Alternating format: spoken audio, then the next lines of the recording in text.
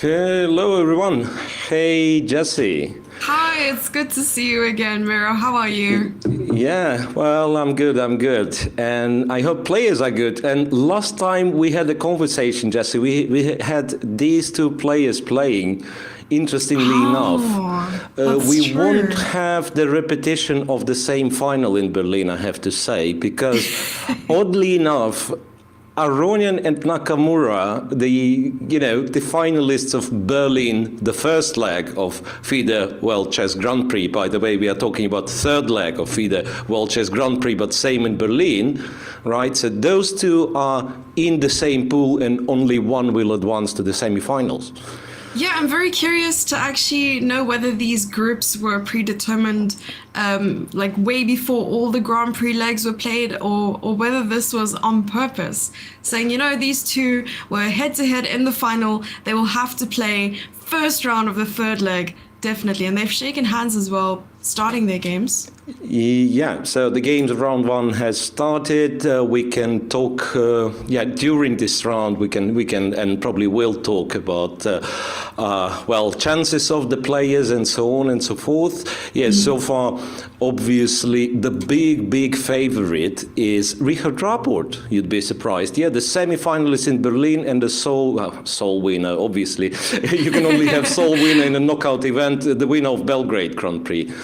So far, he's Hungarian. If you didn't know, guys, Richard Rapport is Hungarian, and he's the only geography lesson from Miro. He's the only local player who won the event so far. He's living in Belgrade, Richard Rapport. Oh wow, I didn't know he was actually for quite some living time. there. Yeah, for quite some time he's living in Belgrade. So interestingly, he was a local player. I mean, he stayed at the hotel, but I believe on a free day he went to his home place. Okay. Anyway, so the game's starting on the polling system. As far as I've learned, they have the baskets, so-called baskets, when you have 16 players and you take top 4 by rating. You put them in the first basket. So those 4 can't be in the same group, right? So the group takes one player from each basket randomly, as far as I understand. And then apparently Aronian is in the first basket and Naka is in second, and then it's just a blind fate that put them together. Yeah. Yeah, I've never thought of chess players as like little Easter eggs in baskets. So it's quite funny that we're heading into Easter now too. Yeah, they call it baskets. I believe it's the same for soccer, right? When they pairing for the World Cup is done in more or less the same way. You take national teams, and then you have. I'm not following soccer these days, but I would assume Brazil, Argentina, these big guys, they go in the first basket, and then they cannot be in the same group at the very early stage, and so on. By the way, first check of the tournament, knight c7 check. Yeah. I have to know which game you're looking at. Let's just take a look. Right, Nakamura. I need to have this game up. Yeah, yes, of course. Sorry, they are repeating. Yes. You'd be surprised, but they are repeating the line. And I believe we are a little bit behind on analysis board as usual. They are repeating the line from Dominguez against Aronian, or rather Aronian against Dominguez, the semi-final, the very sharp line of Queen's Gambit accepted. Okay, and here we go, it's updated. Oh yes, I remember that crazy game, and somehow Aronian kept moving really quickly because obviously he was very comfortable, and I can't remember what the interview was like at the end after the game, whether he was still in preparation after all of this. I have no idea. Yeah, I think he had everything prepared.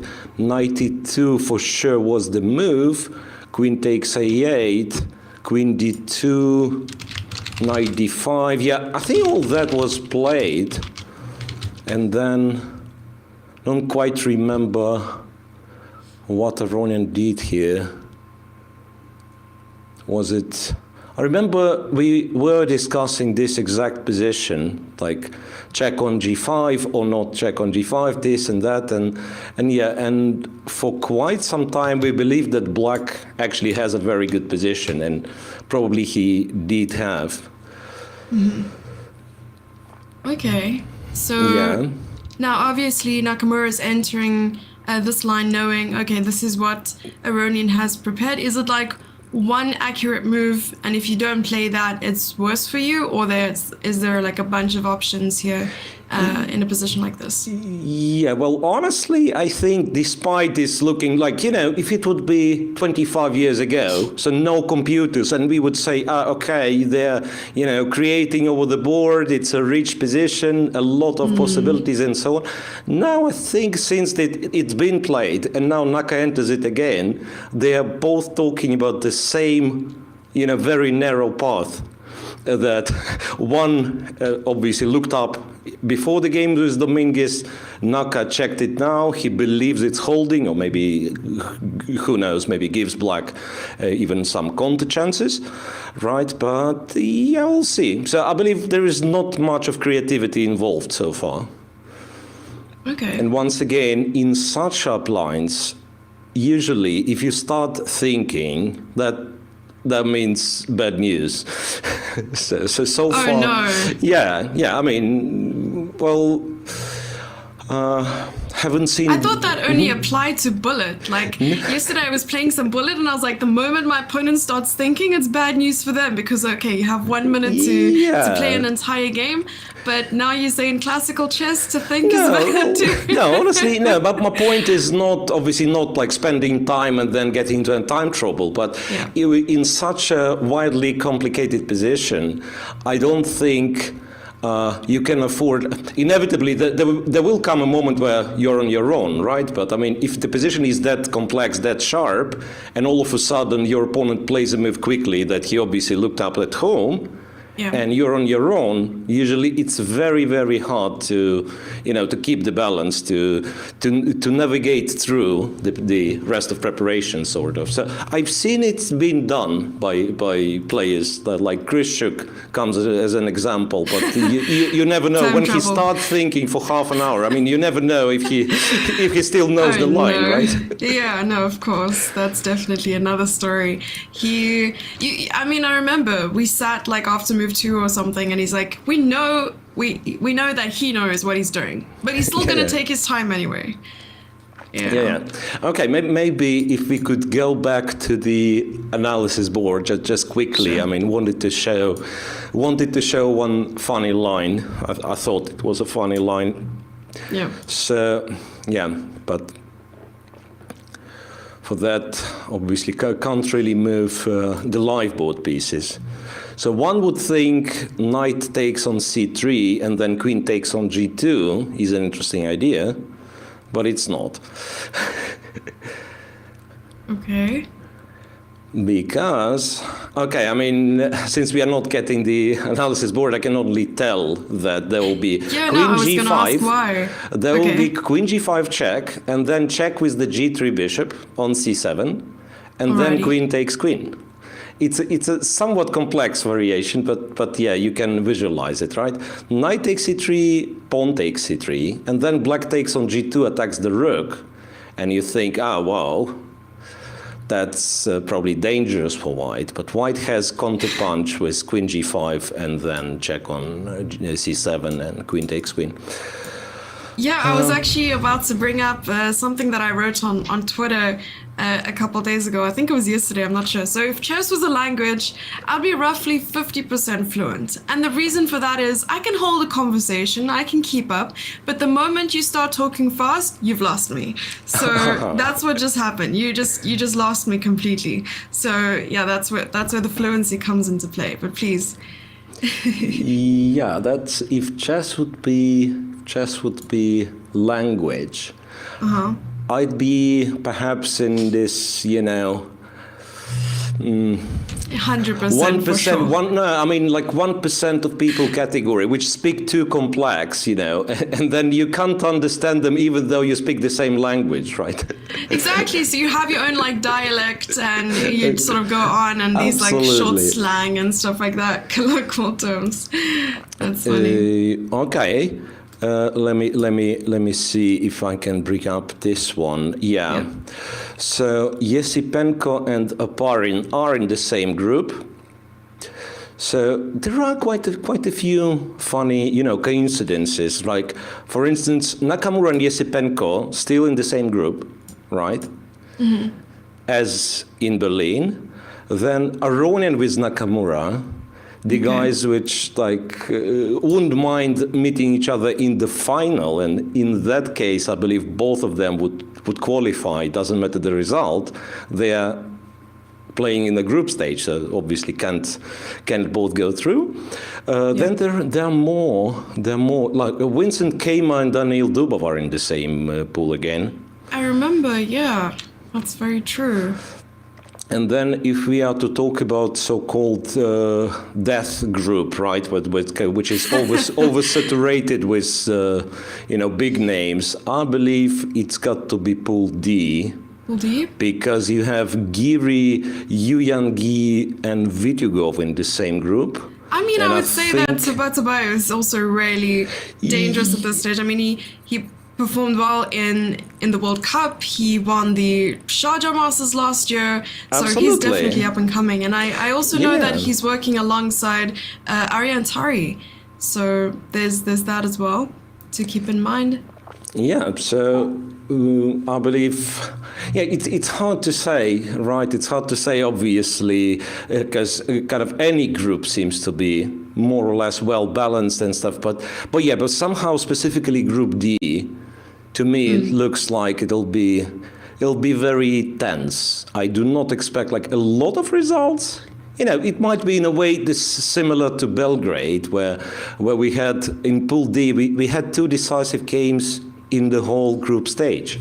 Out of how many? Can't count, but out of the entire double round robin, we only had 2 decisive games because everyone was so tense. Because like normally you see, before the tournament, you kind of, you know, you see your targets. Okay, I'm white against this guy, and here it's double round robin, so you're inevitably getting white against each opponent, right? Once, right, and then you think, okay, so I'm betting on this game. This game I have to play for a win, right? This game I have to try, and then adjust this according to tournament situation, obviously.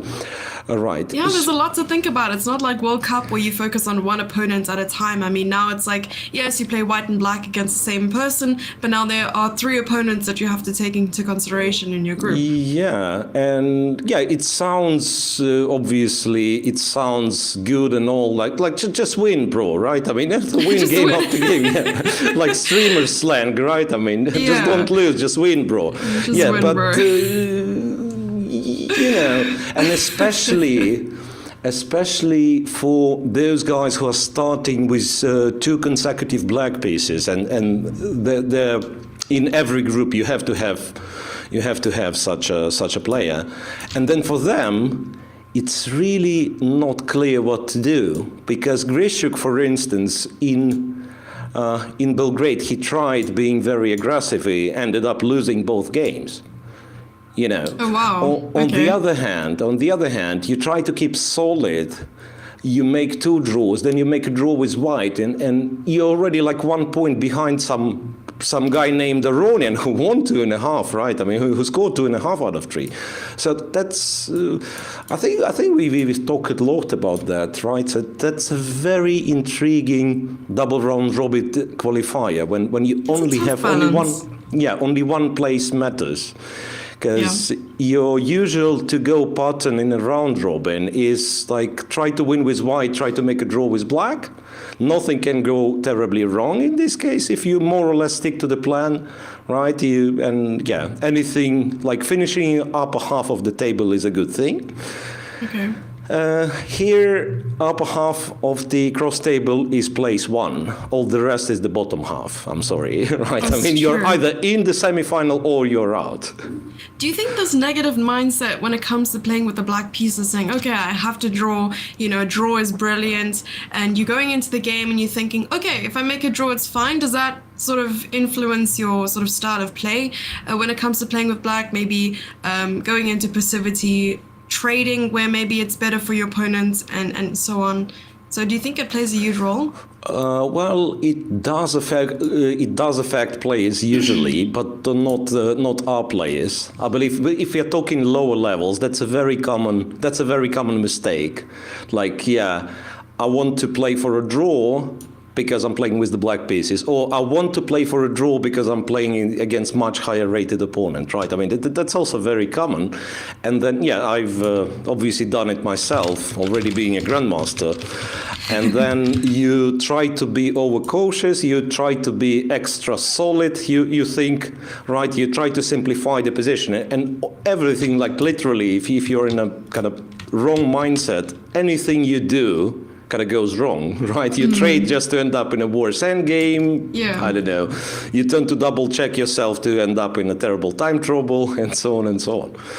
Right. Yeah, so, you're basically fighting yourself and beating yourself up. yeah. So I get that. So once again, ideal. Yeah. If we think of it, I'd claim that ideal chess player, and those are nowadays are determined. That's a chess machines, right? I mean the engines. They are built ingeniously so that they are solving a task of finding the best move on every move. And that's what we could try to take from them. Right, okay, don't care about the tournament situation, don't care about what happened previously in this game and so on and so on. Just, okay, here's your position on the board, you're to move, find the best move. Sounds cool, but, humans do...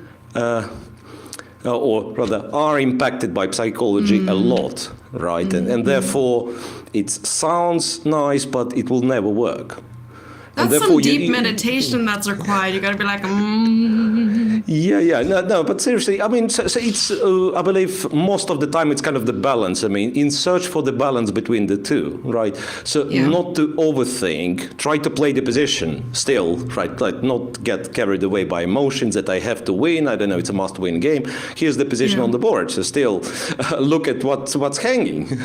No, that's true, of course. Right, but at the other hand, on the other hand, let's not forget that it's sort of a combat, also the psychological combat between the two, right? So sometimes you can kind of, I don't know, convince your opponent, even with gestures, not only the moves, right? But sometimes, like the behavior over the board, you can convince your opponent that, now, look at Esipenko. I mean, the look he's giving to his opponent. Ooh, the I mean, it felt threatening.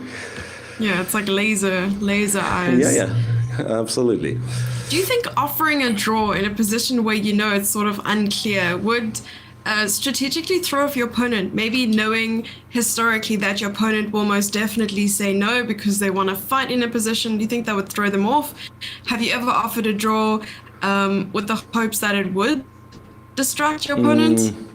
Not really. I mean, honestly, I wasn't till like late in my career when I wasn't keen of playing too much. So I would stick to this, like, let's beat the weak guys, let's make Grandmaster draws, which isn't that good, but okay, I have to confess I was doing this. But like when I was trying to play at full swing, let's call it this, I would rarely offer a draw for a very basic reason. I mean, if I think that my position is not worse, I'm trying to prove I'm not a worse player, right? So I'm not expecting to lose this game. And if I'm not expecting to lose this game, it's kind of, plus EV, sort of, right? So I'm not expecting to lose. Maybe I will win, maybe I won't. And obviously, we exclude when it's like a dead draw, but then doesn't matter who offers, right? I mean, we exclude such situations, just not wasting each other's time, basically moving pieces around in a dead draw situation. But there was one funny episode I remember. Okay. That.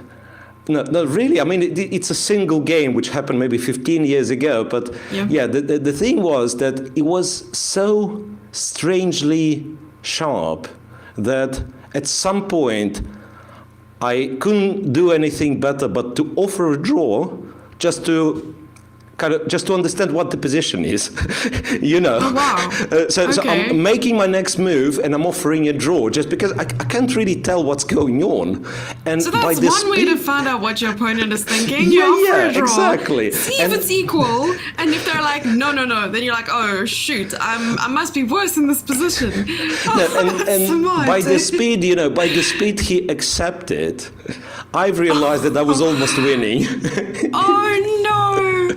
But no, to only come seriously. to that conclusion later on. That's do you think so it funny. helps at all to like stand up and then go to the other side of the board and to sort of see it from their perspective?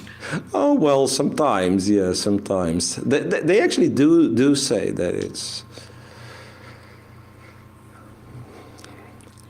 All right, so I do have to mention something to chat. I was actually reading about it, and I really love how, you know, they've incorporated all these different wooden chess sets and stuff that they're selling on.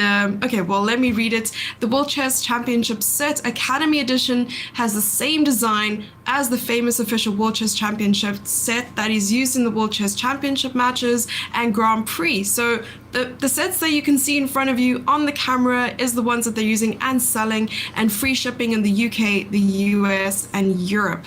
And if you like playing chess on the move, handmade, premium, genuine leather World Chess pocket chess sets are for you. Pieces are magnetic. It comes in a custom World Chess leather pouch. Okay, I love leather. Free shipping in the UK, US, and EU. And they're also selling cabinets. So definitely go check out their merch store when you get a chance. Yeah, I can confirm that those are lovely. I used to have the wooden one. You did? Yeah, yes, I think you remember saying. Yeah. I think we've discussed during Berlin Grand Prix. Let's call it this. Yes.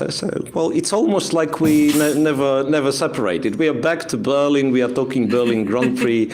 At least half the players are the same. I was telling Miro maybe next time I will be in Berlin with you guys, you know, experiencing it all. I'd love to step foot into the hall and just sort of take in the atmosphere. All right, so I believe we'll have a little ad video and then we'll be back, right? Yeah.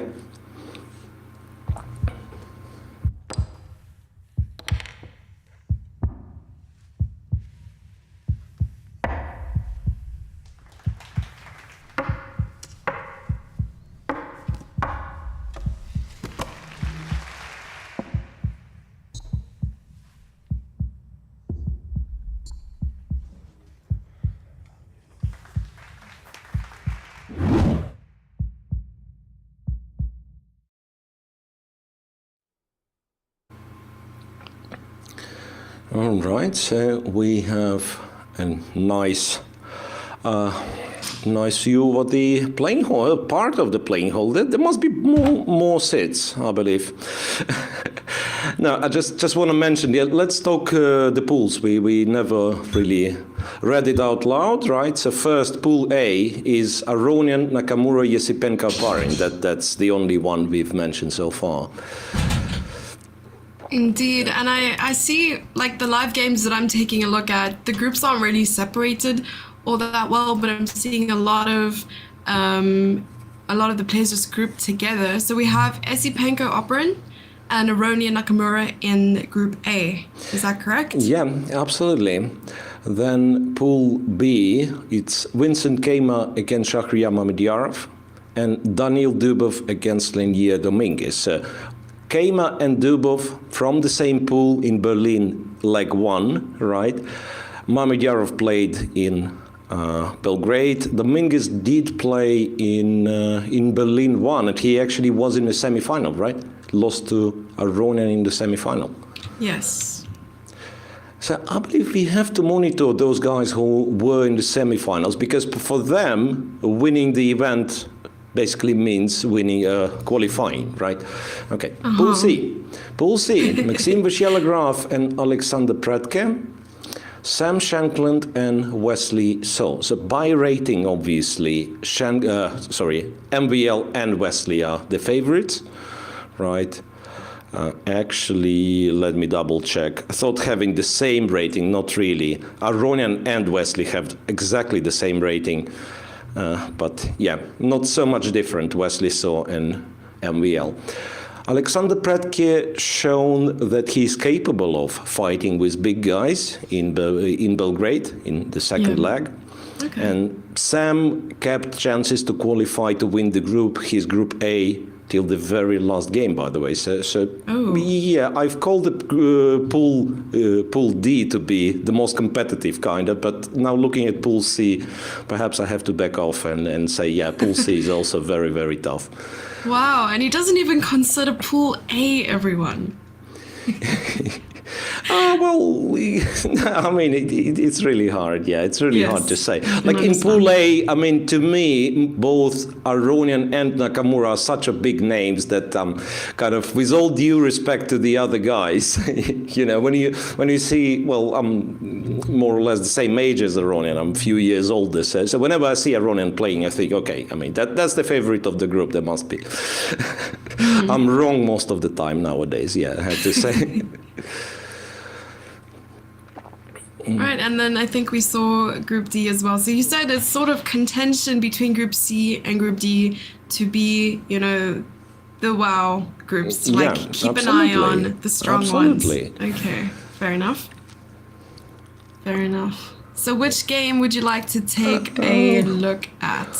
Now we are looking, I believe, at Giri and Yu-Yangyi, right? So let me try to open this one and check what the guys are doing. Okay. How did the Iranian player perform in the second Grand Prix? I was sort of out of action, so I didn't see a lot of what happened in the second leg. So all the stories that you're telling me from leg 2, I'm just absorbing right now. I can try to, come up with the riddle as the reply. So he didn't win a single game.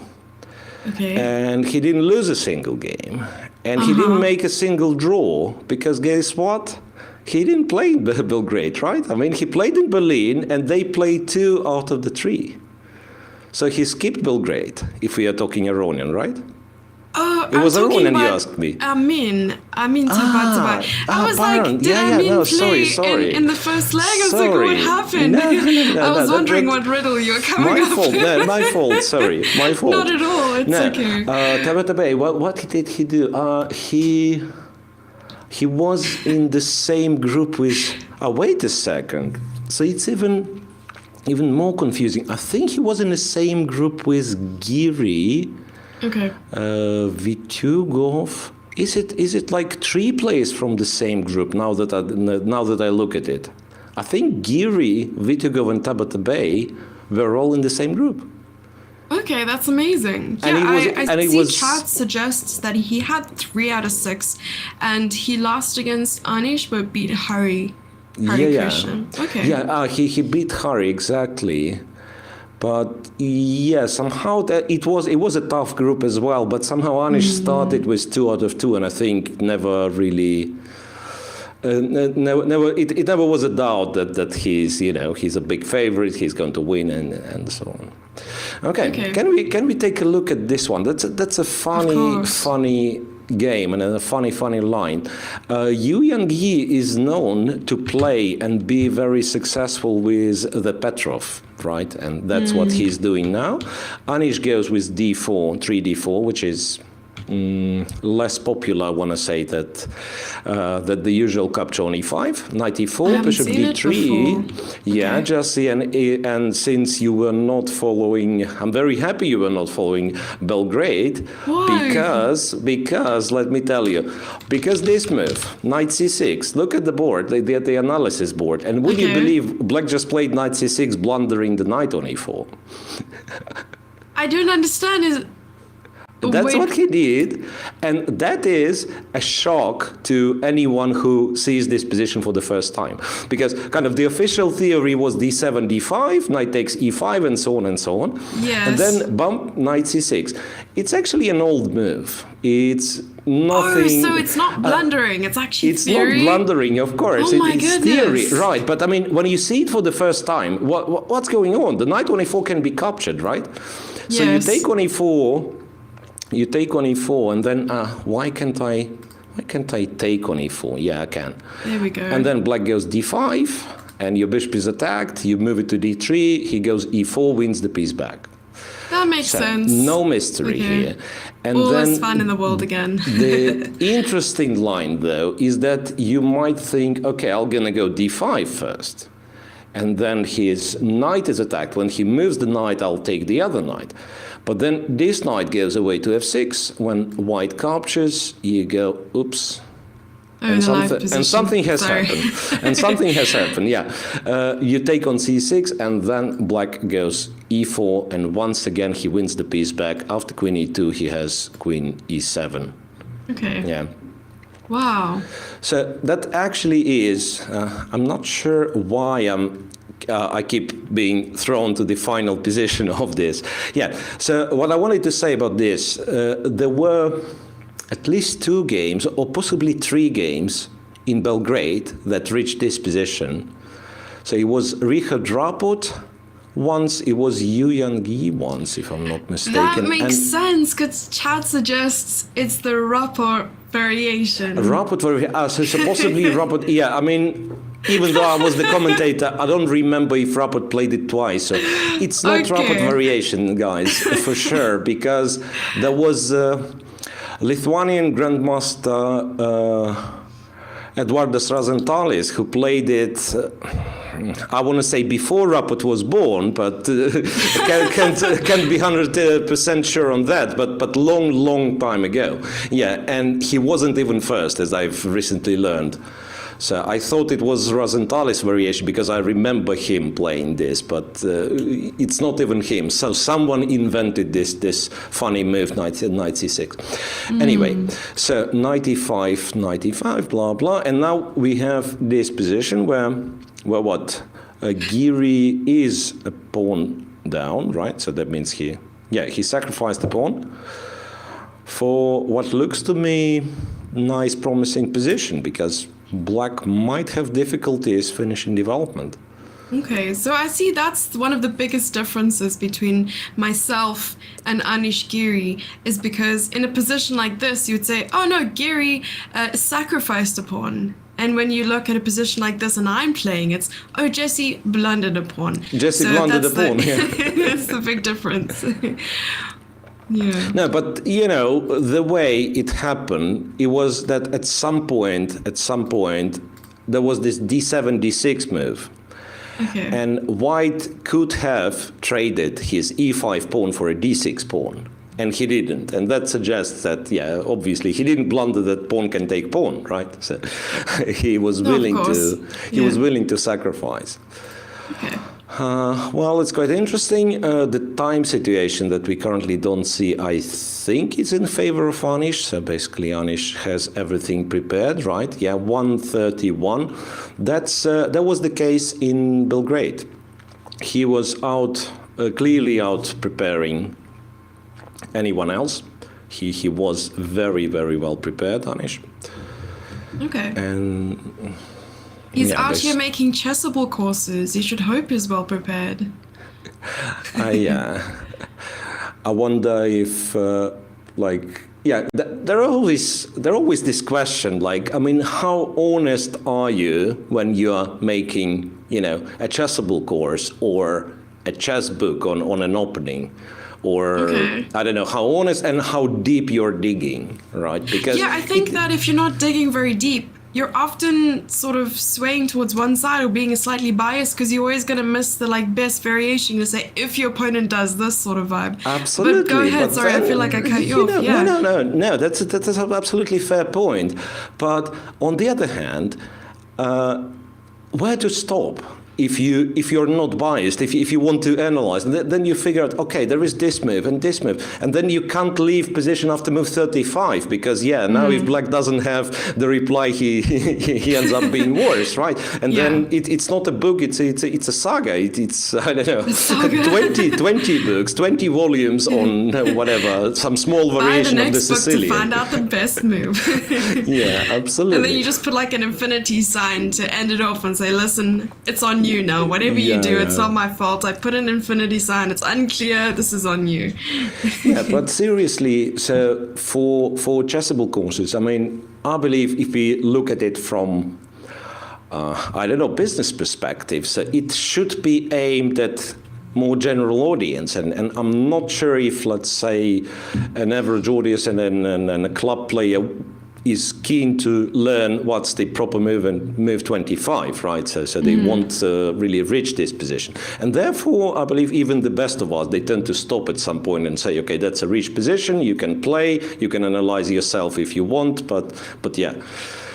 Okay, but I've started all this because I believe I've heard from quite a few young players of very high level that they do use Anish's scores as the as the structure. So you want to pick up a new opening, and how do you start? You open the database, you can see an awful lot of of games and computer games and correspondence games, and you really don't know where to start, even if you're a very strong chess player, right?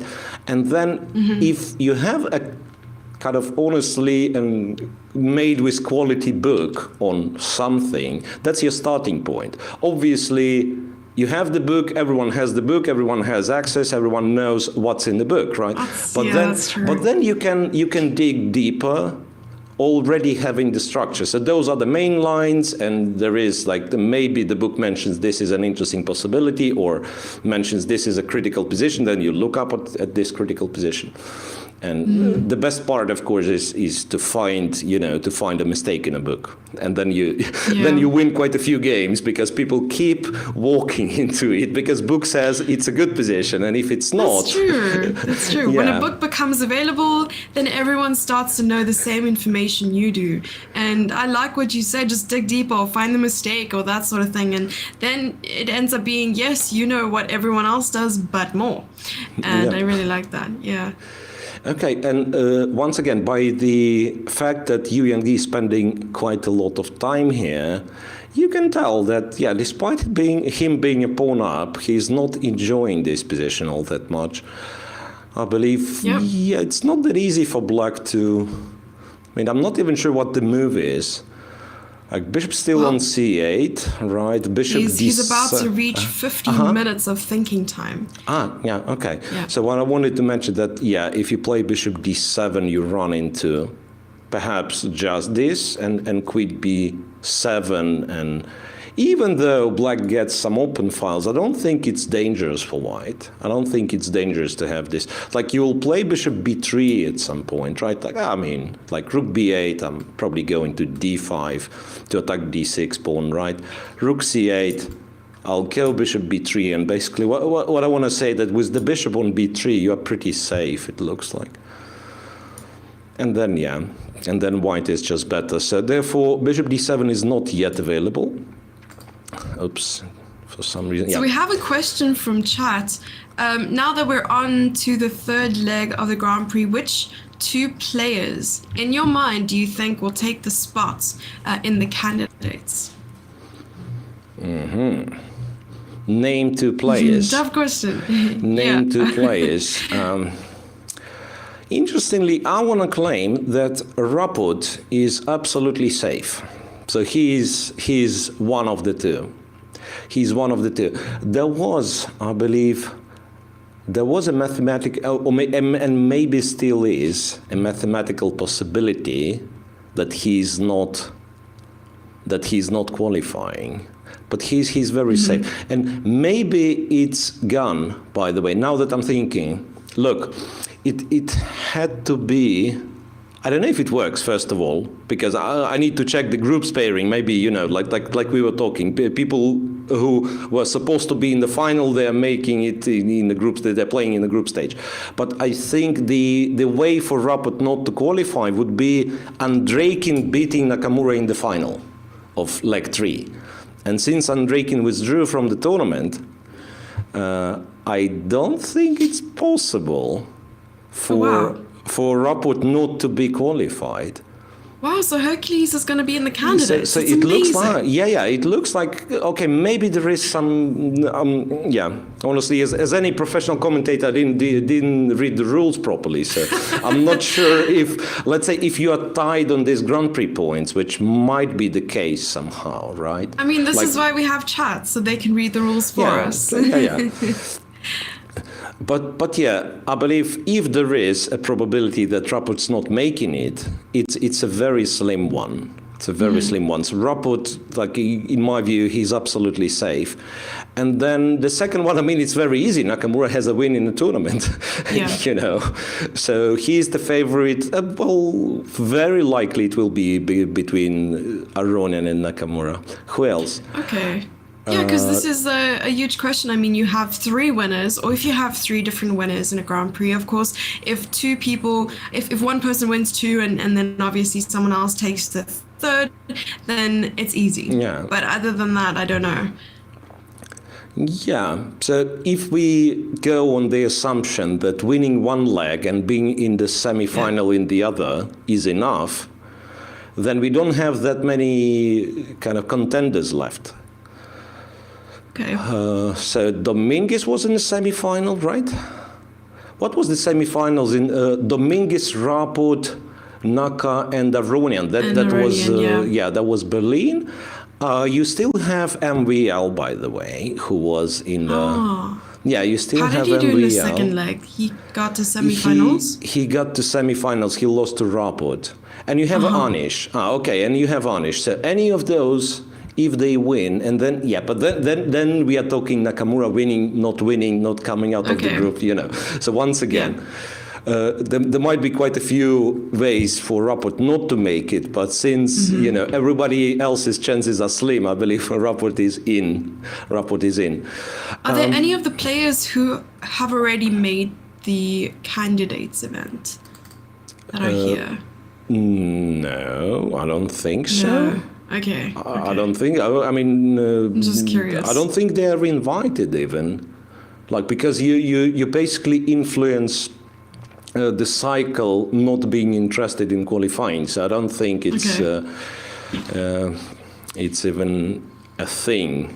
Like for the Grand Swiss, it's fine, right? It's Swiss anyway, so people get kind of paired randomly, and then if you take somebody's qualification spot, it just goes to, let's say you are in the top 2 players qualify, then you are basically out of this, and then place 3 qualifies. It's easy to establish, easy to determine. Here, like, imagine you're winning, and then what? So it is confusing. I think, Now, I'm sure nobody from who's present did qualify already, and I think I've provided enough of a reason, right? Yeah, no, of course.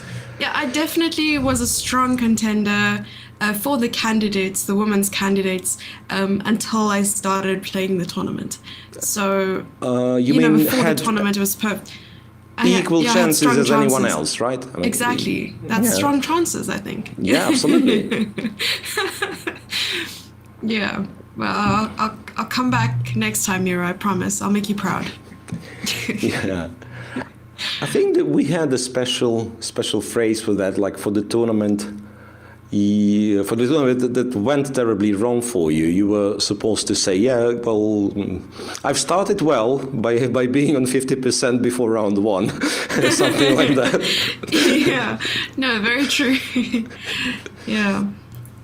If there was only one round and that round was the last one, I'd be on 50%. Yes. Oh, cool.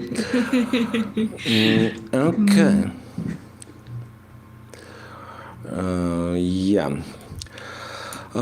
All right. So here, Dubov against Dominguez. It's an interesting thing, to be honest. I mean, I don't quite understand why on earth it takes them or not them, but Dominguez, that long to make a move here. Because it was, just quickly, it was the Nimza, right? Then up to this point, it's all known castles and CD4, ED4, B6, and actually this position you can have from various openings. From pawn of Caro-Kann. I mean, basically anything where you get the queen's isolated pawn on d4 against pawn on e6, right? You can reach this kind of position. And there is some theory there, or a lot of theory if you like. Yeah, queen e2 being one of the moves. Queen e2 was played by Dubov, the other one being bishop g5, if I'm not mistaken. Yeah, queen e2, bishop b7, rook d1. And then it feels that somewhere around this point, Dominguez started to think.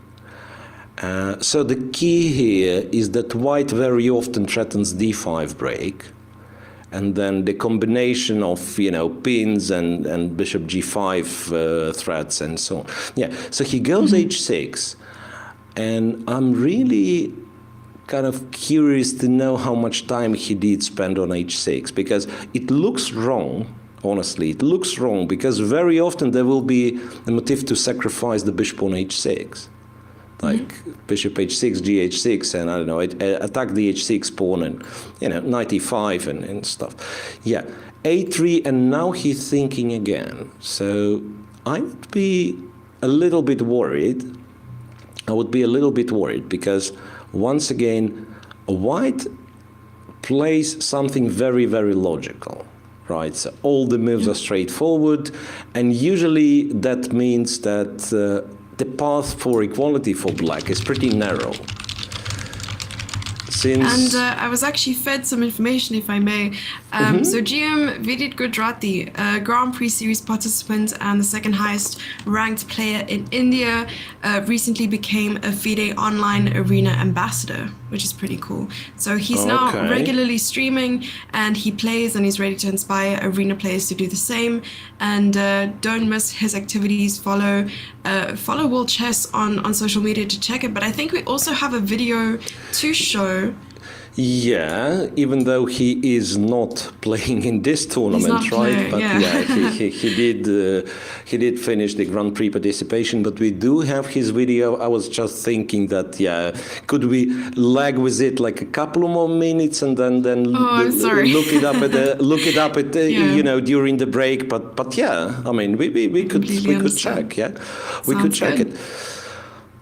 So yeah, let's check Vidit video. He is an ambassador after all, right? Hi, I'm Vidit Gujarati. I'm 27 years old, an international chess grandmaster from India. I'm also the brand ambassador for FIDE Online Arena. It's a place where you can play for online rating and online titles which can be recognized by FIDE officially. I feel chess is a sport which can be definitely played online, which other sports don't enjoy the luxury of. And the most important thing is that you can play from the comfort of your home, be it any time, against strong players all around the globe. And since the past 2 years, we have seen a boom in online chess. And be it for professional players or for people who have just started, I think it provides a great opportunity. In the next few months, I'll be streaming and playing games on the FIDE Online Arena. So be a part of it, and who knows, maybe we'll end up playing a game with each other. See you soon on the FIDE Online Arena.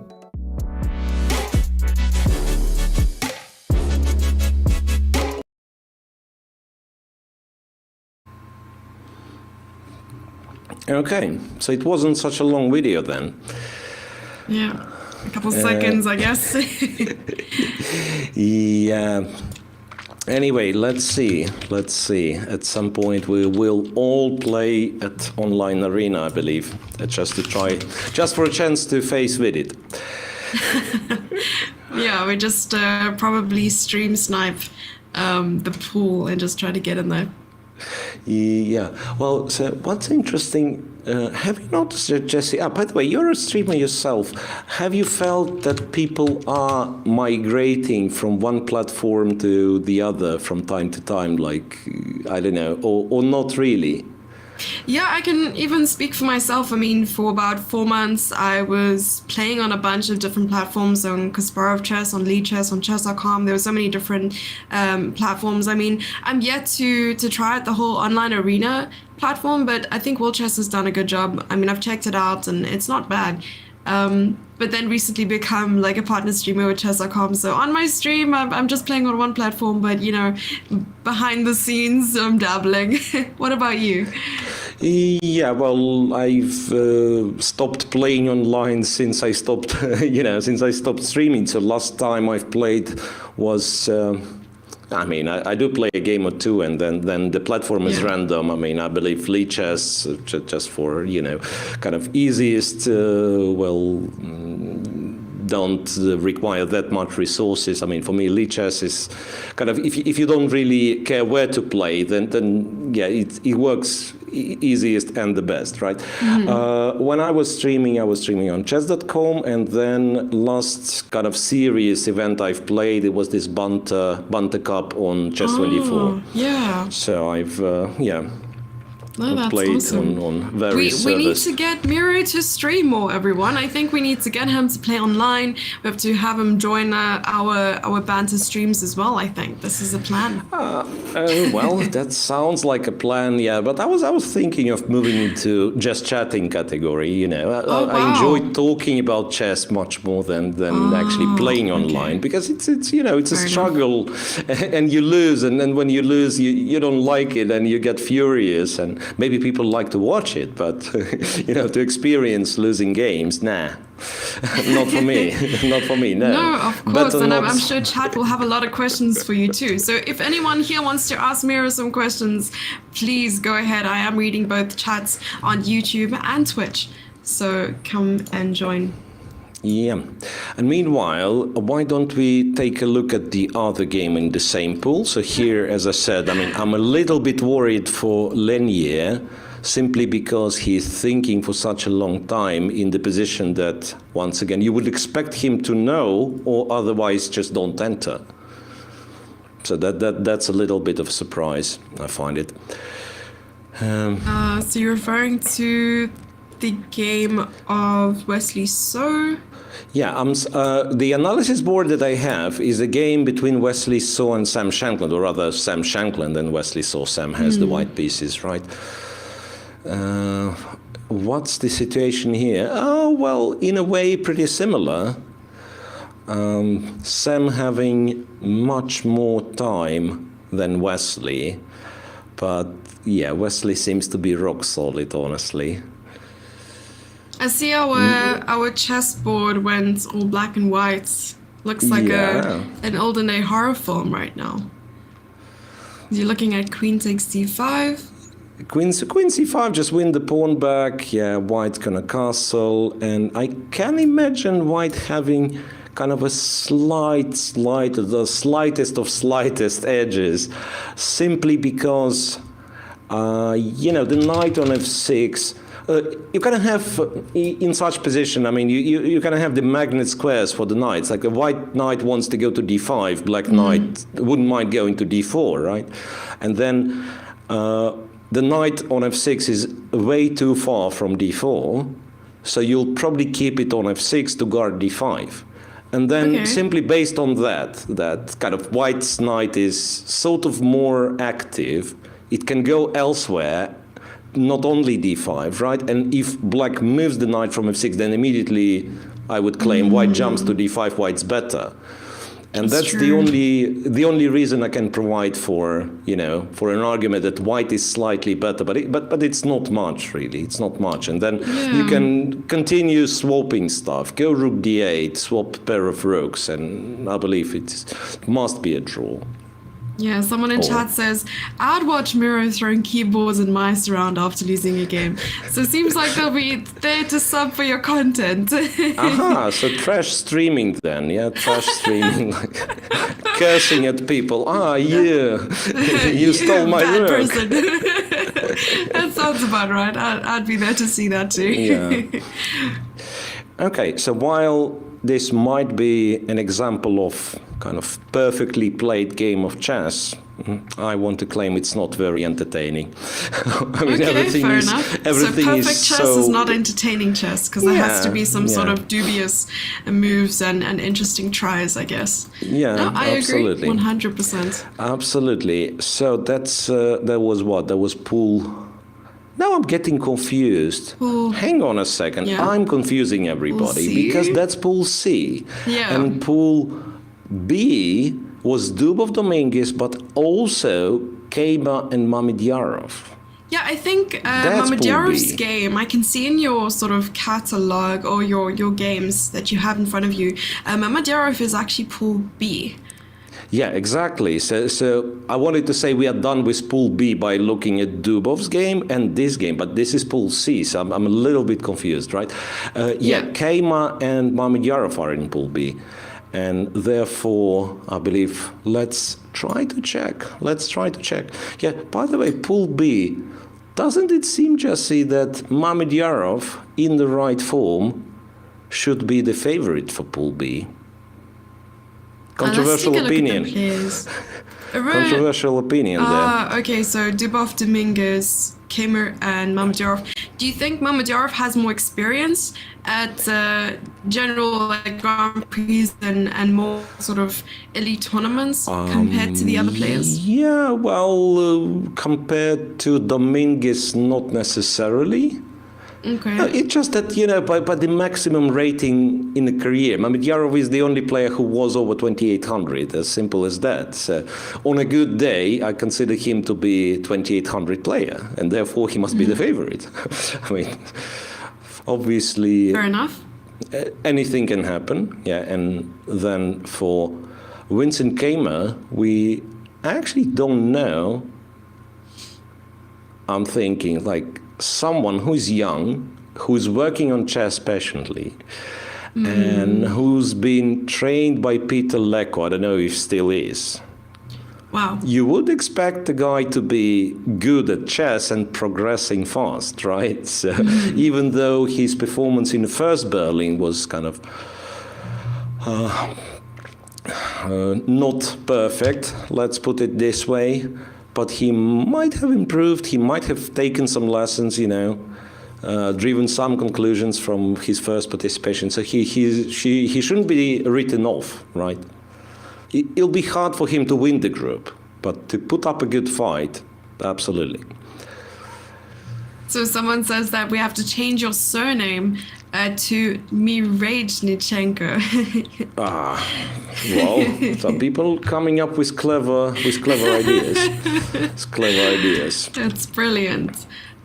Maybe take a look. I know this is quite a jump at Maxim's game versus Pratken. Yeah, absolutely. Just give me a couple of minutes. No, that's okay. Don't worry about it. Whoa. What's going on? People taking each other pawns and also moving G-pawns early in the game. I like it, yeah. Like move 15, both G-pawns are somewhere. Yeah. Like on G4, G5, I wanted to say, before G4 pawn was actually captured. This is brilliant. So, I'm seeing some sort of yeah. attack. I'm not sure if we'll see like an F4, an H4 or something like that. Yeah. Let's see how this all came about. So it was an English opening. So it started like that. Knight F6, Knight C3, E6, G3, and Queen B6. Sorry, I'm being a bit too fast, right? It's okay. I'm trying to catch up. I'm learning a new language here. So. Yeah, just want to mention that all that is known. Queen B6, you want to disturb kind of the 4 knight early. And then white actually has both knight d to b5 and knight b3, both being quite interesting. Knight d to b5, if I'm not mistaken, was considered to be kind of you have to know with black and then it's a draw move. Okay. While knight b3 would be more of a, competitive sort of move. But yeah, knight e5, bishop f4. Now, obviously, you can't take c4 pawn because knight c7. Knight f to g4 attacks f2. So white goes e3. a6, queen a4, pinning this pawn on a6. Now, funny enough, funny enough, one of the moves here that computer, which annotates the game for me, you know, I'm not watching computer evaluation, but when the moves are already played, there is, you know, like a little variations the computer provides. The funny move there is, yeah, the rook is pinned, right? The rook is pinned, and you don't want to go to b8 because the knight on e5 will be pinned. So you go to a7, plain and simple. No way! I don't understand. I mean, that me neither, but that's what computer says. And oops, and I don't know what to do. I don't know what to do with this one, honestly. I mean, it keeps updating, and apologies for that. I'll be jumping back here. Hopefully, it'll stop at some point. Yeah. So rook a7, the point of rook a7, of course, is that now the knight on b5 is hanging, right? The rook will be protected with the queen. And if you take on a7, that interestingly black captures on b2, attacks the rook on a1, the knight on c3, and also the f2 pawn. It also threatens knight f3 check, knight f2 checkmate. So in this line, black is actually winning.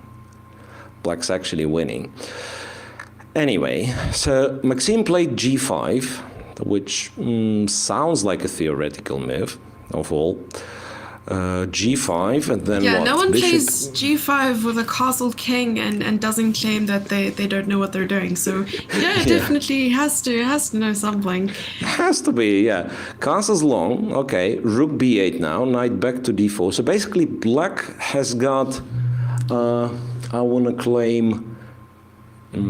Static, I mean, it's not static factor, but what kind of the long-term factor, which is a pair of bishops, right? And the bishop, the dark square bishop. Imagine it's being on g7 and then black castles. That's what he does in the next two moves. And black playing queen c7 and b5. Let's say he's in time to do all that. All of a sudden we are talking like nice queenside initiative for black, and bishop on g7 plays quite a role in this. Okay, and then what happens? White goes g3, g4. It looks strange, right? I mean, why would you move the pawn where it can be taken, and it actually was taken?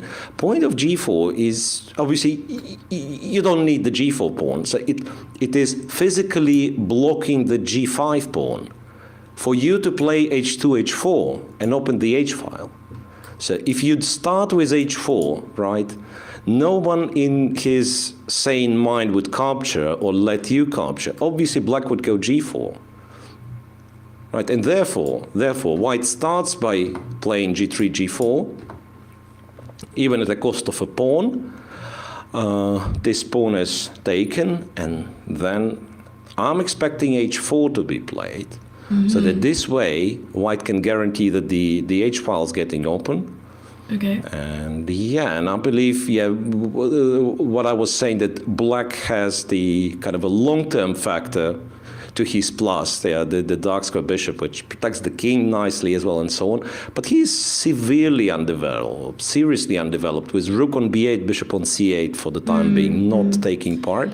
I'm wondering how Maxime will respond to the h4 move. Which isn't played, by the way, and that somewhat surprises me. So there might be alternatives, of course. You could try playing bishop e2 and rook d to g1, do something like that. So once again, let me try. Bishop e2 attacking the knight. I'm assuming the knight has to go back, and then you do this. And maybe you don't want to open the h-file, but the g-file instead, right? So this way you almost guarantee that you open the g-file. And in both cases, I actually still prefer h4 if you ask me, but in both cases, it seems very dangerous for black. Seems very dangerous. And once again, the computer which makes notes, it actually is not very happy with capturing on g4. It says queen d8 exclamation mark. A strange looking move, but apparently h4 is met with gh4 and the pawn is protected for now. That's my speculation, yeah. So queen d8, you kind of slow down white for at least one move, and then you are getting ready to play b5 once again. You desperately need to open some counterplay, some files and so on. Okay, so the whole point of playing g4 was either the white pawn would be stopping the g pawn from going forward, Yeah. or the knight would. So there's that. Yeah. Physically blocking g5 in order to open the h file. Yeah. Yep, makes sense. No move It's showing from some Pratken sort of still. advantage for Pratken, actually. Yeah, 1.3. 1.3. 1.3, it's quite an advantage, I have to say. Yeah. Yeah.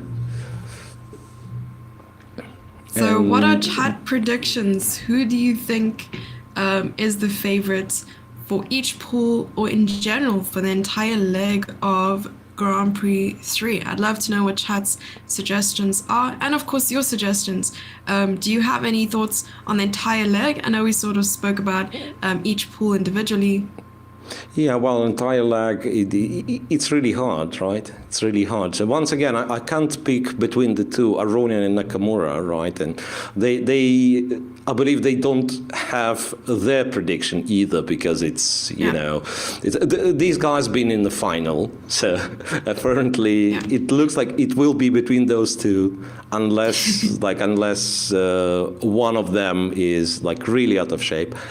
And therefore, and it's valid for any group, right? It's valid for any group. I claim myself, Mamedyarov, to be kind of a favorite in the B pool, but yet again, you lose one game and you're immediately on a back foot, or maybe just straight up out. Yeah, and Nakamura will be fighting for another leg. So then, if he wins, he'll have 2 legs. Yeah. Which he already has. yeah. That's 2 victories in 2 Grand Prix. Yeah, absolutely. Yeah, I'll see myself out. So and we see... yeah, okay, so shall we move on? So let's, that was Pool C, right? Yeah, Pratken, as well as Shankland Wesley Saw, that was Pool C, and we still have Pool D untouched. I wanted to say no, Giri and Giri-Yangyi we checked briefly. So Vitiugov maybe? Vitiugov and Tabatabaei, to make sure that we checked at least every single game that is played today. We are shown, who's that? Who's that guy? It looked like, yeah, it is Tabatabaei. For some reason, I didn't pay attention to what the writing says. Like? Oh. No. To me, he looked like Mamedyarov, but then yet again, I have like a very small window on my screen, right? Oh, right. And to me, he looked like Mamedyarov for some reason, whatever, like at first. So we have to get you some binoculars. Yeah. Or... Okay, so that's Vitiugov against Tabatabaei.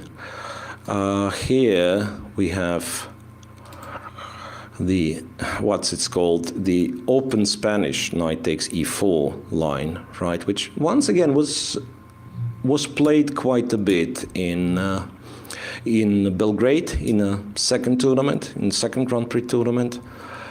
I think Mamedyarov was the one to play, if I'm not mistaken. I tend to confuse, like it's too many tournaments nowadays, too many high-profile chess games. But yeah, anyway, so that was played. D5, DE, bishop E6. Right, and then Queen E2 is one sort of a sideline. It's sort of a sideline, this Queen E2, Rook D1 castles, and the whole point of it would seem to be to play C4, which wasn't played. C4, B takes, bishop takes. That used to be sort of a theory. Instead he goes C3, queen to D7 seems only logical, knight D2, capture on D2. By the way, computer suggests he could have gone knight C5 instead. Okay, so we have a close-up on Tabatabaei, so I'd better stop discussing chess. Yeah, so we actually had a live... I'm sorry, I was paying attention. I'm looking straight at the analysis board, but I do have to mention that in that game with Maxim and Pratken, he did play h4. Yeah, he did. Okay, so Maxim is under attack. Yeah. Maxim is under attack. All right, so knight c5 might have been better. Instead, he swapped on d2. Interestingly, queen takes d2 to target the d5 pawn directly. rook a to d8. Yeah, I think you take with the queen. It looks kind of ugly, right, at first. Like you take with the queen in front of the bishop. But I believe what white's looking at to get is to play queen f4, queen g3, and then be threatening with bishop h6 and stuff. So you want your queen to be somewhere closer to the queen side. So queen on e2 is not enough, and therefore you take on d2 with the queen. Also wins you, no, you don't play this. Also wins you a tempo. Black has to protect the d5 pawn, and then he went with a4 first, very typical for the real opus, for the Spanish, right? A4, basically you want to exchange on b5 and then say that your rook is playing from a1, so no need to develop it any further. Must be around equal. Must be around equal, but that's very typical of Vitiugov to play those, I want to say congested positions. So where on every move you have to make a decision, you have a lot of options, right? You have a lot of options. It's a very intense decision-making process, and so usually I've noticed Vitiugov does it a lot. So he rarely plays some very sharp long lines, simply because, the reasoning behind it must be that if your opponent knows everything, it basically eliminates the game, right? So 25 moves of theory, your opponent knew everything, and bye-bye, we agree a draw. Okay, f7, f6 played. That's not much of a chess game, as we usually say. You're playing the theory, you're not really thinking much. Perfect game of chess, great shake hands. But where's the excitement? Absolutely, I'm a little bit depressed with that. f6. Depressed? Yeah. Oh my goodness. Oh no, we don't want that. We have to write a letter to the players. Please stop playing depressing chess. Yeah, absolutely. No, really, I don't remember what that was, but I recently had a conversation, I think it was in Belgrade, about, now we play kind of better chess on elite level, better as like more correct, if that's an accurate description, right? So more precise, mathematically stronger moves, but to look at this, it's not as exciting as it was. I mean, basically because the mystery is gone, right? So now, like Tal makes a novelty on move 7, and you never know. I mean, maybe he blundered. Maybe, I don't know, he'd been to the bar last night, and you don't know. Or maybe it's a genius move. And now you just press the button, and it says, okay, that's nothing special. Black has to react precisely, and it's a draw in most of the cases. That's true. And you're referring to Tal. It reminds me of the meme. Leonardo DiCaprio in Wolf of Wall Street, he stands on the balcony and he's just like, throwing $100 notes off the balcony, and these like notes were replaced by pawns and pieces, and that was what Tal did. He was just like giving away all his pieces and his pawns for an attack. So that's quite funny. Yeah. Okay, so what's this f7, f6 move? I mean, one might argue it's logical. You're opening you want to exchange the 5 pawn. You perhaps plan to open the f file for your rook. Yeah. I'm wondering if there is any sort of tactic in this position, because a part of me wants to make something like that work, like rook a6, and then take something somewhere. I don't have any more accurate description for this, but like to take on c6, let's imagine. I mean, it never works, but like to take here or vice versa, and then or take on e5. That's even sillier. Take on e5, take on e6. Say that it's a beautiful combination, then realize you're a piece down at the very end. Right? Oh my goodness. Yeah, no, that still looks seriously. good though. Yeah, you take only for beautiful, but your piece down. Yeah, so you perhaps you just resign. Almost there. You resign after rook d8 because not the only move, but the funniest one. Some people are making a joke. Some people are making a joke in chat about the fact that he has a banana sitting right next to him, and he's like the backup plan. You know, if you resign, I'll give you my banana. Fine. Yeah. So, well, I do like your train of thought though. I always love these sort of segues, and then you go ahead and you just sacrifice pieces. It's brilliant. Yeah, but that's honestly, I understand those variations kind of never work that I'm showing, but that explains the kind of stuff you look at first with when you're playing the game, right? Like, because we chess players, we're actually not that slow as it might seem, right? We are not that slow. We are actually fast calculators, and these lines you check in kind of 10 seconds, 20 seconds. And that allows you to check a lot of nonsense first, to get the ideas, what tactical ideas are available in the position. And then you kind of talk to yourself, okay, stop. And now you're trying to give the pieces for free, but you've already found out like that there is this A2, G8 diagonal, which means something, right? There is possibility to go rook A6, maybe, and sacrifice something. It's fun to look at it though. You let your brain have some fun, then you're like, okay, now we got to focus, on the real stuff. Yeah, absolutely. But that's not only for the fun of it. And I really mean it. It's part of decision-making process. So you look at all those tactical ideas. Yeah, you like 99.9% of them would not work. But that gives you, once again, remember the Giri book, we had the conversation about Giri book. It gives you the structure, gives you the idea where to dig for. So AB5 deserves to be played, as simple as that. You want the A file to be open, AB5, and then I'm wondering what's the continuation there. I was just informed that Naka blundered. And Naka I'm not blundered. sure It's not possible. how true that is. It's not possible. It's like +4. Okay. We absolutely have to switch to Nakamura's game then. I'm so sorry for distracting you, but I'm just so curious. No, you're absolutely right. You're absolutely right, because that's, there might be not only group defining, but tournament defining. Oh, goodness. This is the first game, everyone. That's a very, very serious news. This is because he didn't have a banana next to him, I'm telling you. Sure. Yeah. Okay, let's see.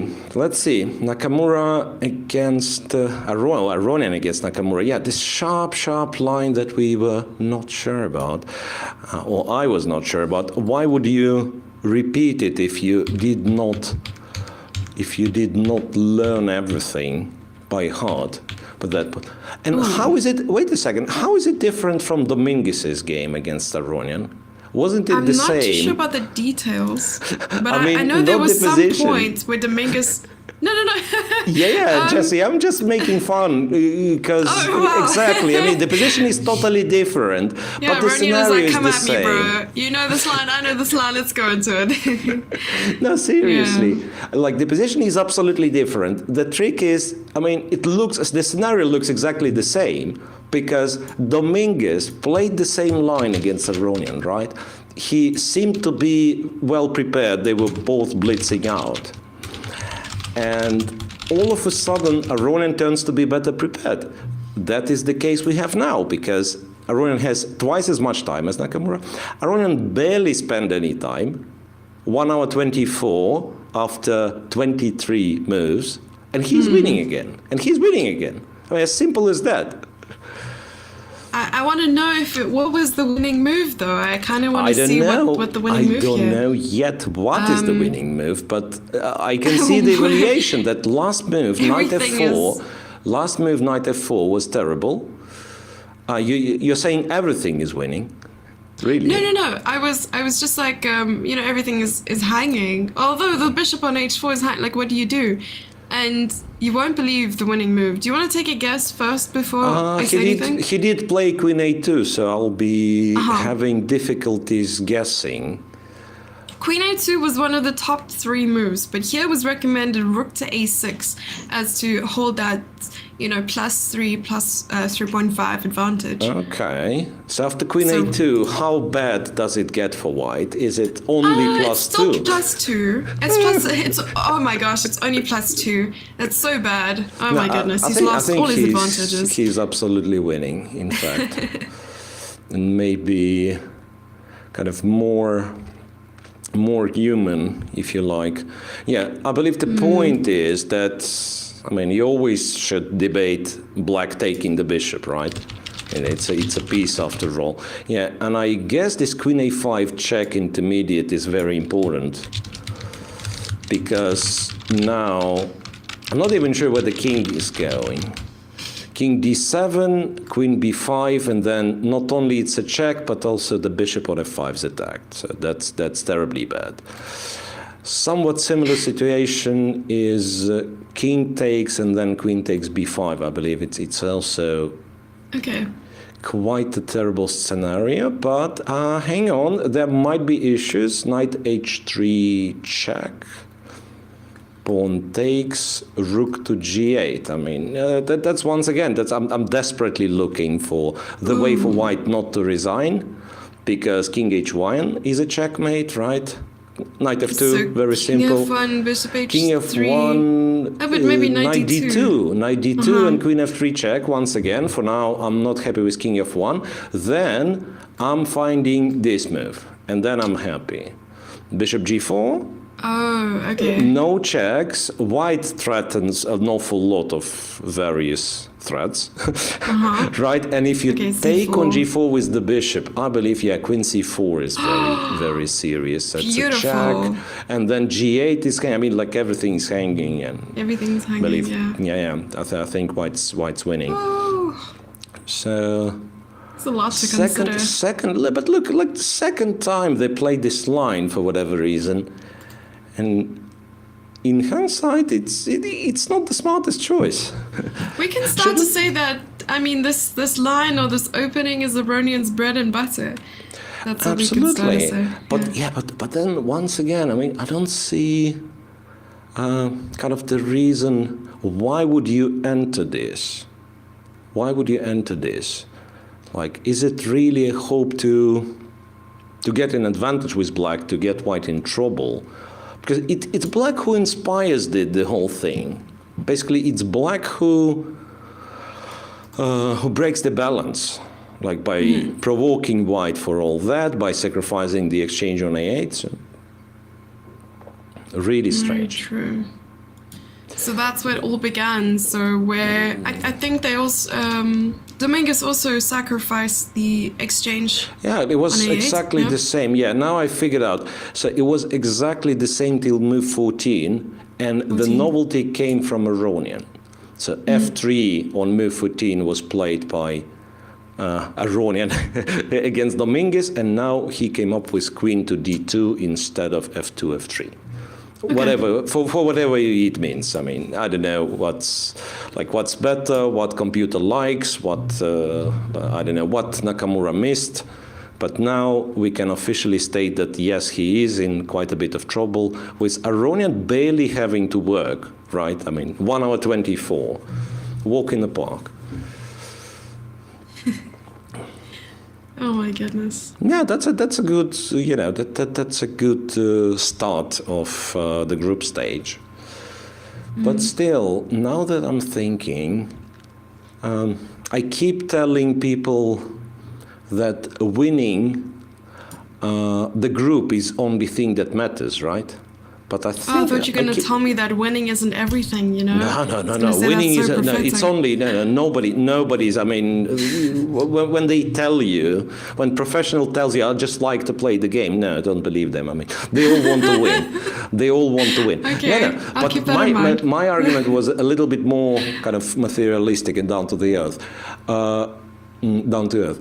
What was the argument though? So Sorry. I kept saying, so winning the group, going to the semifinal is important. But for instance, Naka already has one win, right? Berlin first tournament. For him, it might be even kind of the place inside the group. Like you finish last, you have less points. right? So for him, like finishing second in the group might theoretically keep him chances. Finishing last, I believe, he won't stand a chance. For now, it's obviously too stupid to say that he's about to finish last. It's game one, right? And he didn't even lost it yet. No, of course. And I mean, Chad is even suggesting, I'm not too sure how true it is, but I'm pretty sure it's calculated. But every loss by Hikaru in the group stage apparently favors Richard's chances to make the candidates. Because, of course, he's probably looking at the pairings of the third leg. He can't do anything about it because he played in the first one. He played in Belgrade. He played in Berlin. So he's just sort of relying on others now to decide his fate. I'm not even sure how true that is, but okay. Yeah, that's confusing. Right. I mean, Hikaru directly impacts Richard's chances as long as Hikaru doesn't win the second leg, the third leg himself, right? If he doesn't win the second Berlin tournament himself.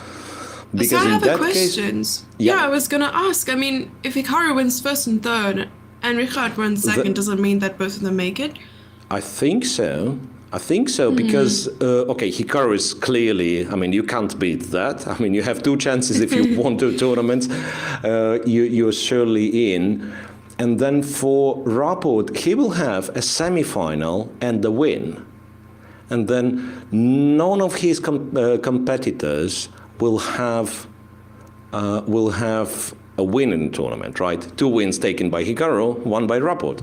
So it will be to equal with him in Grand Prix points, it will have to be 2 finals.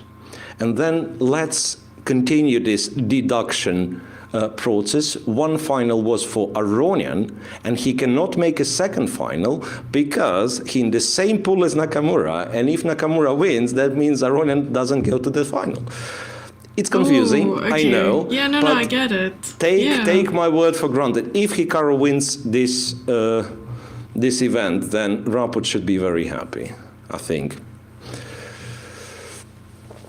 Oh my goodness. So if Naka doesn't qualify from his group, Rapport is in the candidates. And also that sounds right? That's interesting. That's interesting, right? So for Rapport, he's kind of rooting against Hikaru, but the moment Hikaru goes to the semi-final of this, I believe he starts rooting for Hikaru. Yeah. Strangely. Okay. Oh my goodness. Well, that's the most exciting game so far that we've checked. I think there have been others. And with most kind of defined situation, right? We just know that white is better / winning. The second game that we should be keeping close eye on is Pratken with MVL, right? Because even the computer was saying that Pratken was better.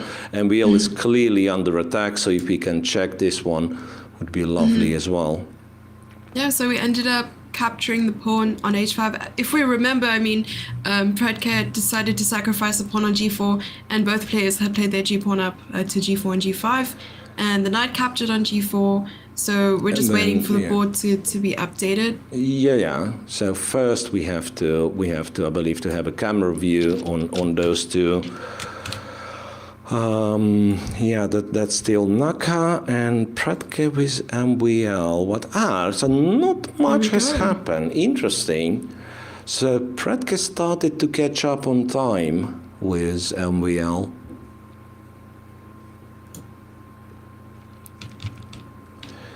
Right, so I was told we are not checking Pratken's game on the camera view, but at least let me show quickly what's on the board, right? Okay. Yeah, sure. if we can.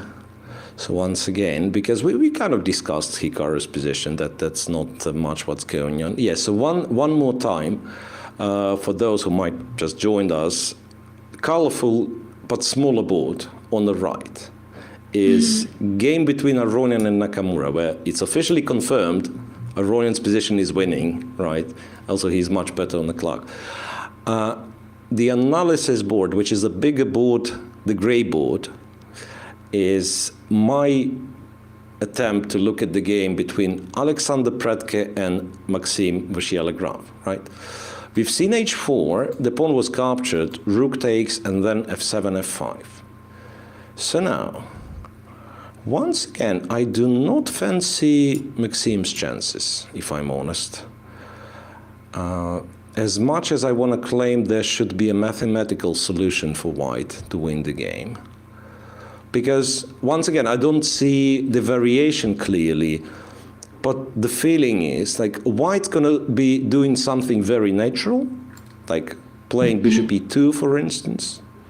Once again, I want to win the game on a spot by capturing the knight and then capturing on h7 with the queen. Yeah. Right? So you have to react. Let's imagine knight moves. White moves rook to g1. Once again, I don't know what white's threat is, but there certainly is a threat. I mean, just look at the pieces, right? So my point is that white develops the attack, and the way black stops the immediate threats doesn't really help black solve the main issue, which is the bishop on c8, the rook on b8, the piece is not taking part in the game. And that usually means, so once again, I don't want to go too deep, don't want to go too deep, but I do believe white has to have sort of a decisive advantage. But we'll see. We'll see. I mean, maybe I'm too hasty with that. So, Jesse, what chat wants to see? Is there anything? Busy reading some. Yeah. So tell me some chat messages. Yeah. So what's the discussion in the chat? I mean, they're literally just talking about Nakamura's love for Red Bull, and I mean, I'm also sipping on some Red Bull right now, but just the fact that he doesn't drink it as frequently on stream anymore, and does he not like it? Does it decrease your elo? What's going on? Because that would explain a lot from my side. Really? So you are? Yeah.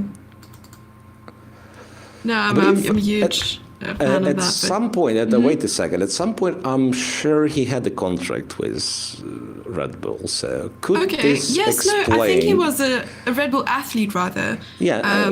Because when I was doing some sort of research with his collaborations, and I saw that he was an entire athlete with them. So that's pretty cool. Yeah. But maybe that's the reason why he kind of stopped, because he's not competing that much nowadays, right? I mean, and on stream, perhaps you don't need it. He made some remarks though during the interviews of the Berlin Grand Prix, saying things like, "Yeah, I need to get back to my full-time job," or something like that, referring to streaming. So he does obviously stream full-time, and he considers that his job, and obviously making better money than he would doing competitive or playing competitive chess. And it makes sense. Of course, you're going to do something that's either going to make you happy or more financially comfortable, I guess. But, coming back to chess, once a chess player, always a chess player. Yeah, so. Absolutely.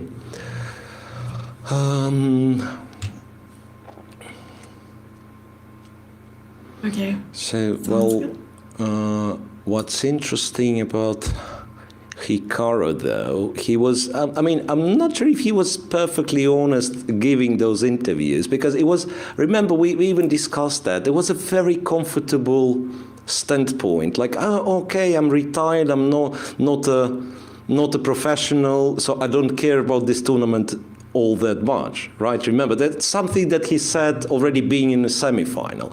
And then it gives you a perfect ground to navigate, right? You don't win the tournament, okay, I've never cared, I'm a streamer, but when you win, that's such a boost. And also for your audience, right? I mean, they know you love them, they know you're a streamer, and then yet you win the over-the-board event. Now, however, I'm not sure if he's that happy, like in this specific moment, like being 1 hour down on the clock in a very bad position. Hikaru, though, really feels like he became much softer, since he turned full-time streaming. Even in his interviews, as I'm saying, like part of him still wants to win, but he sometimes even like provides you It's with this. become a lot more nonchalant. Yeah, like understand. a bit of philosophy. Well, I'm still After all, it's just the game. Really, I mean, when you're competing, Well- imagine Magnus after losing a game saying something like that. Like, after all, it's just the game. Okay, my opponent beat me. No, it's never gonna happen, right? And Yes, that's true. Well, before we get any decisive results, I mean, you said it was the commentator's curse. I remember the first time we were working together that every time we go on break, there's a decisive result and then we miss it and so on. But these are the exciting moments. But I do have to remind you about the chess sets that are available on the website of World Chess. It's the same design that they've used in this tournament as well as the World Championship chess tournament. And of course, they're selling handcrafted leather magnetic chess sets on the go, and of course the cabinet chess set. So just go check it out. It's amazing. And I think we have a video about it as well. So don't go anywhere. We're going to go on a short break. Commentator's curse, which I can confirm worked perfectly in Belgrade as well. So let's try it Okay. out. Let's Nice. try it out yet again. Yeah, we'll be back shortly, guys. Don't go away too far.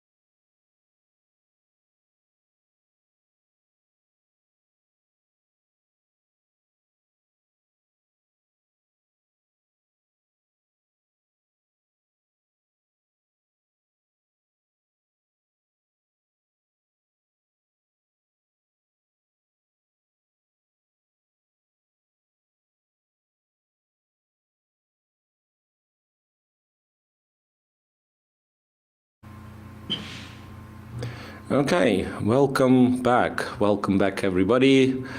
We're reporting from Berlin World Chess FIDE Grand Prix, third and final and stage. South Africa. Yeah, final stage, right? Yes, And final the stage. game we've concentrated most on, Aronian against Nakamura, guess how many moves were made since we last looked at it? None. Nakamura is still thinking for, I don't know, 25 more minutes. I believe he had 40, now he's down to less than 15. And, well, not much I can add to this. I think he's just lost, and the fact that he keeps spending time only confirms it, that he can't find, well, maybe not even the good move, but the move to continue the game, sometimes even that, right?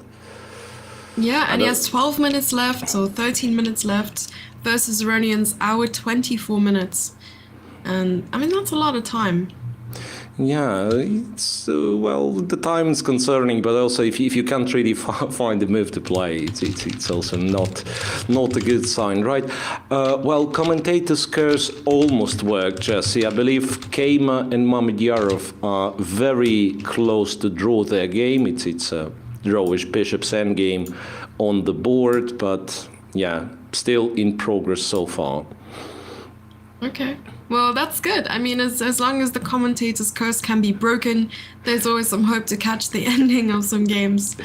Yeah, but yeah, so that position, and already if you can see the live board, there have been bishop e8, king e7 attacking the bishop back to b5, king back to f6. So they've repeated once already. Okay. They've repeated once already, and I don't really think that's too much chance of, confusing Mamedyarov in such a simple bishop's ending. Yeah, well, technically white is slightly better because d5 pawn fixed on a square of a bishop, right? So But you have to get there first, I guess. Yeah. I mean, it's. I don't believe anything can be done here. No, of course they can. It's 0.14 advantage. Of course white is better. Okay. 0.14. Ah, okay. That's huge. That's huge news. No, but seriously, I believe, yeah. Well, by the looks of it, I think Vincent is, I don't know, kind of last brainstorm before he accepts the inevitable and then repeats the moves. I don't think he'll even play the other move, but repetition. Nakamura, though, made the move. Maybe we shall go there. Maybe we shall go to Naka once again. Queen to b7 was played. Queen to b7. Yeah. What does it even mean? Queen to b7. Okay, queen a5 now at the very least. You can play queen b6, but or not really. No, you can't. I'm not even sure, like the queen a5 check, I will maybe go king c8, but then again... Has Aronian been walking around while Naka has been thinking? Because chat is making some jokes saying, Nakamura is allowing Aronian his 10,000 steps that you're meant to make daily. Yeah. No, I don't think Aronian was. Yeah, I remember him seated last time we've seen the game. But yeah, I mean, if you're sure your position is good / winning, if your opponent takes like half an hour to make his next move, yeah, there is nothing wrong with walking around. Yeah. Makes sense. Yeah, well, So, interestingly, I remember we might have discussed it on stream even, so that some people turn not to sit at all during their opponent's time. Have you noticed this? Because technically they do have the players' lounge and you have the screens there, so you can still think about the game, right? And you can, I don't know, have tea, coffee, whatever, and not be seated physically in front of your opponent. I prefer that a lot more because you're always finding that you're under pressure when you're sitting in front of your opponent. I mean, I'm always sort of thinking, okay, there's anxiety, there's all of this emotions, and I don't want my opponent to see this. I'm going to go enjoy a cup of coffee on the couch and watch my game from, the seated area. Yeah. Yeah, I would do exactly the same. But I was going to ask if you want to sort of make a move, stand up, and just like come back when it's your turn again. Yeah, that's exactly what would be my pattern. But Nakamura doesn't have the luxury of doing so. He's got only 12 minutes left. Yeah. I always have this sort of principle saying, you know, if I have more time than my opponent and I've made a move, I have the right to sort of get up and walk. But if I have less time, I have to wait until our time sort of equalizes in order to do that, or give myself that privilege. Oh, yeah, that's interesting, yeah. Well, it depends on the position a lot, of course, right? I mean, sometimes you just need this bit of extra time, or you're willing to take any bit of extra time to think while it's your opponent's move. But here, yeah, he wouldn't know what Naka would play, right? There were quite a few moves available for black. Apparently, most of them, not most of them, but all of them loses. But yeah, at least Aronian was waiting for the specific one to be made, and then he has basically 1 hour 20 to find the solution. So. Wait, is Aronian wearing some eccentric colors today? I didn't actually notice. Green? That's Green, yeah. Okay. Yeah, someone in chat says, Levon's representing the Boston Celtic colors. I like it. I don't even know what that means. Is that a sort of team? That's a soccer team, right? Soccer team, okay. Oh, no, wait. Boston Celtic, what I'm talking? Celtic, I'm confusing with Celtic. Boston Celtic is, of course, the NBA basketball team. Okay, the basketball. That's Glasgow Celtic is the soccer team, or football team. Yeah, I shouldn't say soccer when it's British football, right? Yeah, I was wondering, I was like, does America have like a dedicated football team that's not American football, but rather like soccer? Just Celtic got me. Makes sense. Yeah, obviously. Yeah. So green, it's the color you're not allowed to wear if you're using a green screen, which we apparently both use. Yeah, I think there was one of the days I was commentating with you and I wore green and I sat in front, and usually I do like a test where I see if the green screen clashes with what I'm wearing, and it did. I was like completely see-through. My head was just like floating in the air, and I was like, okay, I can't wear this. I must be wearing some sort of black or white or something else, because it just wasn't working. All right. So Aronian, yeah, he seems to be very comfortable. Looking at this though, what can I suggest? I mean, I would start with giving a check. I feel like checks are good generally. I was looking at queen to b6, but then would you just take the a7 pawn? No, I thought I'm trading, giving a check. And then black is winning the e4. Yeah. I mean, if I'm trading on e8, I'm winning the e4 knight, right? Right. If you go bishop c8, same thing. I'm just taking. Let's not forget white's already an exchange up, right? Okay. So it's just winning. So what about after the check on bishop? e5, yeah. You still Why want did he never to take? The bishop on h4. Yeah. After queen a2, I think we discussed it, right? Queen a5, queen b5, so that's why he protects the b5 pawn. Okay. So now it's a check, and I believe Naka is planning to move the king. I don't know where the king's going. Is it c8? Is it d7? But in both cases, there is, I mean, you kind of have a feeling that no, it won't work. I'm really admiring the ASMR today. I see you sitting right in front of your microphone. It's the crispiness of the voice, you know, that's coming through there, Miro. Thank you very much. Trying to do my best. Okay, so, well, and once again, I think we've been trapped with this game, Jesse, because, I mean, it's always like that. One player has like little time, and you're saying, yeah, okay, that's the game, let's focus on this. But Aronian, let's not forget, he had 1 hour 20, and he's free to spend like 40 minutes here looking for the solution.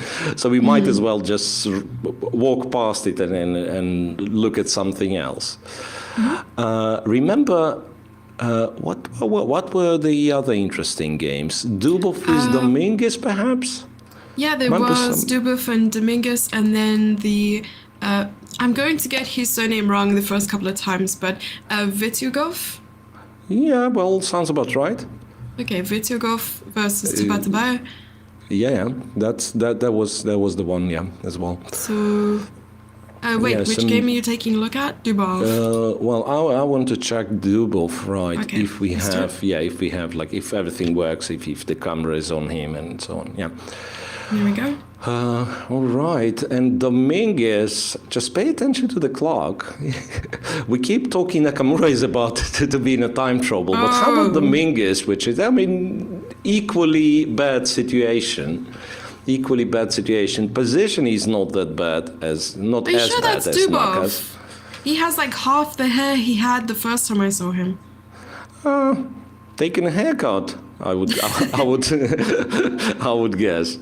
Okay. Yeah, they say that you lose about 100 elo if you cut your hair. Oh, really? Yeah, really? that's every time you cut your hair. So I don't cut my hair anymore, you know, because otherwise I know I'm going to lose elo. Which explains why Richard won the second Grand Prix. 100. How about growing like a really, really long hair, and then in my case having 26 haircuts, and then going on negative elo? Is it even possible? Is it even a thing? Well, they Like, say if you can you remove have all negative your hair, elo? and they're gonna be low. Well, they say if you go the other way and you decide to go and you know do the whole like Jason Statham look, then you know you actually gain like 50. You gain some. Oh, yeah. Okay. So Okay. So there is some sort of balance. compensation. Yeah. Yeah. Okay. On a bit more serious note, what happens in the game? It turns out. Remember, I was saying that maybe Dominguez misplayed it. Maybe something's wrong. Turns out everything was theory up to move 14. And then he started thinking really long. Where he played. No, he started thinking earlier. He was thinking after a3 for quite a while. So that was, well, apparently theory or seen before, if you like. That's very true, because in a combination of two moves, he thought for 40 minutes. So after Rook D1, he thought 20 minutes. And then A3, another 20 minutes. Yeah, and here he played knight to d5, and that apparently is a novelty, because previously rook c8 was played in an email game, correspondence game. Okay, so knight to d5, bishop d2, and so on and so on. The other interesting moment comes here. So queen goes to h4, bishop f3, gf3. Kind of unbalancing the game even further, because yes, white gets the double pawns in front of his king, but thanks to that he's getting the open files, right? Queen to g3, queen to h3, then king h1 was played, rook went to g1. Now h6 hanging, so he had to go to f8, rook a to e1, and rook a to c8 was the last move. And whose position do you prefer here? I mean, not regarding time at all. Well, hard to say, seriously. Like, going like purely by intuition, I would say white. I would say that, like, the initiative you have should be more, kind of worth more than the slight damage, or maybe not so slight damage to a pawn structure, right? And I'm thinking, pair, like I'm thinking about moves like rook e5, for instance, and I'm actually not sure how black is supposed to react to that. Maybe rook d5, yes, I'm attacking the knight, black protects the knight in such a way. Okay. Rook d5, so h5 is not hanging. Yeah, so it kind of requires some serious calculation consideration, like remove the queens, like make queens magically disappear from the board. And I'm starting to prefer black all of a sudden, right? Because then something like knight to d5, knight from h5 to f4, all that, and the pawns are weak, and it's a nice square on f4. Yeah, but since the queens are still on the board, the king on f8 is the kind of the main target for now. So do you care that much if you lose the c3 pawn if you get to the king? Not really, right? Of course. So that's Pawns are very important. Pawns are very important as long as you're not getting checkmated. Yes, true. Okay. But I was looking at the rook e5, and I really like that idea. Even if they do get in the rook d5, I think it should be fine. I mean, don't you play like c4 or something along those lines? Ah, yeah. So he can't even take on e5. Yeah, like rook e5, rook d5, c4 might run into rook d4. I'm not sure. I mean, needs d4, calculation, d4. right? But since I've realized that black doesn't actually have a threat, right? Like black taking on e5 would make the situation only worse for him. Because pawn takes, one knight attacked, and the other one can't be moved, right? I have a question though. Don't we have something like bishop to e4? I was just looking at that. So rook e5, rook d5, bishop e4, knight bishop takes. e4, black takes with the Take with the knight, pawn. and then I wasn't sure. Then black And then you takes take with this the pawn one. again. You but take then with there's the pawn, check. Oh, and there is a man. check. No, it's not the end of it. Look, Okay. there is a check. You go f3, I'm guessing. Ah, no, it is the end of it. He takes the other pawn. He protects everything. Oh dear. Okay, that was so close. Ran out of armor. That was beautiful though. Yeah, but that's the sad reality of attempting to play like Mikhail Tal right nowadays. Okay. So it would only seem that he was sacrificing his pieces at random, but Yeah, the engine didn't quite like White's next move, but looking at it again, sorry, I'm just like keep asking these questions. So rook e5, rook d5, bishop a6. Ah, well. Rook I'm trying e5, not to use the engine. Rook d5. d5, and Bishop then a6. bishop a6 attacking the rook. Okay, Yes, then perhaps c4. has to move, and then you want to play c4. And if you take the rook, then you play bishop b4. Bishop b4 check, but if you take the pawn on then you d4, play check. right? Then you play check, and that's right. But if first thing, I can probably go to g8 and be okay. Or not really. You'll take on h5, right? Yeah. You'll take on h5. This is what I was looking at, because you wanted to sort of make space, move the bishops, and then try to attack this way. Yeah. Okay. Something just happened. It's okay. Something just happened. Yeah, I think you made a move. 2 moves were made. That's why. No, rook g2. No, king g8 was my move. Sorry.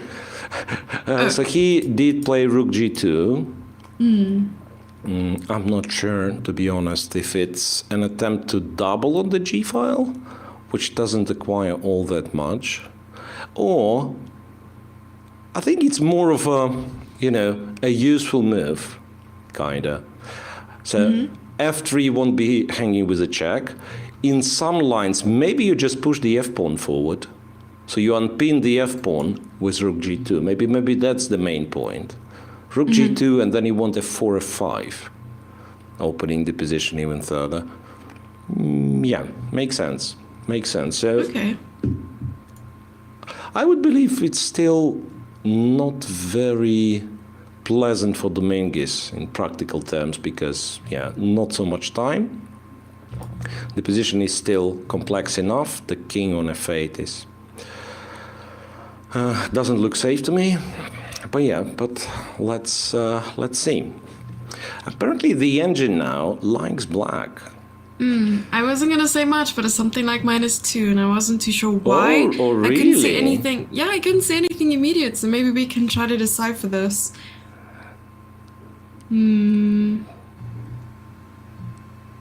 Yeah, I mean, -2 is a lot. -2 is a lot. A little bit. Yeah.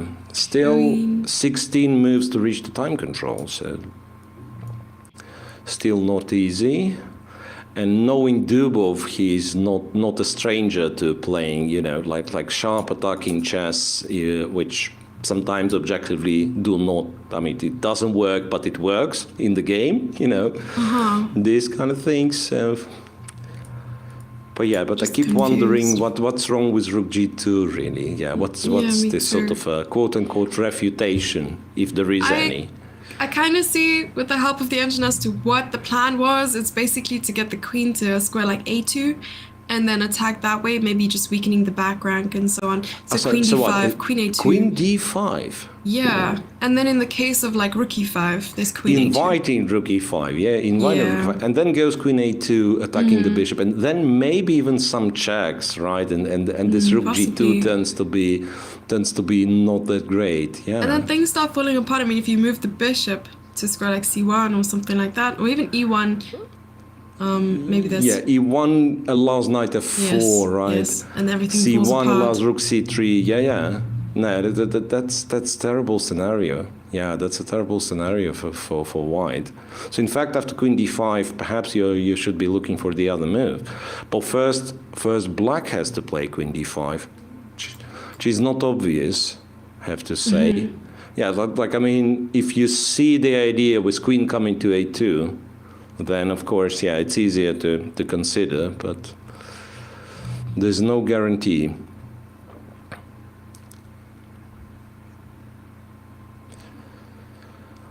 Yes, there's some big developments in the Pratken game against Vachier-Lagrave. I know we were looking at this earlier with the sort of crazy it was a crazy H file, trying to open it up and attack that way, but I don't know what's going on.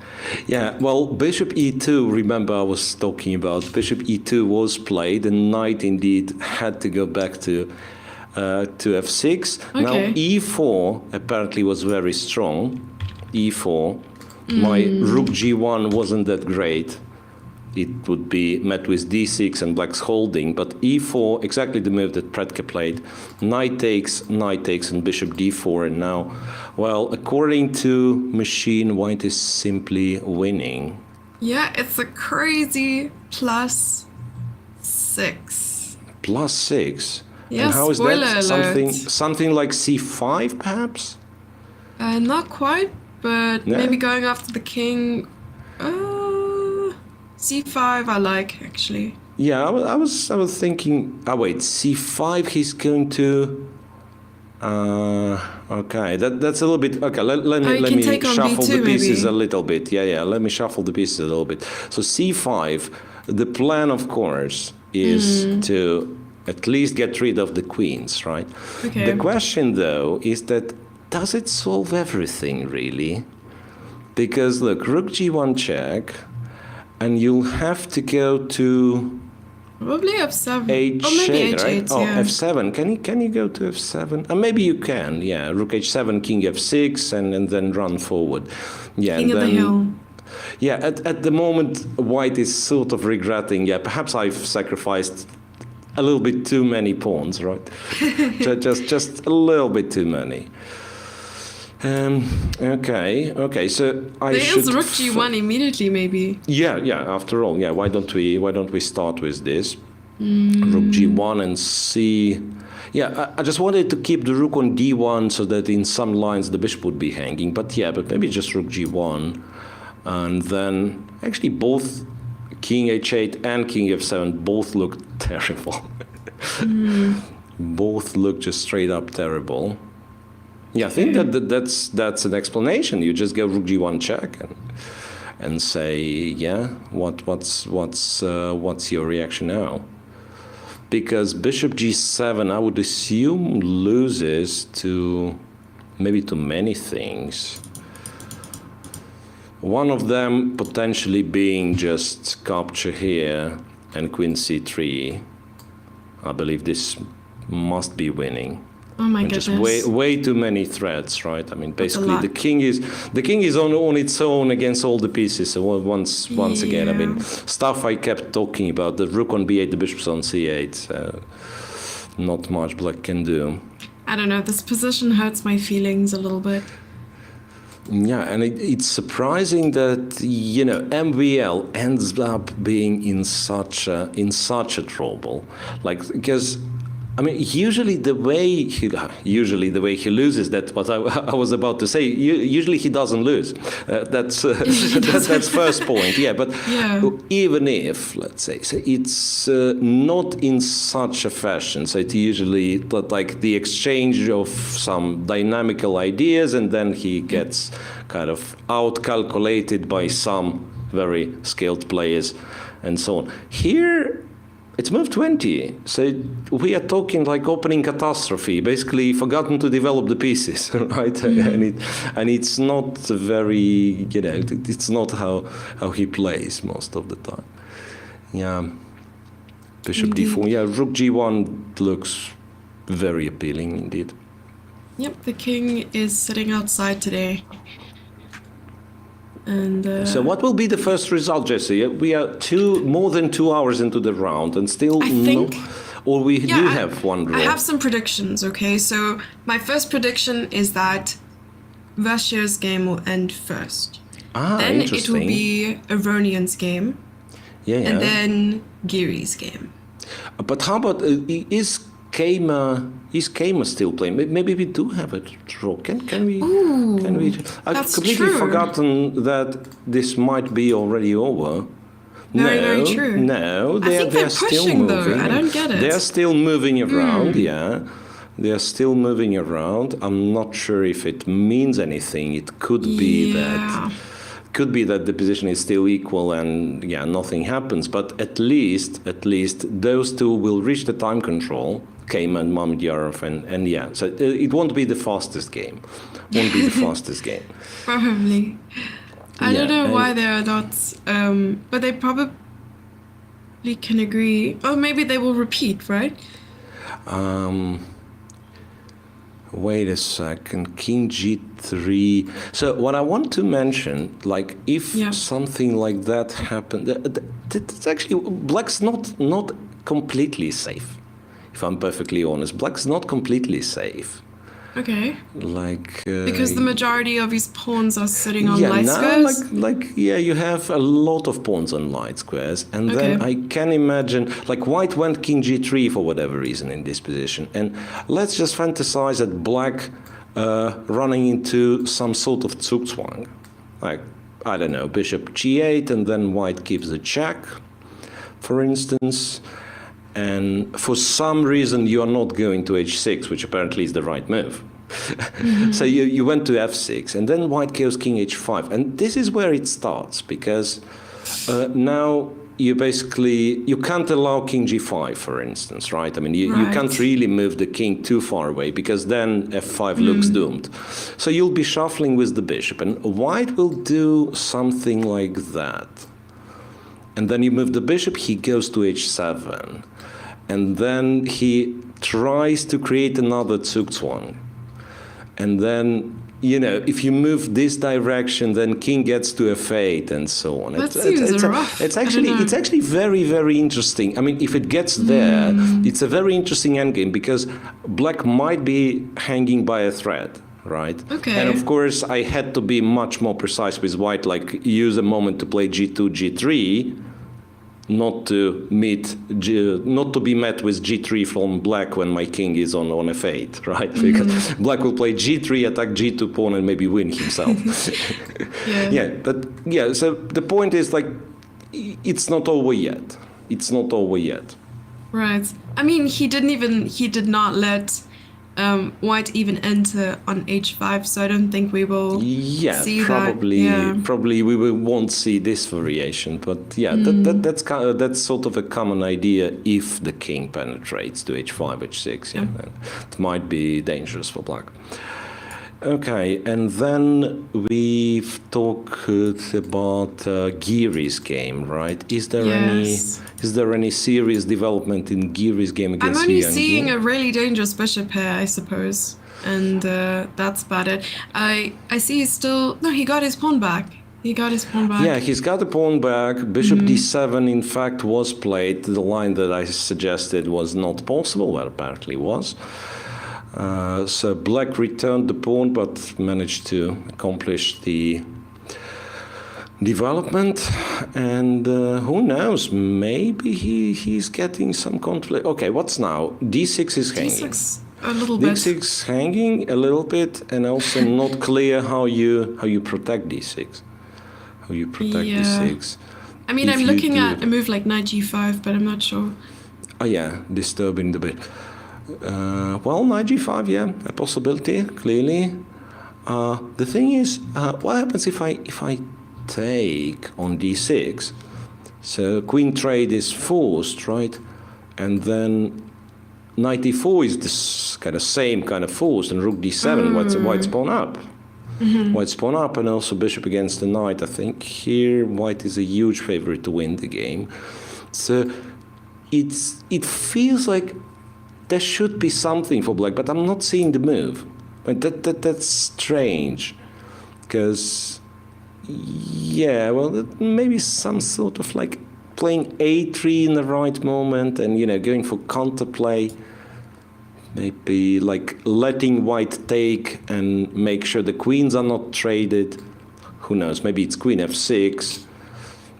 So maybe there's something like rook d8, queen takes d6. Yeah, like rook d8. You take with the queen, for instance, and black queen goes queen h4 or f6, something. queen f6, Okay. or queen h4. Yeah, queen h4. I like the idea of kind of attacking white's bishop. Yeah. And then at least you're still defending the rooks. And I mean, there's bishop b5 or something like that in the next move.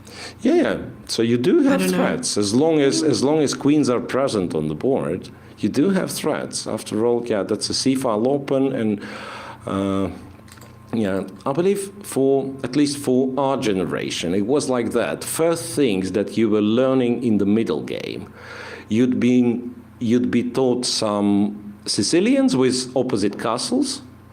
And you'd be, I mean, it's very easy to learn. You just push the pawns against your opponent king, you open files, you win, right? And it's still valid. And if you compare, like, there's a lot of factors in this position, but who's faster in terms of, like, opening the files against the king? It's clearly black, right? White hasn't started yet.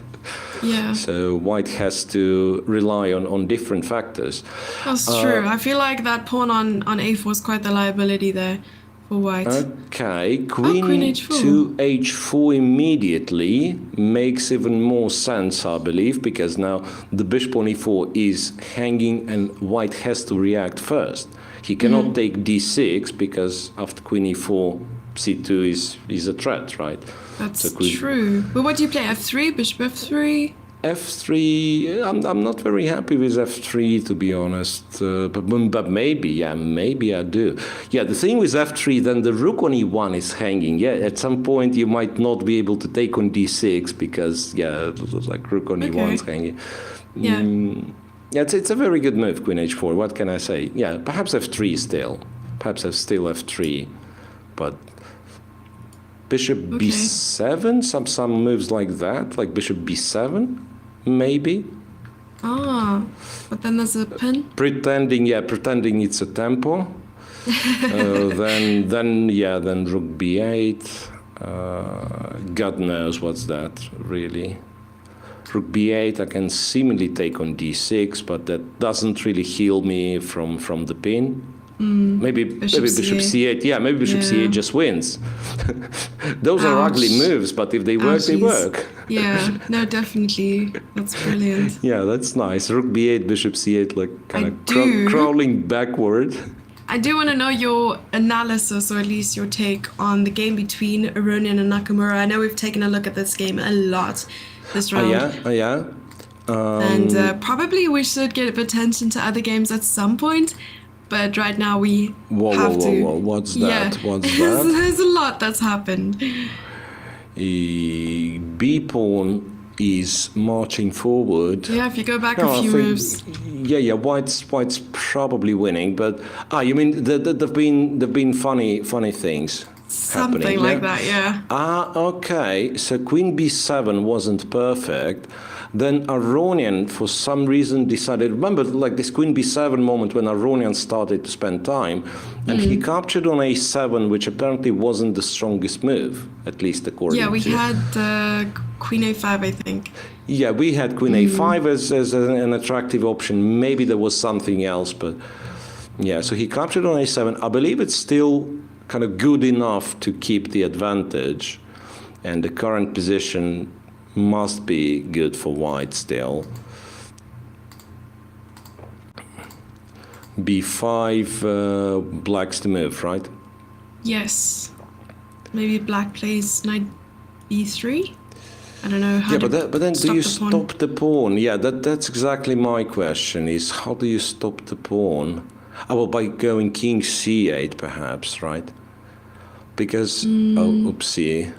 The big threat after b6 is not b7, but check and b7, right? I see, okay. Yeah, I was like wondering because b4, if just b7, then king c7 is there, yeah. right? But check first. You can't play bishop c8, so you go to d7, b7. Yeah, white wins the knight for a pawn, or maybe more than this.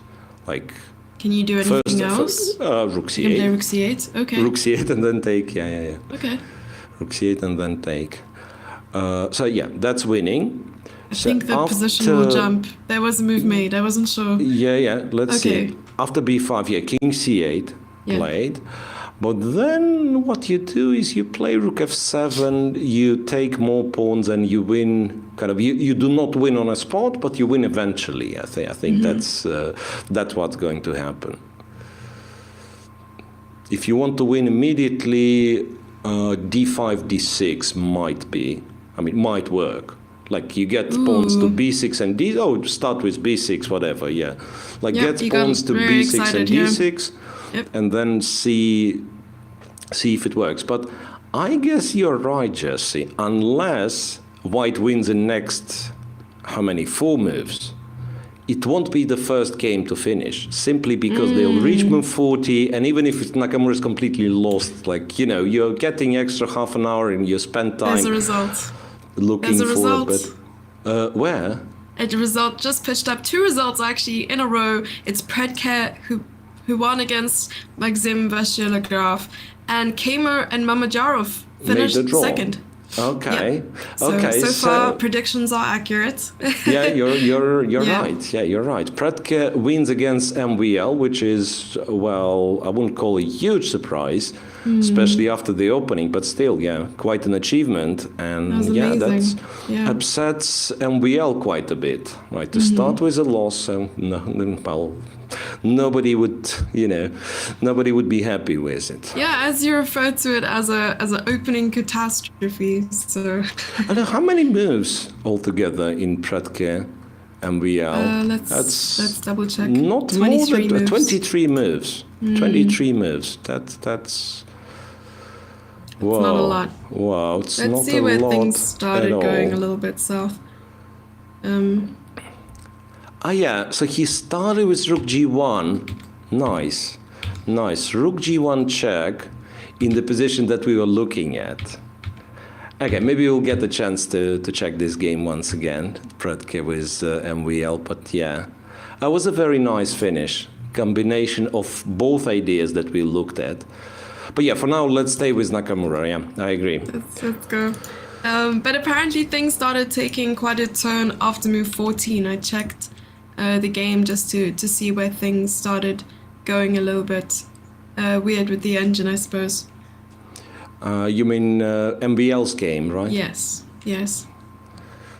So it was sort of okay, and then yeah, I'm not even sure what. So move 14. The moment he castled, right, Jesse, or not, or the moment he captured on g4. What was kind of the bad move?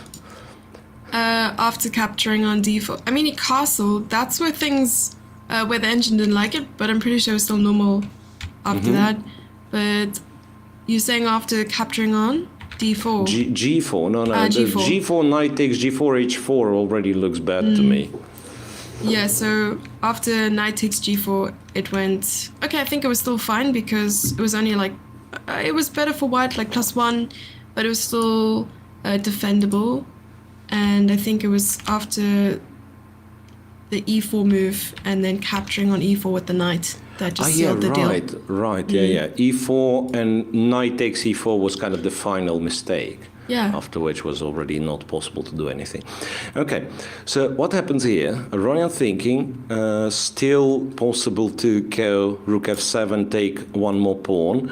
But what happens if he moves the d pawn forward? Is black able to stop it? Yeah, knight, and then d6, and then knight again. Knight c5, maybe? e5 or c5, yeah, these are two. Maybe but then if c5. knight c5, then rook c7? No, rook a5 wins. Yeah, we can eliminate one of those. Yeah, rook a5. Oh my goodness. Just wins. Okay. So therefore, and you have to stop d7. You absolutely must. So that's why knight to e5 is the move. And then interestingly, I don't see how to break through with white. So maybe, and black even has a sort of a threat with knight to d7, attacking b6. So maybe instead of pushing the d pawn, maybe you use this moment. Maybe you play g4. Oh, g4, yeah. G4, after, you can not do here, but after but you mean 2. after knight e5. G4. Yeah. Because now you're threatening h7. Okay, bishop, the bishop. d7. Yeah, okay. you're right in, in this try of like forcing the bishop to choose between do you protect the h7 pawn or you stop the d pawn. But maybe we could have done it one move earlier. Like if we go g4 here, and then it's awkward for black, right? Bishop g6 loses to d6, d7. Yeah. And bishop to c8 is your other option. And then, like, if nothing better, white can capture and then take f6, like literally take all the pawns of the king's side. Yeah. Yummy. Still think it's completely winning. Indeed. So King b8, yeah. Aronian thinking and g4. Yeah, your g4 idea is actually spot on. That's brilliant. Love it. You mean, yeah, d5, yeah, so d5 followed by and g4, then g4. Yeah, looks like he's winning. Really so great. we do have two results to update, yeah. Pratken won against MVL, that's pool C. And in pool B, Kama and Mamdyarov made the draw. Do we still have interviews coming up? Do players prepare for that? I don't know. Okay. Yeah, hopefully we will. Okay. Hopefully we will have some Sounds interviews. That was a thing that kept us alive during first leg, right? I mean, sometimes we would run out of things to talk, and then all of a sudden the game would finish. There's an interview, and life becomes easier. D5 and knight D3 is on the board. Okay. D5 on D3 is on the board, and then quite quickly. our guess is G4. I mean, if you don't want G4, Rook F7, Rook F6 is still very, very strong. Okay. Just, should be convincing enough. That does look really, really strong. May we take a look Yeah, at yeah. another game? We could Tell also me. take a look at a game we haven't checked out for a while. Maybe Shankland versus Wesley So. I don't think yeah. we've seen. Although it is in an endgame with rook and pawns. Yeah, didn't we say it was kind of it will be a draw even though white's better? I believe so. I'm trying to go through. And that's what's happening. I think there'll be. Okay. Sam will be a pawn up though. Looks like Sam will be, or might be a pawn up. Okay. Yeah. I thought that was the end of it, but not really. Rook b5 exclamation mark, and then take the pawn, then give a check. King h7 is strictly only moved. Legally, you can't do anything else. And then rook to e7, attacking both a7 and f7.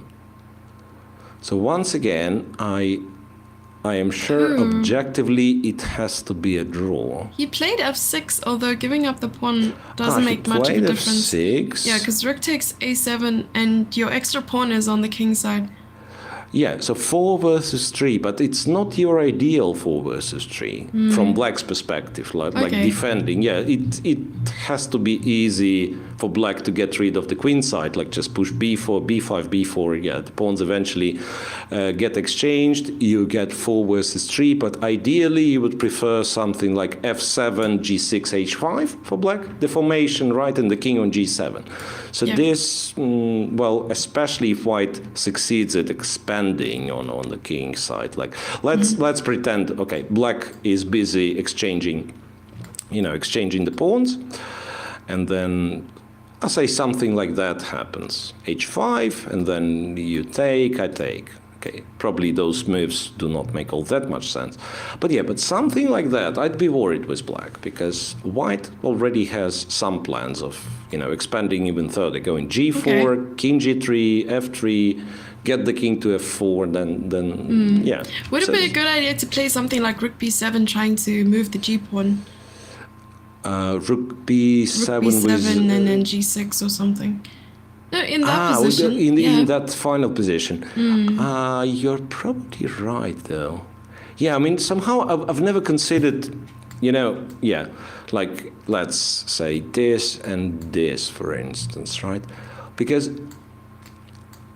something in my mind stops me from looking at this position because bad structure, structure. But maybe the idea of getting at least one pair of pawns exchanged from the board is much more. I mean, it's much more important than you have those 2 isolated pawns. Yes, sure, but they are safe. You're threatening kind of to get rid of one of them by playing h5. So white apparently will have to do this, and then you just wait. Yeah, this might be a draw, as well. So rook e8, and my transmission for some reason got stuck. Okay. So what happened in reality? He went there. Rook e7, he went f6, and after this capture, he actually went h5. h5. And to stop that, I would add an exclamation mark to h5. Okay. That's very well played, because king g6, and then you still should be able to get rid of the queenside pawns, and then it's Miro's rook ending book coming soon. Coming sometime. One day, maybe. One day. Maybe. Like the maybe. Emphasis on the maybe. But anyway, so what are we left with? 6 games, and then potentially Aronian beating Nakamura anytime soon. And then this will be played, but will finish in a draw, right? So, well, not that many games left. Aronian and Naka, what happened? So he went with both. He actually went g4, and after bishop c8, he went rook f7 instead of capturing the h7 pawn. Okay. Not going bad. after the f6 pawn. He's like, I'm not that greedy. I'm just going to take f6 first. And then f6, and then, then h7 falls anyway. Yeah. It's like, I'm coming for you later. Just wait. Yeah. But shall we take a look at another game? I see Dominguez has 4 minutes. Dominguez with Dubov. Yeah, Dominguez with Dubov. And Dominguez, remember we were talking how not easy queen d5 would be. He didn't go for it. Yeah, queen d5, which computer was promising him advantage after. Right, he didn't play it. He didn't play it. He went with g5 expanding. Yeah, that's interesting. We were talking. G5 was actually recommended as well. Yeah, but to play g5 with the king on f8, I was like, I don't understand. Now it changes, right? So king is pretty safe on e7, it seems, because a lot of a lot of stable squares for black. Like black can get the knight on f4 and so on, right? And now you actually about the time that with white you start thinking, I mean, what have I done to my pawn structure? There is no attack anymore, and what do I do? Yeah, so rook to g1 was played by Daniel Dubov, king e7, bishop to e4, and queen d6. Okay. Queen d6, not d6. only targeting a3, maybe you're not threatening a3 all that much because rook a1. Yeah, but is f4, the plan maybe to bring the knight back? Yeah, knight to f4, I think. Yeah, just to look for a right moment for it, because h6 is hanging. Okay, That knight is very sad on the side of the board, so maybe he wants to come back to the center. Yep. So this knight f4, queen takes h6. I'm looking for some tactics. I mean, apparently it does work. Look, rook 2. I go here. Yeah. All right. Yeah, I go here. Rook h8. You can't do much. If you take on f4 intermediate, then queen f4 and resigns, right? Ouchies, h2 is hanging, yeah. So kind of only option is to take. And But then you bring the other rook? Oh, no, you just take. Oh. You just take. I mean, I wasn't sure, but then, yeah. In fact, the calculation is very simple. Rook h8, king g3, rook h3 checkmate. Ouchies. I mean, you know, the thing is, like, this potential of double attack, discovered attack is so distracting you, then you don't look at simple moves. And I was I was looking at some knight e2 check, this check, that check, but you have checkmate in 2. You have checkmate in 2. Rook it's h8. not that difficult. Yeah. I mean, I missed that. White can block bishop h7 and so on, but that's obviously. So right, but if knight f4 works, then it's sort of a threat then. Yeah, I wonder if Aronian gets back to 2800 rating, do you think Magnus will go on to another interview and say, listen, if Aronian doesn't win the candidates, I'm not playing in the World Championship match. And then he'll just change his mind, you know? There was Ali Reza, no? It was Ali Reza. But I'm saying, you know, maybe if someone else gets to 2800, but someone did. It was... aren't they two other players at 2800 right now? Yeah, I didn't check the rating, to be honest. I mean, well, Fabi is still on 2800, I believe. Okay. Fabi is still on 2800. The thing is, like, yeah, he needs to be, as any other player, needs to win the candidates first, right? I mean, for Magnus to decide if he wants or doesn't want to play. That's true. Right, so Magnus is in a comfortable position. Comfortable position to make comments like that, definitely. Yeah. Then he can change his mind. Like, okay, let's say, I don't know, Brihadraput goes into the candidates, win the candidates, and then Magnus says, okay, some new face, interesting, right? I've reconsidered, I'll play the match. Yeah. Yeah, no, I'm pretty sure that he was just talking big, since it's so far away. Yeah. All right, so not a pleasant situation for Dubov. You're right about Dominguez's time issues, right? Almost 5 minutes. But let's not forget the increment. Let's not forget Dominguez once was World Blitz champion.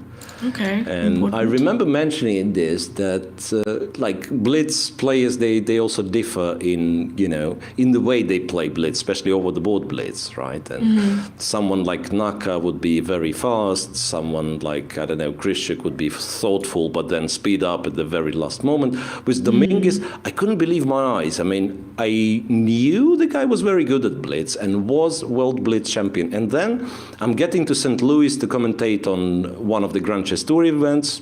He's already a US, representing US, so he's part of Grand Chess Tour. He's playing. And in the Blitz, with this 3 seconds increment, I think they use 3 seconds increment, you always get the feeling like the guy's going to lose on time. Guy's going to lose on time. He has 3 seconds, and then he's looking at the clock. He checks, so now it's 2 seconds. It's like he seems to be so slow, and yet he's very good at it. So, I mean... Still looking at the clock at 3 seconds, like, make a move. Yeah, exactly. So one should not be fooled with him having, like, not very much time. He's might be compared with Grishuk, in this instance. Like same as Sasha. Yeah, you see, okay, couple of minutes left, so basically back to normal. Yeah, 100%. Yeah. I'm just keeping a close eye on the Nakamura game. There were some moves made, in case you would like to take a look. So, the last move that was made after he went after the f6 pawn was bishop a6. Bishop to a6, once again. I But mean, they're one move away from time control, so... Yeah, I think they'll make it. Yeah, they'll make it, and maybe we'll get the chance to look at it one more time. Something that we didn't check for quite a while, Esipenko and Oparin. Let's do it. It's a second game of Pool A. Yeah. If we can have a look at this one, because I think we touched it briefly at the very beginning and then for some reason just completely abandoned it. Let's get back. There must be some endgame by that point, right? No, it's okay. There's a bishop pair, and Oparin has knight and bishop, and but we really need to camera to switch the camera first if we have one. Yeah, no problem. So far, we can only see Dubov thinking. Yeah, that same situation as with Naka's game, right? Like it's Dominguez who is short on time, not. So we are switched to Naka. Okay. Nothing too dramatic happens there. Move 40 reached. Okay. Move 40 is reached. Yeah, let's go to Esipenko then. Let's go to Esipenko. Okay. There we go. It's a pair of bishops. Black has a pawn as a compensation for that, but his knight is terribly placed. How does this knight ever come back to the game? The knight from h7. Like f8, fine, but that is not exactly coming back to the game, right? So being on f8. And later on, like from f8, like file, with the rook on d file, it's like I was thinking, move the bishop away and push the e pawn. But the moment you push the e pawn, a white bishop appears on d5, and this is something you don't like. So, and there is also this which has to be considered. I was wondering what happens after this, but I was looking at f5. But probably just weakens the pawns more. Yeah, f5 is a bit too much. I mean, first things first, there is a check, which is probably a good thing to start with. You give a check and you force white to play to f1, right? So this is where I would start my calculation. Okay, I force the bishop to go to f1. And then you know what? You say, okay, f7 is hanging. But then it's the only damage you can do to me. You'll take f7, but you cannot take g7, it's protected, and you probably push the b pawn forward. Ooh. And if rook f7, you go b2, and you threaten rook f1. Dangerous. Yeah, you're threatening rook f1 and then b1 queen. Fair enough. So this is maybe what stops white from playing rook d to d7. Oh, so that pawn is quite far advanced. This pawn has to be taken care of, like rook b7 perhaps to start with. Like play rook b7, put the rook behind the passed pawn, then see. But if it's one of those situations where, I don't know why rook a5, that's simply a random move that was made for me when I clicked on the board. One of those situations where white can't really be worse, because, I mean, all his pieces are active, two bishops and stuff, and black cannot be really worse because of the b pawn. So once again, I know I'm turning in a bit of a boring commentator, but once again, draw seems to be the most probable result here. Probably, but the move that you accidentally clicked happens to be the best move in the position. Oh, really? Rook a5? Cool. So you should trust your random moves more often. Seriously? And why is that? Because like it's really uncomfortable. Only now I realize it's really uncomfortable to move the c5 bishop. Would you play f6 though? Where do you even go? Yeah, like f6 maybe, but then white gets the target on e6 at least. So if kind of ideally I would prefer not to play f6. Once again, one thing that I'm considering, I don't know how serious am I in that, is to sacrifice on e3 and claim that something like this is a fortress. And it's sort of a bold claim, I understand. I mean, I would be much more comfortable now we don't have the analysis board, so it's all pointless what I'm talking about. Yeah, rook a5, imagine rook a5, and that's what I've done after rook a5, captured on e3, fe3, and put the bishop there. So my argument is the black's structure is very good, right? The bishop is stable on c3, protected by the b pawn, protects the b pawn in return, right? And also keeps g7 guarded. So ideally, if this knight is on e5, I would claim that black's simply not worse, right? Black's, I mean, just a good position for black. With knight on h7, though, it might still be dangerous. White will not succeed very fast, but rook b5, rook b7, you know, other rook to d7, then finding the way to activate the bishop, maybe still dangerous for black. So yeah, rook a5 tends to be somewhat unpleasant to face. Interesting. No, but honestly, I just randomly clicked on the rook. Maybe, because, you know, this software, that it does have the kind of the auto move to suggest the move when you click at the piece, and maybe that's some. Fair enough. Maybe it has that like intuitive, like, okay, you want to play there, I'll play it for you. Yeah. Makes sense. Not that I wanted to play rook a5.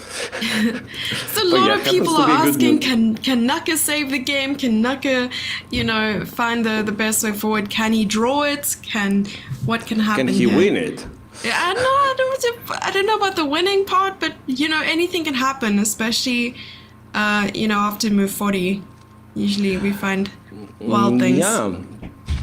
So still, if nothing has dramatically changed, I think he almost doomed, because he loses one of the. Okay, I mean, maybe we could get his position on the board, even though. Yeah, once again we are not checking some games at all, right? But wait a second. So Keim and Mamedyarov finished. It's a draw, right? Yes. Pratken won against Vachier-Lagrave. Yes. Giri-Yangyi for a long time we didn't touch. Same as Vitiugov, Tabatabaei. So we can do that rather than giving one game too much attention. That's perfect. Absolutely. So let's switch to pool D. Whatever game we will find on a camera first, let's go there. Yep. I think on camera we have Esipenko. Yeah, we still have Esipenko and Oparin. Yeah, but let's try to switch to. Okay, let me check what happened. Oh, Giri's game is really sharp. So oh my goodness! If we could go there. Did they paint the pawn on b2? Yeah, it looks like, right? I mean, yeah, they just like splashed it with some paint, and now it's a black pawn. It used to be a white pawn back then, right? It used to. Last time we've seen it. When he grew up, he changed color. Look, f3, a3, and then, interestingly, because to me it looks like you see a3, you automatically play b3. I don't know why. Yeah, I feel like take, that. Right, but like not allowing to take. No, Giri a pawn is a human shield. That king's like, you can't get to me now. Yeah. Queen d6, a b2, king b1, and that's very clever. And then he captures on e5, and he's what? He's a pawn up, potentially 2 pawns up, but he's not willing to take it too fast, right? The b pawn. I like what he's done. And queen to a5, okay. So a2 is overprotected. a8 is not accessible to black's rook, right? Because bishop on e4. Also, what queen a5 does, it does protect the e1 rook. Remember we were talking. Fair enough, White can't move the d1 rook because the e1 rook is hanging, but now it's protected with the queen. Yeah, I feel like this light squared bishop is the saving grace. I mean, rook a8 is inaccessible. Absolutely. And I mean, what would the idea be here for white? I feel like white is trying to defend and attack at the same time. I'm not too sure. What's the idea for white? I mean, honestly, I'm struggling with black, like finding a move, because white will. The idea for white would be swap as much as you can and win the endgame. You're 1 pawn up, and in the endgame, it's obvious that you're going to take b2, right? Yeah. So with black, I'm actually looking for the way to, I don't know, get the knight in the game and then try to come up with some sort of an attack. And it happens to be not easy. White actually might have threats of his own by just kind of going g3, and then you take h2, rook h1, and then all that you wish would happen on the a file happens to you on the h file in return, right? Just strange. I'm not sure what the move for black is, seriously. Rook e8, okay, rook e8, makes sense. And what's the clock situation? Almost 9 minutes for Giri. Yeah, but that's 17 moves in 8 minutes. That's scary. I didn't realize they won 23 moves. Yeah, right. So that's one of those games that was developing very, very slow, right? And then they have to speed up. That's, yeah, honestly, with commentated experience, I can tell you that there's a lot of such games that they kind of pass the opening stage early at move 13, 14. They're starting to be on their own. And then each and every move takes so much that by move 20, they only make a shape of the position. They only define what's going on, and they're both out of time. And then all the exciting things are happening also in the time trouble. Yeah. So then we should have like 5 games on the screen at once, you know? Absolutely. Yeah, g3 played, exactly. So now if you take, it's rook h1, and I think it ends bad for black. Wait, g3 was played? Yeah, g3 is on the board, yeah. Okay. He won't take, obviously he won't take h2. Maybe just bring the queen back somewhere. But then you don't have, f6 or e7, I'm guessing. Don't have that many options. And for instance, to illustrate, imagine queen f6, and white says, okay, I go there, queen f5. Hoping for what I was saying, trade the queens, win the endgame because extra pawns, blah, blah. Bishop takes a2, king takes a2, rook a8, check. And and I think it ends bad for white, sorry. Because queen, which is almost inevitably exchanged, is still there. It still defends the b2 pawn. Queen e7, so he didn't go for queen f6. Interesting. I thought it would be kind of a cool trap to go queen f6. Maybe queen f5 is not the most tempting move, but I would argue one of. Because really, if you trade the queens, you win, and then you lose to this bishop a2 and rook a8. Oh no! Yeah, seriously. Like if you take, I just take the queen, right? If you don't take, you're checkmated. Oh goodness! I think you're checkmated, right? So, yeah, it must be. Yeah, because when queen e7. The only move is like king b3 or something. Yeah. Here, what do you do? King b3. Oh wait, you rook take b8. the rook first, and then rook takes, and then king b3. No, wait. Yeah, you're right. But the queen is lost at the end. Oh, I take okay, and I also, sorry, yes. I'm not forced to checkmate you. I can also win the queen on the 5. Yeah. Fair enough. Okay, but queen e7, fine. White goes h4, says like you're not threatening anything. Yeah. Rook b8, okay.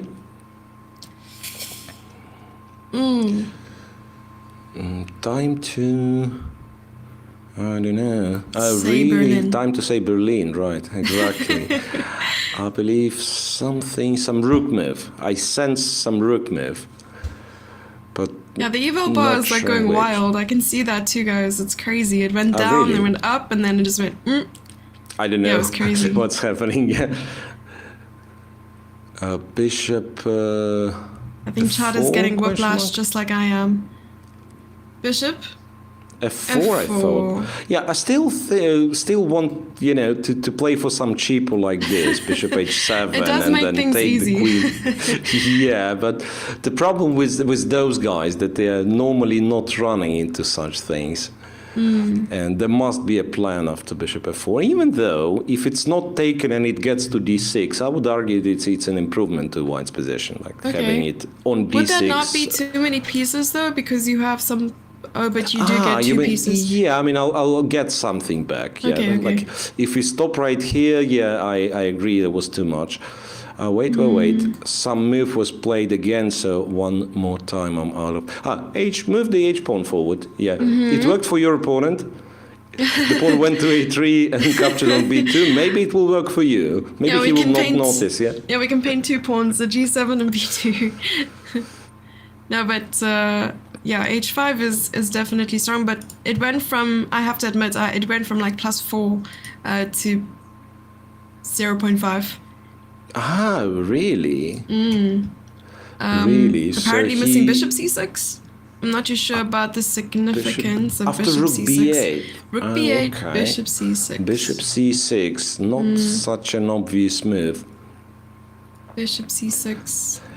Well, the move itself is nothing, right? Like nothing surprising. It's just that to get the idea behind, I'm not sure. Okay, my calculation would be: I play bishop c6. The guy goes rook c8. He's attacking my bishop.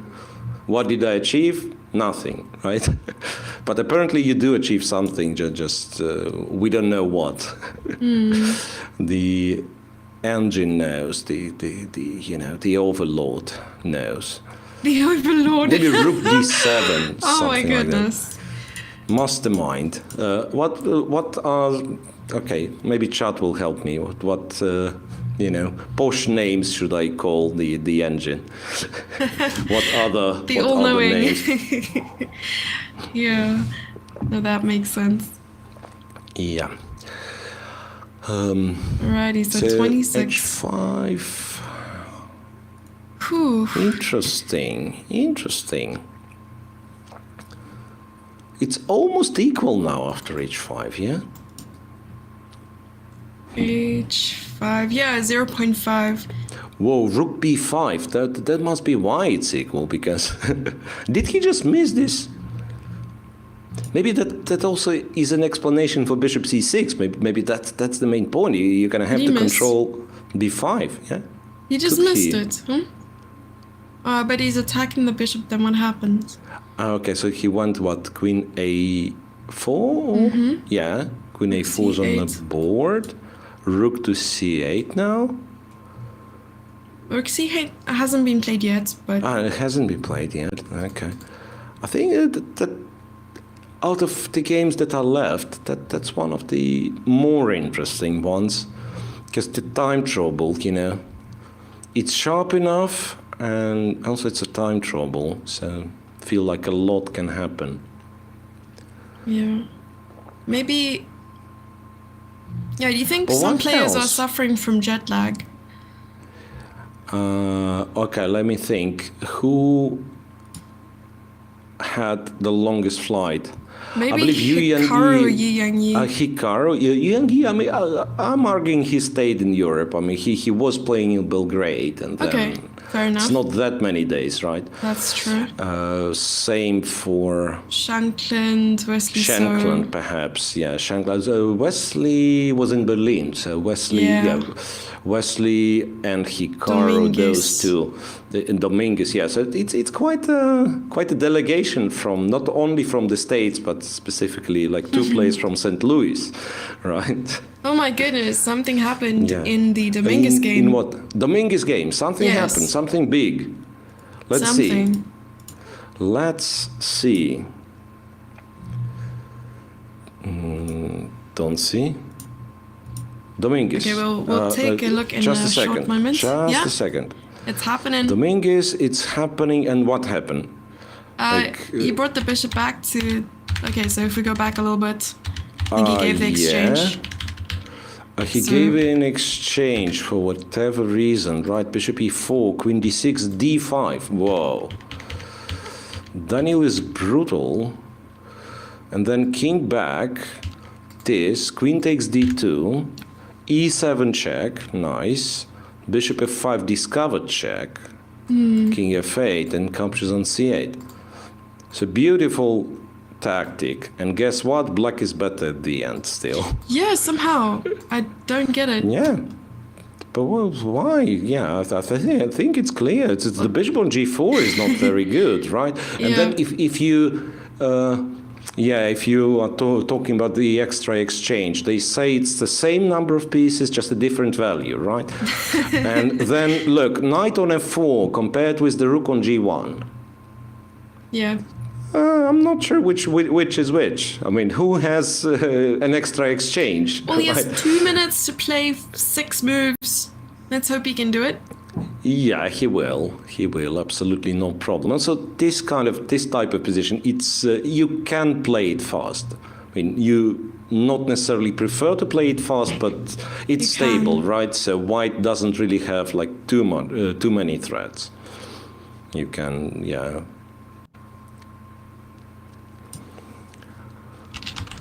Right. So what do we do? Do we stay there with?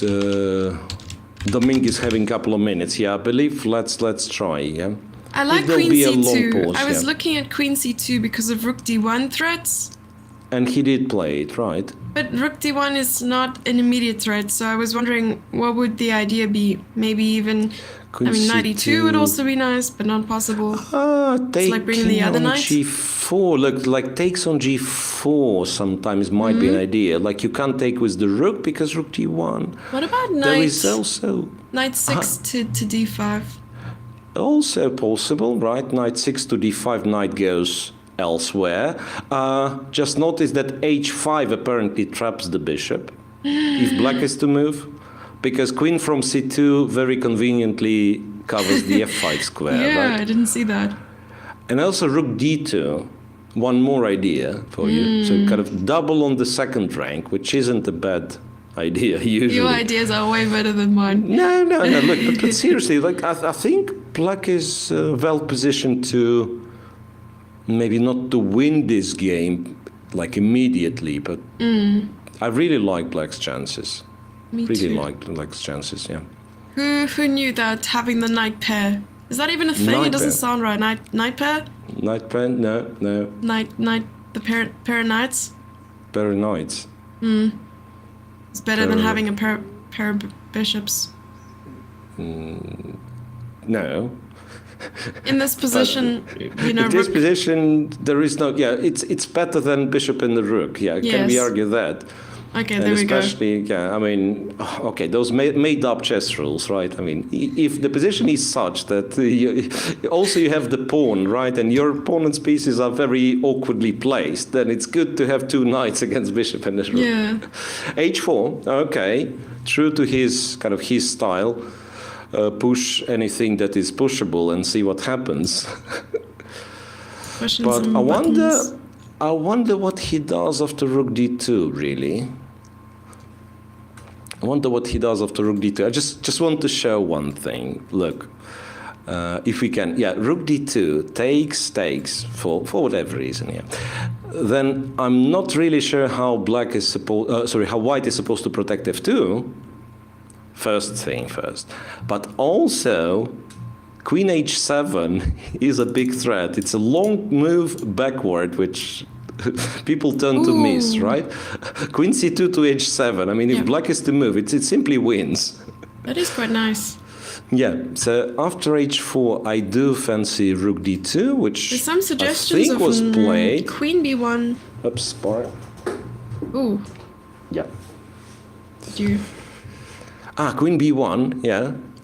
So at least to trade the queens. Did you drop Makes your sense. computer? No, everything's fine. Monitor was going in sleep mode, so I had to press a button. Sorry. Oh, okay, no problem. Queen c1 was played, but more or less the same. Yeah, wants to trade there. Queen c1. Okay, okie dokie.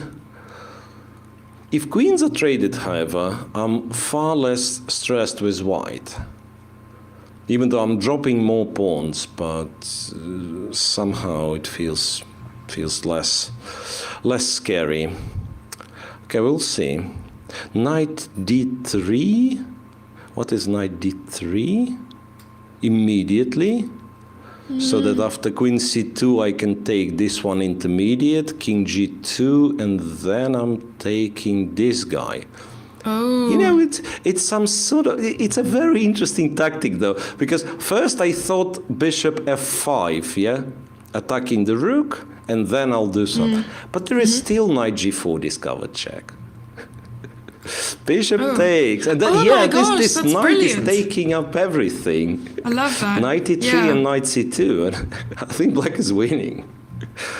That's so nice. Yeah, I mean, probably still... Winning with two knights, it's difficult, Knights, exactly, pair of knights, huge advantage. But it's only because I'm making a silly bishop f5 move. I think, yeah, something like king g3 perhaps keeps white afloat, at least for now. But yeah, so seems a lot of options, really. Seems a lot of options for Dominguez. Knight d3 I do like, personally. But there might be something else. Might as well just take f2, trade the queen, say, okay, I have 2 pawns for an exchange. Still, the knight on f4 is beautiful, so why not? Ooh, there is another result on the scoreboard. We have a draw between Sam Shankland and Wesley So. Not a shocker. Yeah, two Not kings. a shocker. Two kings left on the board. 100% a draw, I think. Yeah. Okay, so knight to d3, right? Knight to d3 played. Not that Daniel has, I mean, he still has half an hour, but not that he has such an awful lot of options. So queen takes will be played very fast, I believe. Queen takes c2, that is. And then it's knight f2 check. Then it's knight f2 check, and king g2 is the only move, and then rook takes c2. Right, so at the moment, how many games finished? So 3 games have finished and 3 5 games remain. 5 games remain. So we have draws for Shankland against Saw, Kama against Mamedyarov, and we have a victory for Pratken against MVL, right? Yeah. So I suggest let's wait for the time trouble to finish in like all the remaining games, right? Let's pass the time control. Then we'll have some, I believe we already have some interviews recorded, and so maybe we'll make it like a longer break to check the interviews. To grab some snacks. Everyone can get some snacks. Like unless of course that the results will keep coming, because it won't be shocking news if, let's say, Aronian beats Nakamura, even though they've passed the time control, right? Yeah, very fair. Nakam might be running out of second time control. Okay, queen takes c2 played, knight f2 played, so some moves happening there. Yep. Oof. Knight d3 played, I don't think I was knight looking f2, at the live board. King g2, king g2 has to be, otherwise you allow double check. Yeah, no, this is exactly g4. what you were talking about. What if knight takes g4 now? Oh, that... No, but the rook's hanging, right? Oh, yeah, oh, no, of course. Yeah, Sorry, so he I thought captures that- c2. Now bishop f5 loser. He That won was a king really g3. quick king g3, yeah. Well, I Yeah, suppose yeah. they have to make one more move to reach move 40. King g3, and now the question is, can black really do something big? Like win the game on a spot? Apparently not. And a knight on f2, sort of, I mean, it's a nice piece, but at the same time, it's kind of got stuck a little bit. So, I mean, black's never worse. I mean, you can trade on g4, go rook c4, and it's like it's only white who has to be careful. Yeah. But I believe like something like that would really increase white's odds of surviving by just going king h3 or something.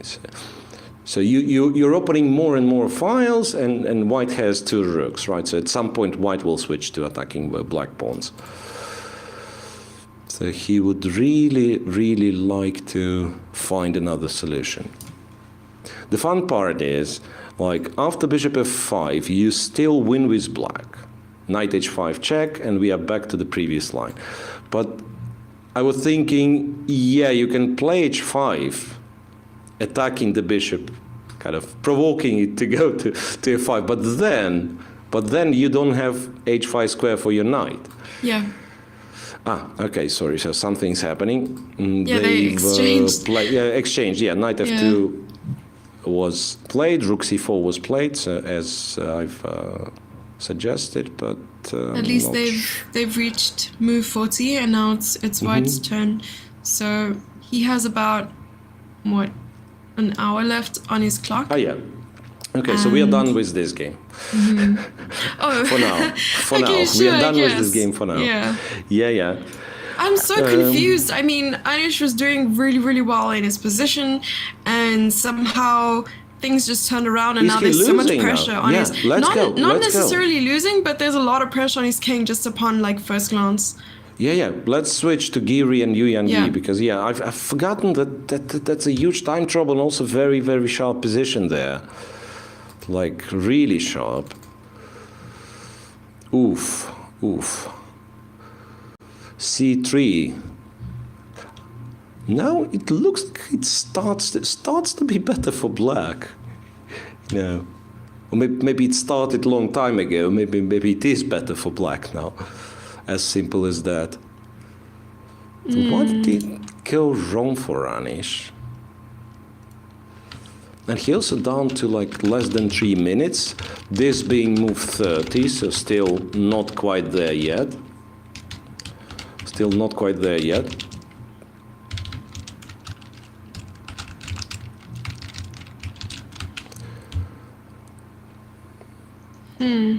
I'm trying to understand. Yeah, I'm not sure what Black's move is here, first of all.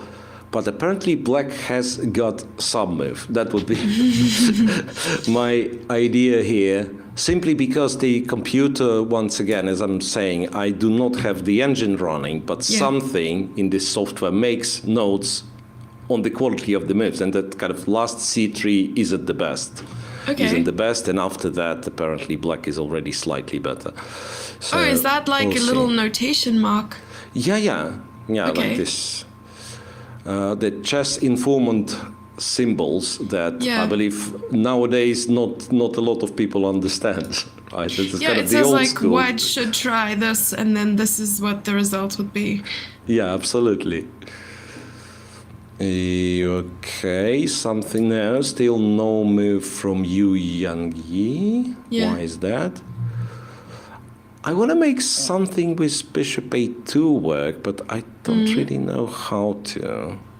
Because bishop takes a2, queen, maybe queen takes, and then rook a8. Yeah, I was thinking queen takes, rook a8, and once again we are kind of running out of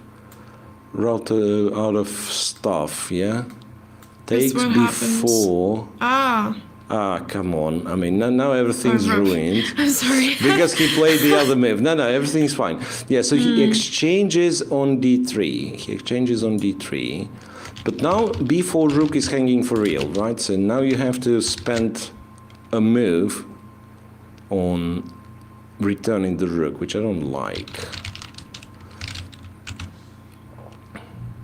Like rook b5 or something, or what else do you do? Maybe you go rook b5, Taking... Wait, was that played? Oh, it was. Yeah, this is... Wait a second. This is something... rook b5's on the board, sorry. Just that I didn't get it for some reason. It comes with a little bit of a delay. Yeah, because I just noticed it's Anish who is thinking. So his time is ticking down. He's still... Yeah, rook b5's on the board now. Still 9 moves to reach the time control. 2 minutes for Anish. 2 minutes. And no comfortable way of capturing the b2 pawn. I kept telling you that, don't worry, this b2 guy, he protects us. Yeah, we can take it any time. Not really. Not so much. Not really. Not anymore, at least. Yeah, not really. Yeah. Not anymore. Well. h6. Okay.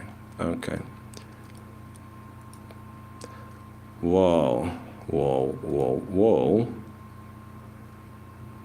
h6.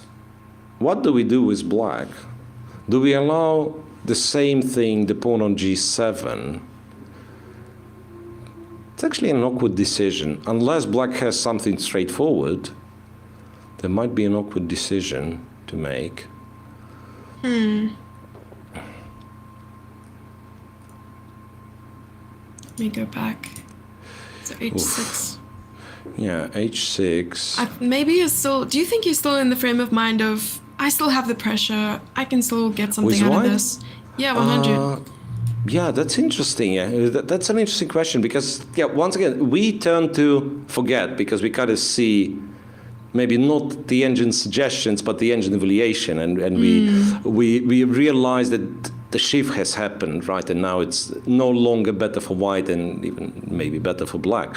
But maybe players still think the same. I mean, I'm always in that frame of mind, like in the beginning of a game, if I feel like I'm, you know, I have a bishop for a knight or something like that, and suddenly I feel confident and that advantage isn't going to go away no matter what happens. And maybe you're still like, oh, now I can get something out of this position. Oh. Okay. Is everything okay? Can you still hear me? Yeah, sure. Sorry, Okay. I just got distracted because I think our duty is kind of stay with the time trouble till it ends, right? And then we can check all the interviews and so on. Makes sense. Because unless there is something live, which I don't think is the case. I think we only have like recorded interviews, and then that makes it possible to, you know, to postpone it a little. Apparently, bishop takes d3 was a mistake, and now he's no longer. Can it be that he's no longer better? I also have a funny. I don't know if it's to the point, but it's a funny line, so I'll show it anyway. Black captures on h6. Imagine this. And then we go c4 for whatever reason. And black is kind enough to take. And then what happens is this. Oh, and then getting the rook. This. And Wait, then bishop what? h6. Oh my and gosh, then that rook is e8 complicated. checkmate. I mean, it's a nice checkmate. It doesn't That work is on nice. many surfaces. It doesn't work. I mean, I can already see the refutation, but still, I mean. Well, the surface it you know, works. the trick is nice. That I basically get rid of all the stuff and then No, of course. I mean, I consider myself a one-trick pony, so this is brilliant. Okay, h6 is good. 6 is looks good. It's a nice try, yeah. At least looks good. Okay. So It's so confusing 8 though. moves. Rook a8 now. Rook a8 now, maybe. You always feel like there will be back rank issues even if you trap the queen somehow. But still, Rook a8 maybe works for now.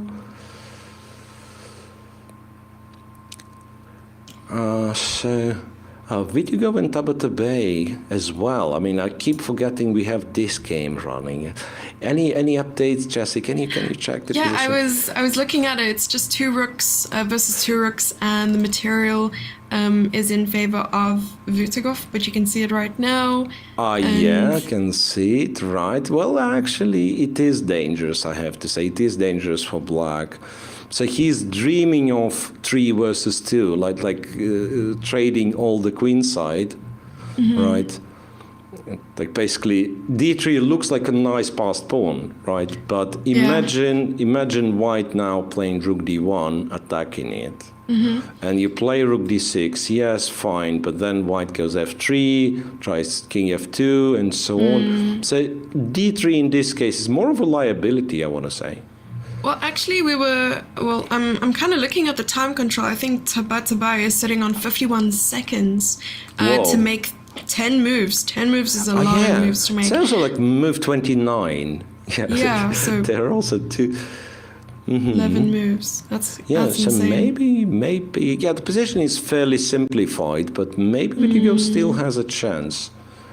So he's thinking himself now. So he apparently is looking for some way of improving on this rook d1 variation and so on. Just that I'm not sure why exactly. So not why, but what exactly would improve. Rook a5. Okay. Goodness. Okay. So he wants that outside pass pawn. That's very interesting stuff. It went from +2 to +0. +0. Huh? Yeah. Okay. But how's that? How's that? So I think previously it was trade, recommended to do exactly what you had suggested, doubling up the rooks, and then after rook e to d6, going something like f4 and so on, king f2. Yeah. So what does he do now? Trades. Yeah. Well, no. Rook d7 played. Okay. Okay. Now it should be back to white's advantage. Yes. Yeah. f4 again recommended. I don't know why. f4, bring the king, and so on. Okay. So the thing is, like in such positions, oddly enough, the engine might be misleading because Maybe, like, I think so. If it ends up being 3 versus 2, right? Yeah. Imagine like everything gets the pawns get liquidated on a king's on a queen side as well as one pair of rooks. So we all know 3 versus 2 rook endgame is a draw. But for the engine, as long as it's not a table base, as long as it's not solved, it's an extra pawn, right? So it will be claiming +1, therefore it will be avoiding such lines with black. So those are rare cases where the engine might slightly mislead you. Okay, rook d7. Is rook e2 a threat? Not really, right? Okay, he went f3, which is once again understandable. F4, you were saying, was kind of possibly a better move, right? Or if rook e2 was, if he was able to get that in, would rook a2 then be a move? Yeah, okay, would he just play that then? Rook e2, not only that, he can take and go king f2. In fact, rook e2 is nothing, yeah. Okay. Rook e2 is nothing. Yeah, check, okay. Check king f2, very happy to do that. It helps him. Yeah. I think what black is hoping for is this line. So that when you trade, you do not stop the pawn. And I think he blundered king e3. King e3. Yeah, you would think of a check, king d3, but now the rook is hanging. So rook d7, like rook being on any other square on the second rank would win for black, right? Rook d7, you win the rook. Maybe. But the fact that it's precisely on c2 actually wins for white. So I'm really wondering, because I mean, if you gave a check with the idea to move the rook away, it doesn't make any sense, right? So apparently he went for rook e1 with the idea that he's going after some specific line. Yep. King f2, obviously, nice and simple. Is so played rook c1. Yes, this. Exactly. He's doing this. Rook c5. You're a mind reader. Not really. I mean, I've just been around. I've played chess myself. I know how you make good moves and also the motivation behind bad moves. Fair enough. Yeah. So rook c1, rook c5, I guess. Will you go for whatever reason is rook c5, he king abandoned f7. This idea of rook king f7. e2. No, that's correct, because rook c2 just lets me play king e3, and there is basically no way back for you. Now, if I go king e3, I'm not winning it yet because you have a check. Force me back, go back to c1. Yeah. So for now, it's still holding.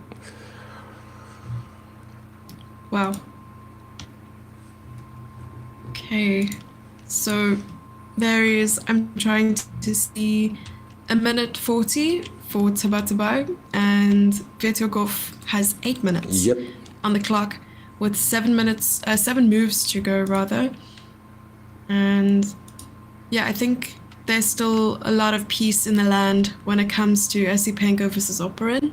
If we were to take a look at some other playing games. that one, yeah. Let's briefly check the other games. Yeah, Aronian and Nakamura reached the time control. The other guys reached the. Naka is sleeping or what? What's that?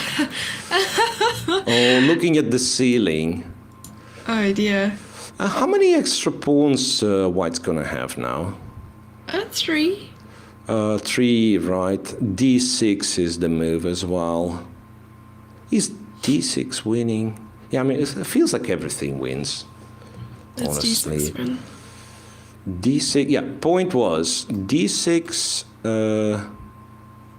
King B6.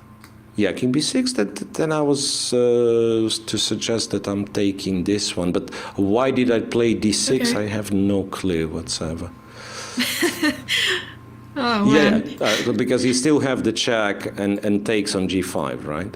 Still have this and takes on G5, which might still be winning because the knight is extremely awkward on G5.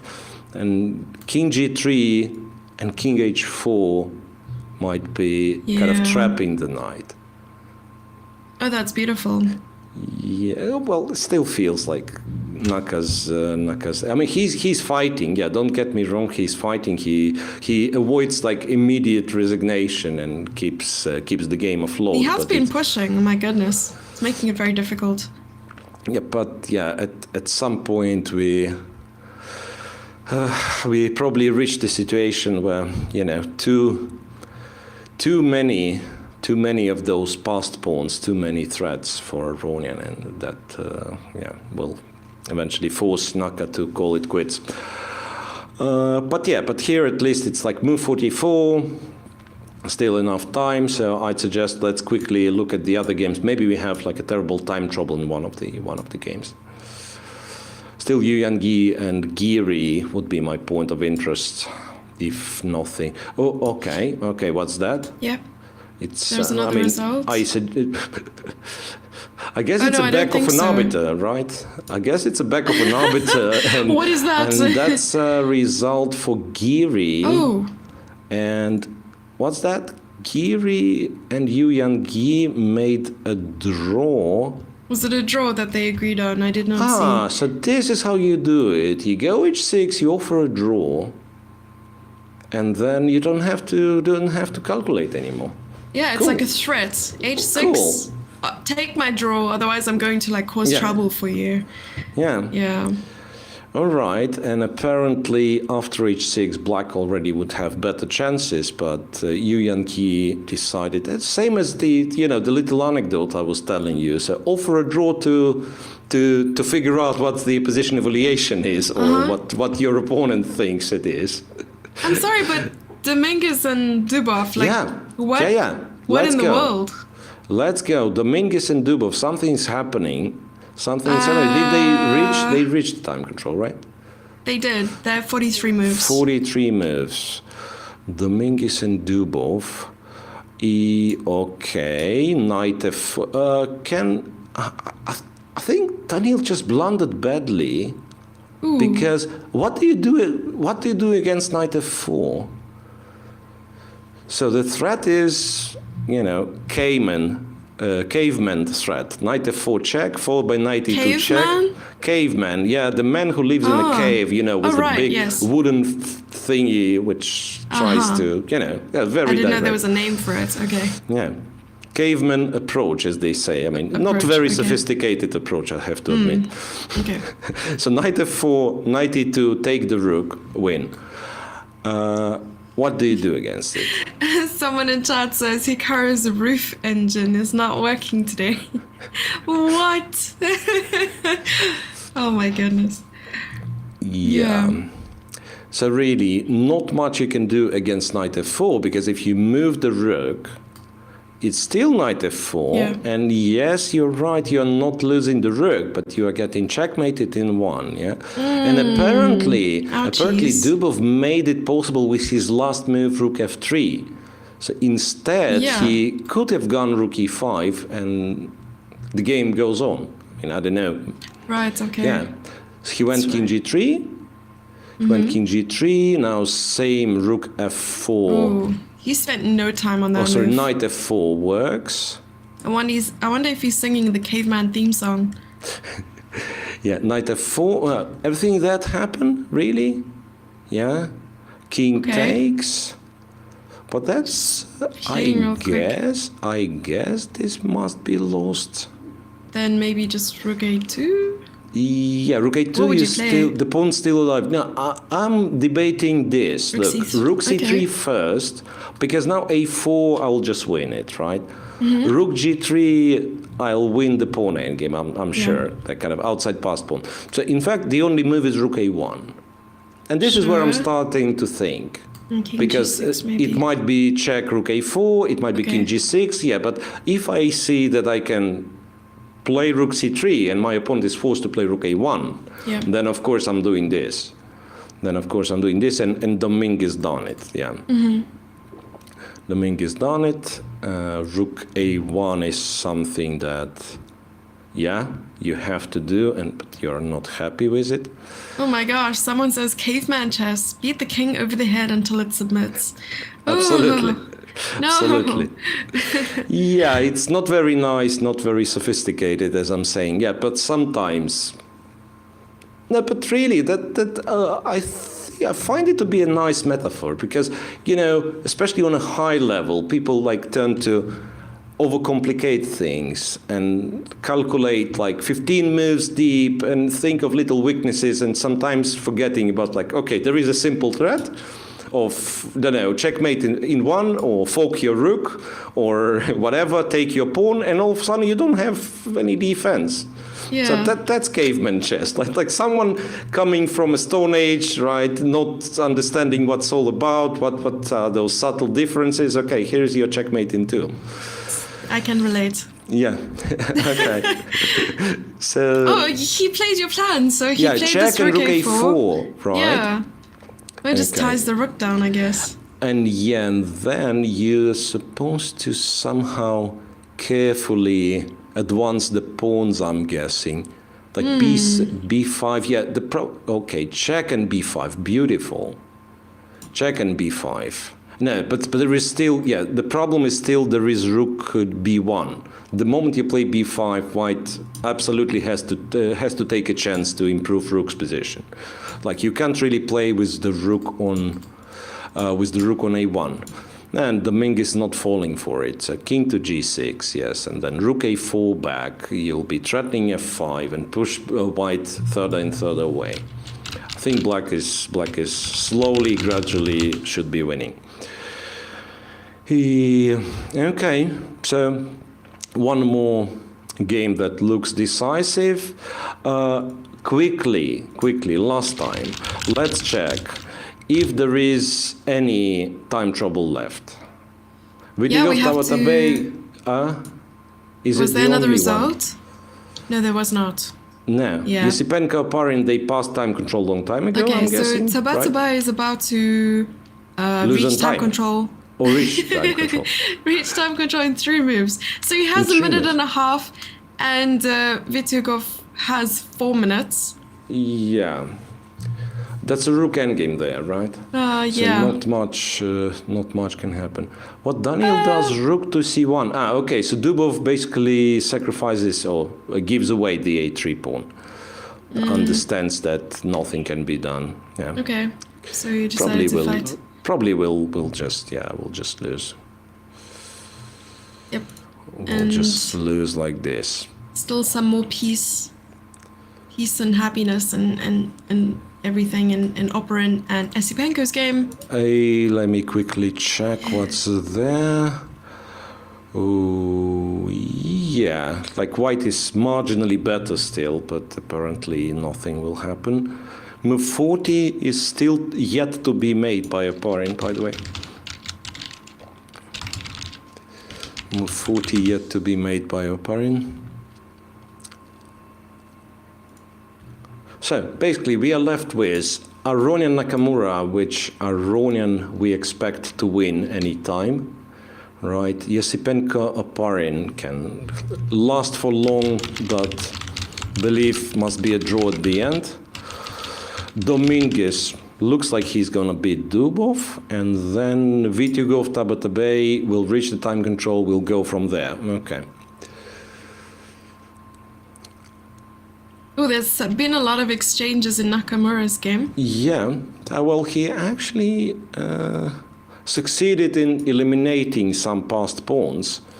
The thing is, he is still lost. That's kind of the bad news, right? Yeah, bad because news there. f5 and rook f6, the combination of f5 and rook f7 will win the h7 pawn, and then Right, it's we'll just just cut a the bishop mass off. of mass of pawns which is moving forward, cannot be stopped. Yeah, Dubov resigned against Dominguez. Yeah. So Lenier Dominguez wins it. And I think we are safe to say that we've made it to the time control, right? Yes. Okay, there is still like one more game that is technically didn't cross the time control. They're one limit, move away. But one move away, yeah. And what I wanted to say, I was informed that we have recorded interview with Pratken for a long time already, right? And possibly we have more. It's just that like leaving the game in the middle of a time trouble didn't feel right. But Yeah, I understand now, that. yeah, More likely to get a result. But now, yeah, now we are. I mean, we can do it anytime, more or less, right? Whenever we are ready to show, we'll be happy to show. Let me see. Okay, for one last time, Vitiugov against Tabatabaei. What's happening? Nikita must be winning. Nikita Vitiugov, that is. 2 pawns up, technically. Can take c7 and then protect h4. Should be good enough, but that's once again, that's move 40. So he's free to spend more time on it. Yeah. So, Jesse, I don't know if you are fine with that, but that was my fault, forcing you to survive how much it was? 3 hours 40 with only one break. Wow. So How if dare we you, can- Miro? I feel like this is yeah. absolute torture. Unacceptable. Torture, exactly. So apologies for that, but that's also on the players playing interesting games. Dang it, players. Yeah, No, it's all good. That's yeah. Alrighty. So I think since we made it to the time control, we will ask for a break now, if possible That at all, sounds good. right? And I'm excited yeah. to see some interviews, really. Yeah, so there'll there we go. be interviews, Yeah. there'll be possibly some ads, and we will be back, surely. We will be back. There are still games in progress. Aronian, Naka, Esipenko with Oparin, and Vitiugov Tabatabaei. Those 3 are still in progress, and we'll be covering all 3 in some time, right? Yeah. Sounds good. Lenier, Daniil, welcome for the first interviews in this third leg of Grand Prix events. It was a very long game, but starting, let's say, from the beginning, were you happy about the opening after what happened? Yeah, I think in general after, after knight bd7 or, like anyway, if you don't take on c3 as black, you're worse. Like much worse, but I think in general the result is sort of well deserved. Yeah, it was better in the opening, but it's way worse at chess. There was a moment you had to give up your second bishop f3. Was it a difficult move to play and open his g file? Yeah, it was difficult because first of all I missed that he can play queen e4, queen h4, and I was also taking way too much time. I was hesitating and. My position looked extremely dubious to me at that point.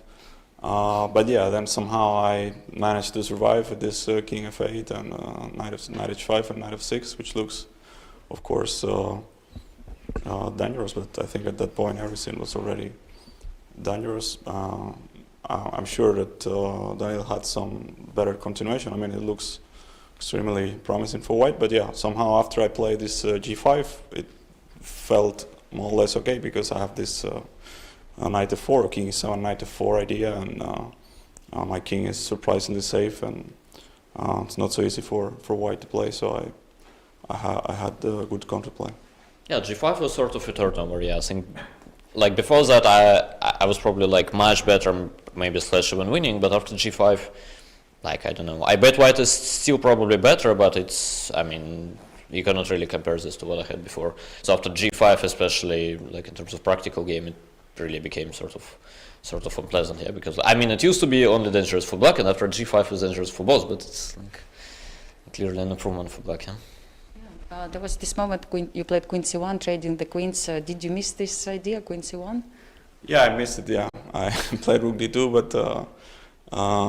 but yeah, probably. I mean, perhaps I have something much stronger. I'm not sure. I guess I have something much stronger. Yeah. But yeah, completely missed Queen C1. Luckily, I had this idea with knight D3. I thought that it's nice because at least I make it to move 40, and it's a position where I'm basically playing for 2 results and with very good chances. So I wasn't too worried after all. Yeah. Okay. Thanks a lot for your comments and all the best in the next games. Yeah. Thanks. Thank you.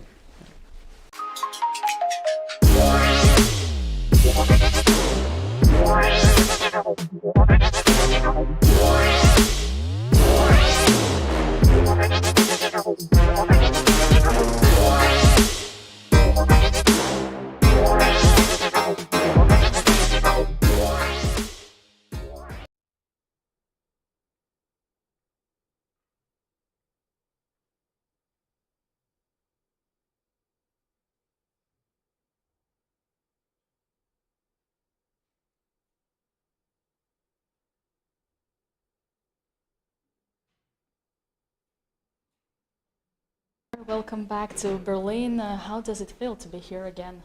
Yeah, it feels good. I think it's nice when you go to a tournament that you already participated before, because you know the atmosphere, and at least for me that helps. And yeah, it's good to be back. It's been 1 month since you left Berlin. Now you're back. How has your sleeping schedule been since you're here? Do you suffer from the jet lag? Yes, it's not going well. I didn't come, let's say, with many days in advance. It just came like a couple of days ago. But in general, I always have these issues. I mean, I think everybody has, but it doesn't really help if I come like 3-4 days in advance. So that's why I decided to come just a couple of days, and I'll try to manage. But yeah, it's kind of tough because I don't sleep very well. As all us professional chess players. Anyway, in this tournament, you need only a win if you want to fight for a spot in the candidates. Does this extra pressure motivate you to play your best chess? Like you have, in a way, only one option? In a way, yes, but I don't think it's. I mean, in general, I'm trying to have the mindset that I just will play and just try to do my best, and it doesn't really matter if it's qualification for candidates or it's just another tournament. So the idea is just to improve tournament by tournament, to try to take like a long-term view and just play my best in every game, try to improve, and yeah, whatever happens will happen. But I think it helps when you're when you have that mentality and you're playing this kind of tournament, because you basically don't care so much about the results, so you just try to make the best move, and if you're in good shape, it usually works pretty well. Well, I do hope it will work for you. Perhaps my final question for today, do you think Richard Rappert, practically speaking, has already guaranteed himself a place, one of the 2 places in the candidates? Yeah, it looks like that, yeah, because I mean it's very difficult that let's say everything that needs to happen for him not to qualify will actually happen. I don't think that will be the case. So I think, yeah, he's pretty much in, and now it's a question of who is the other. All right, well, we'll soon know it. And once again, welcome back to Berlin, and see you tomorrow. Thank you.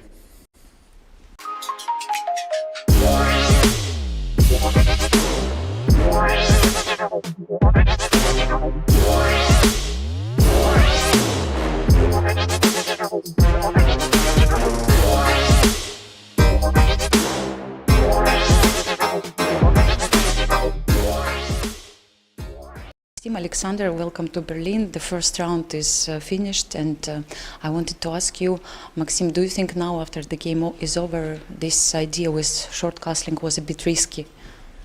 Yeah, definitely. I'd love to go back and see what went exactly wrong, but of course then I didn't like my position too much, and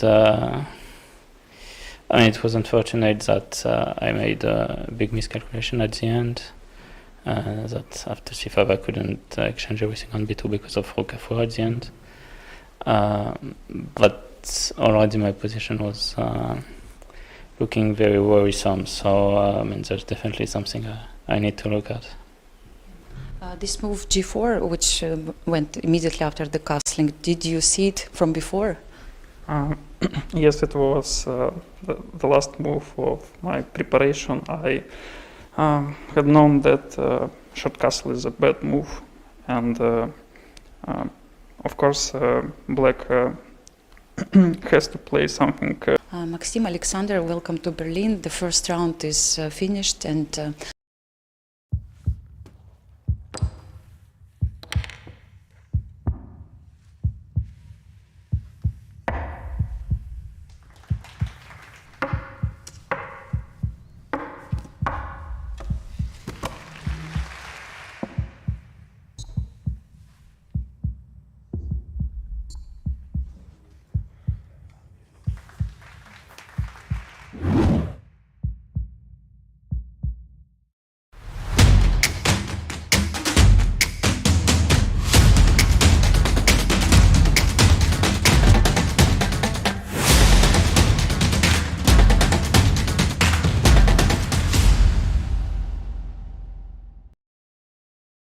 Sam, Wesley, welcome to the first round of the Grand Prix tournament.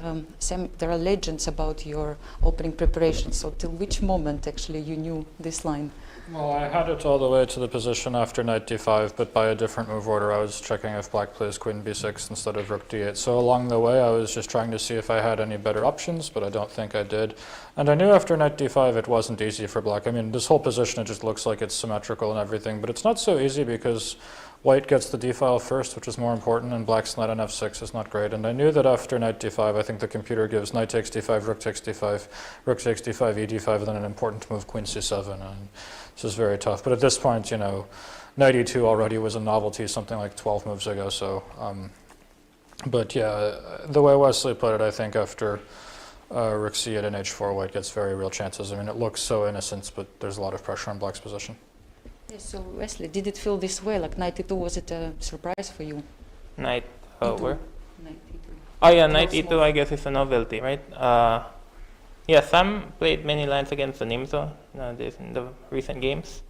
So yeah, I mean, he came very well prepared today. I thought I was very close to equality, but I made a mistake. I think the way I played, keeping the rooks with rook c8 was a very bad move. I should take on d5 and hope for the best. Probably white is a little bit better. But I think I should defend. Because the game Sam got real chances, I think after g3, queen c2, I think white could play rook d8, king h7, queen c2, rook c2, rook d7. And this looks very unpleasant for black. I was actually quite worried if someone had gone for this, and it took a long time. So, but yeah, it's not a very good game for me. But I think I only made like 1 or 2 small mistakes, and in the endgame with 3 versus 4 is holdable for black in the very least. Yeah. So there were no chances. Let's say it's a theoretical position. Let's say for both of you. Well, yeah, I mean, it all comes down to whether white can play h5 or not, and I somehow miscalculated something when I played this rook b5. I thought that after b6, rook e5, I was mostly focused on black playing a6 there instead of just immediately going a pawn down, which I also thought might hold, but after a6 there's some line rook e8 check, and then king h7, e5, rook takes b2, rook f8, and it's very real chances. But it all comes down to whether black can play h5 in time, and somehow I thought that when he plays h5 I'm in time to go rook a4, rook b4, and then play a4, but I'm just not. Like, he can play either rook b3 or rook a2, at which point black should hold, because somehow he's counting on this rook a4 coming to b4, and then it's real chances then. But once he's able to trade off the b and a pawns with the pawn on h5, it should be a very routine draw. I don't even think there's anything I can really try. Thanks a lot for your comments. And the last question, like, what are your expectations from this tournament? What are you fighting for?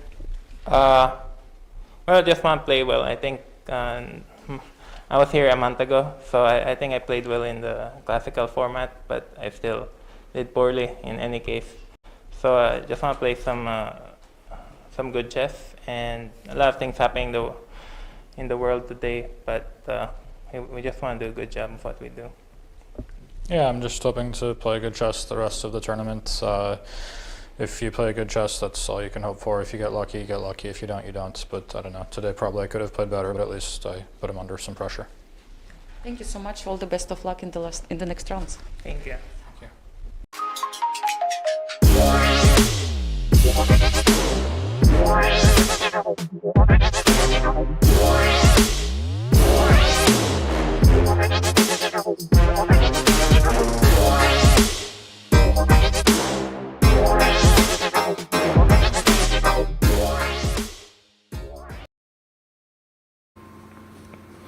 Okay, so looks like we are back, and the game is still in progress. The one that you, Jesse, predicted to finish one of the first, yeah, and I was totally like with you on this. So that's, we both were right. You know, it doesn't have to be a competition. We both won this time. or not quite. Yeah. Okay, so nothing new here. Aronian seems to be winning. Naka seems to be putting in like exceptionally good fight under the circumstances, right? Still like fighting. And I'm wondering what happens now with f5, because I thought, okay, with the bishop on b1 you can lock the bishop out with f5, but f5 is still in play here, and I mean, yeah, first you have to move the rook somewhere, right?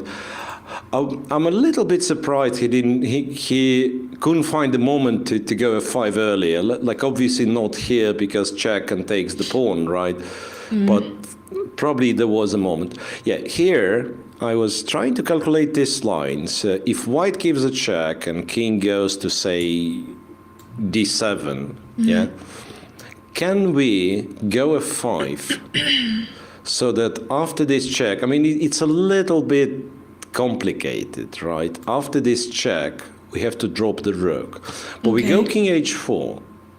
So once again, it all works under the assumption that if the bishop has to leave, then rook h6 and white just wins, right? So we check this line, knight takes f6, and white takes on g6. Irish and pawns? I think it's winning. I think it's winning. There is like the knights hanging, right? If the knights moved, then g takes h7, white wins. So the only thing that is left to check is black capturing back, white taking here. But it is winning. Like there is nothing. E6. King e6, right? King and then g5. King g5 would be a mistake because then king f7. And you'll have to drop the f6 pawn. Yeah, but g5 wins. G5 wins more or less casually, because you just bring the king. Of course, I was just testing your endgame skills. Yeah, and then come on, it can't be. No, it can't be this. In fact, nothing of that has happened. Rook f8, okay, knight e6, rook g8, so he is waiting to play f5. Yeah, but then what, f5, bishop f7, and Naka still finds tricks. f5, he'll have bishop f7. Attacking the rook, and if the rook moves, knight takes g5. He's fighting. He's fighting. He's fighting, yeah. So you have to go like rook a8 or something along those lines. Yeah, but then knight takes g5, yeah? So you're not playing f5 perhaps, but just go rook a8 immediately. And then, he's not too far, or is he too far? He's probably still lost, yeah. He's probably still lost. But yeah, good fight anyway. King d6 still making Aronian work for it. What else do we have? We have Vitiugov and Vitiugov Tabatabaei, sorry, and we have Esipenko Oparin. Yeah, I wanted to take a look at Tabatabaei his game. And it looks like, okay, white is a pawn up, but this pawn, I mean, is a center pawn. I'm not too sure how to proceed here for black. Well, I think that there is an important moment in this game that happened a few moves ago. So there was... Because they had two rooks, and I'm not sure if he should have kept both rooks on the board. Well, that was one, yeah. But there is also this moment. I mean, when we get the analysis board, I want to show something. Yeah. So look, he captured on c7. The king went to f6. After this check, king went back to f7. There was no way. Sorry, silly me. I thought g3 was a possibility, but then rook h3 happens, or rook g1 happens. Now, then it's not so important. I thought white could have kept two pawns, decided not to, and therefore I thought, yeah, he calculated everything and he's winning now. He's probably winning now anyways. He went king e4, went king e5. The d pawn is very dangerous. You want king of the hill, 100%. Yeah. The one, perhaps for those who do not know, we have to mention there is a chess variant on, where is it? On chess.com, I believe on Lee Chess it's available, yeah? So you can win by checkmating your opponent or getting your king on one of the central squares. Yes. Right. And I think rook c7 should be winning pretty comfortably. Rook c7 and then maybe even g4 next move. Yeah, this actually happened. Rook c7 was played, followed by king to e8. King e8, okay, and then something like g4 must be it. Yeah. I'm guessing. Not sure though. I was looking at something like king to e6. More direct, like king e6 first, king d8 threatening, and something like rook king d7. I'm not rook sure if this is d7 necessary. check first, king c8. Yeah, and then moving a bit. Yeah. Yeah, but I mean, it's regrettable that we will lose the pawn, right? Makes sense. Wait a second. There might be some positions where we are winning like this, for instance. Rook g2, just go d6. And d5, sorry, and then maybe we are still kind of winning, but that's already, closer to black having chances because like the pawns are equal and so on. So I would prefer not to calculate, but just to keep the material. This is to go entering g4. my anxiety territory because of how little I know about rook and pawn endings, and every time I learn about the Philidor or the different types of endings, it's just. I keep face palming because I'm like, I need to know more about this. Yeah, so I mean, I'm guessing this has to be fairly straightforward. G4, and the point is, if you trade, I don't even need the D pawn. Yes, I'm planning to win by going king f6, g5, and then queening the g pawn slowly. Yeah. So all in all, looks winning. But there is still time for both players. And what about coming back to c2, just protecting with the rook? Maybe for now. Arguing that if the king goes back, wait a second, but we can do better than this. We can go king e6, threaten a checkmate, and after king d8, just go back. So now h4 is the thing, and then black threatens h3. Might not be as straightforward. Now and then we go rook pawn? a2. Yeah, pushing the pawn. I don't think we are on time. But he went g4. Okay. So you decided on g4 at the end. Yeah, but I think that's exactly the way it wins, is that you you've probably heard of like two weaknesses principle, right? They say like in the end game you have to have two weaknesses for your opponent. He can protect one, but he cannot protect two simultaneously. And then D pawn, your past D pawn would be one weakness for black, and the other one you kind of isolate. Doesn't matter what happens here. Do we exchange or black goes H4? You kind of isolate G6 as the second weakness. No, I'm very, very good at teaching this principle, but implementing it is a different story, I believe. Yeah. Okay. Yeah. All right. So there is that. What's the I don't know. Shall I say the most exciting of the remaining games? Yeah. So that's the thing. I mean, there are 3 games left. One which we were like, okay, sure, this is going to be a draw, or at least not exciting as of yet. And then we have this one that we're taking a look at, and of course, the Aronian versus Nakamura. And someone in chat actually mentioned something. Well, actually, it's a question. In practice, how hard is Levon's endgame to win? Because, of course, maybe just if you're sitting with an engine, it's incredibly easy. You just sort of follow the moves. But how difficult is it to win without one and just sitting there trying to analyze? Okay, that's an interesting on a scale from 1 to 10, right? Where 1 is the easy peasy checkmate with 2 rooks or something, right? Yeah, and 10 is difficult. I don't know. So probably like 100. World champion study, right? No, I think it's somewhere in between. Like you do not win this. I mean, it is like winning by a huge margin. Or it was. Maybe Aronian made it that now it's winning with like almost only moves or something. Okay. Yeah, but it feels like it was winning by a huge margin. It's just that you have to pick up the plan and then stick to a plan, right? Like his plan was he's betting on these 3 pawns advancing and him winning the H7 pawn if he can get the position back and so on.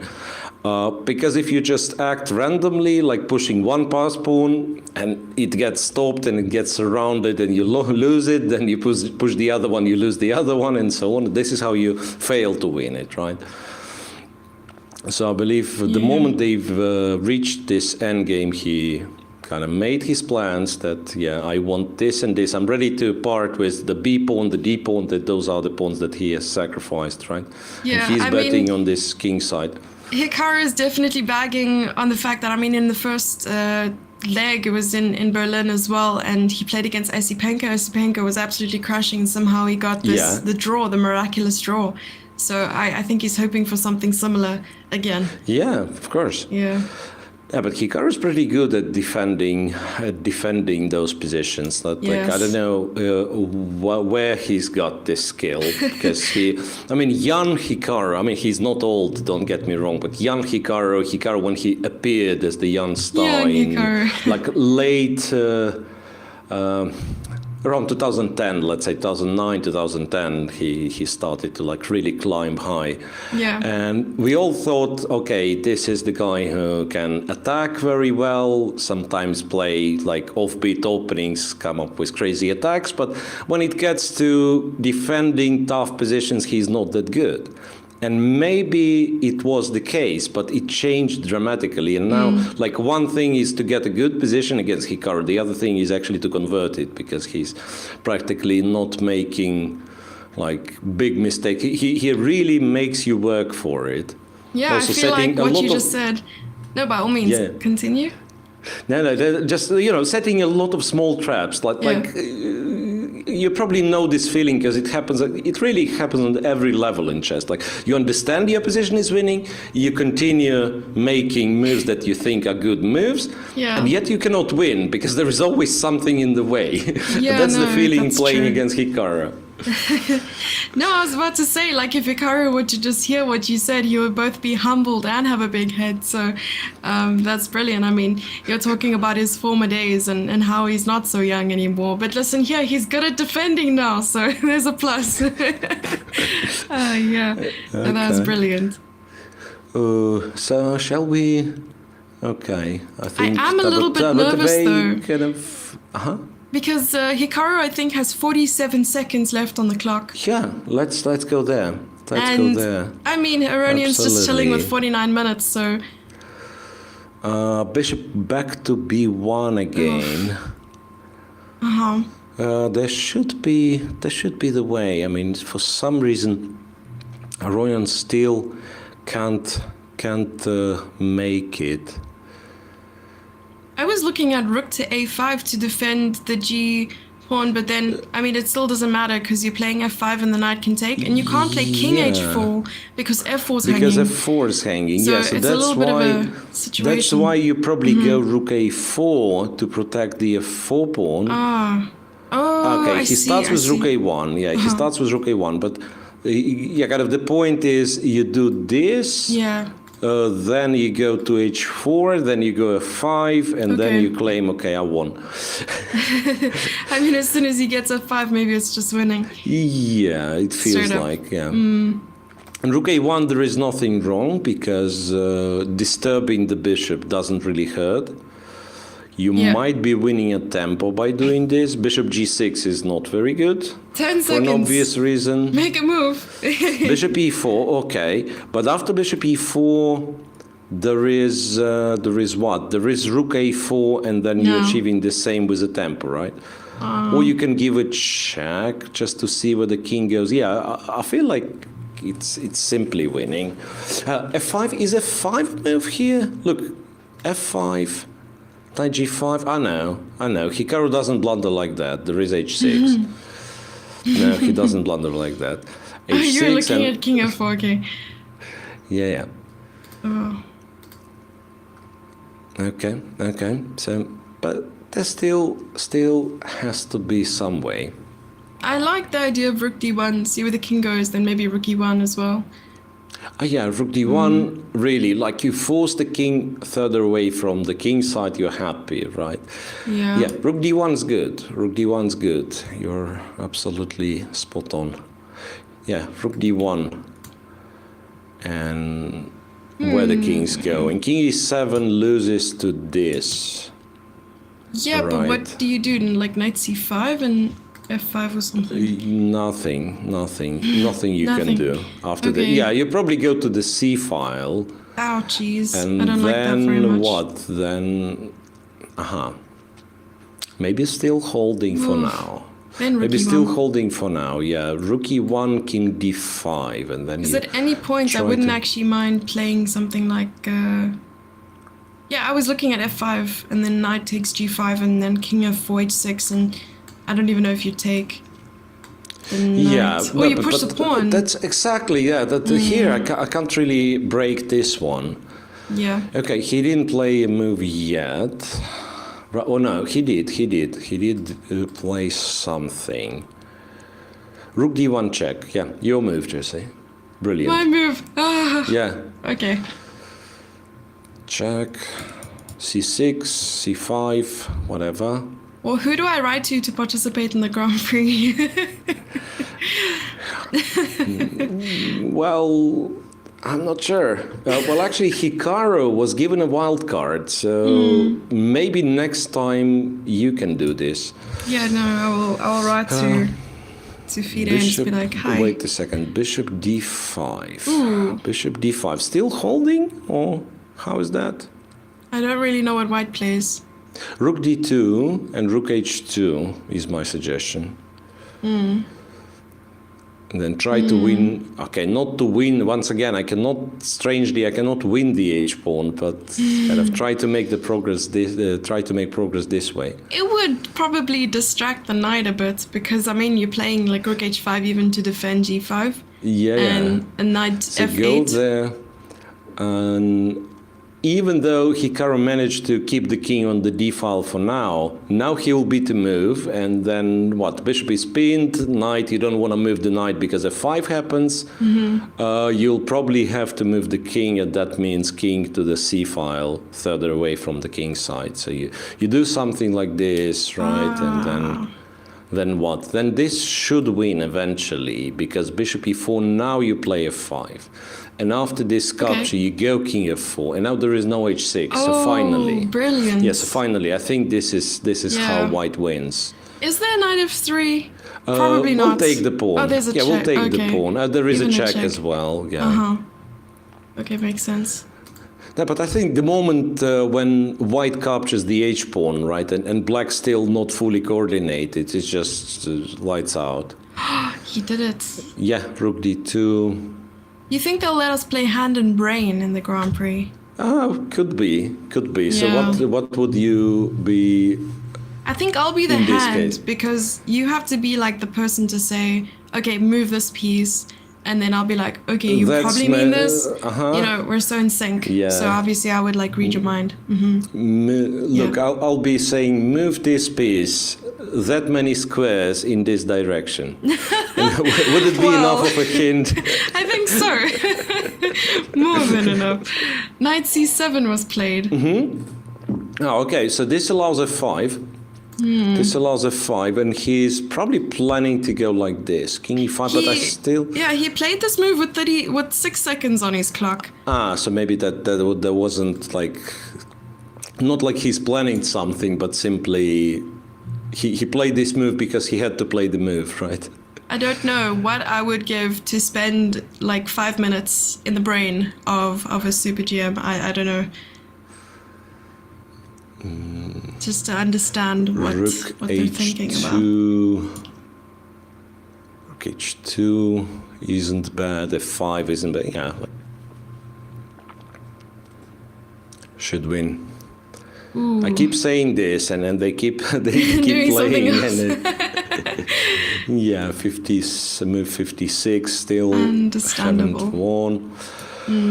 Maybe let's check Esipenko with Oparin. I mean, we haven't checked this one for quite a while, and the game is still on. And yeah, well, apparently Esipenko still thinks there is a chance, and maybe he's not wrong after all. Well, they both have 4 pawns and all on the king side. Yeah, bishop so pair. it's like fairly close to equality, right? But we can see it's white who is trying, right? Like e6 pawns still a target after say bishop c4. So I wonder what black's reply is. Is it knight f8? Yeah. I mean, I can see something happening. Then white goes f4 and stuff. Yeah. Bishop c4 is what I would play. Attack the e6 pawn and see what happens.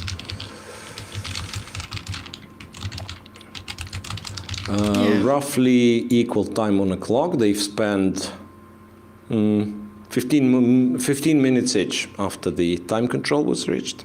Yeah, chat is discussing when that 30 minutes really arrives. So after move 40, and they're at move 56. Well, we were discussing the Hikaru game, and here we have Oparin and Esipenko being on move 43.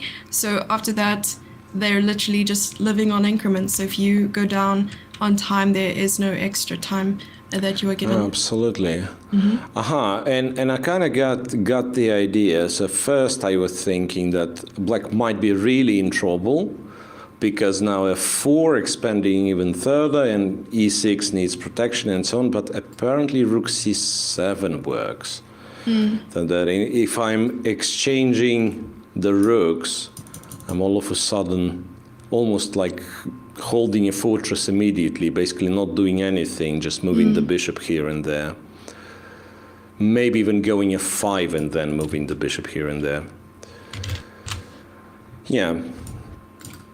So once again, apparently will save. It will take him quite a bit of time because white will keep trying. Not the most exciting game. The conclusion stays the same. sorry guys, but not the most exciting game. No, this is definitely just the start of the tournament, and just start with something pretty solid. I mean, to not leave with an egg, then it's something. Let me see. I'm just looking at this time tick down. Like Hikaru would make a move when he has like 6, 5, 4 seconds on the clock. So he's once again down with seconds, right? Ooh, yes. Okay. So he did make a move, at least. Then. All right. And Vitiugov Tabatabaei, this rook endgame, any updates there?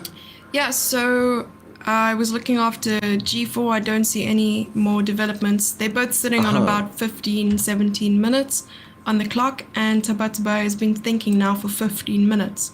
So yeah. he's been sitting for quite a Okay. while. And that was after So the it's a G4 critical. move, I think. Yeah, Yeah. G4 was the last move that was made. So we took a look at that.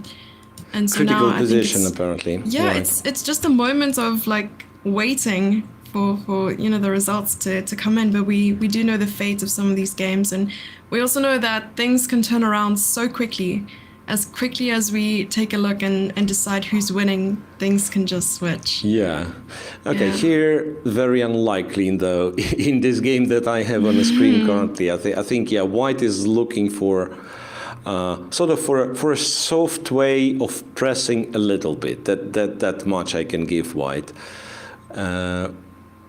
But not more than that. Yeah, apparently.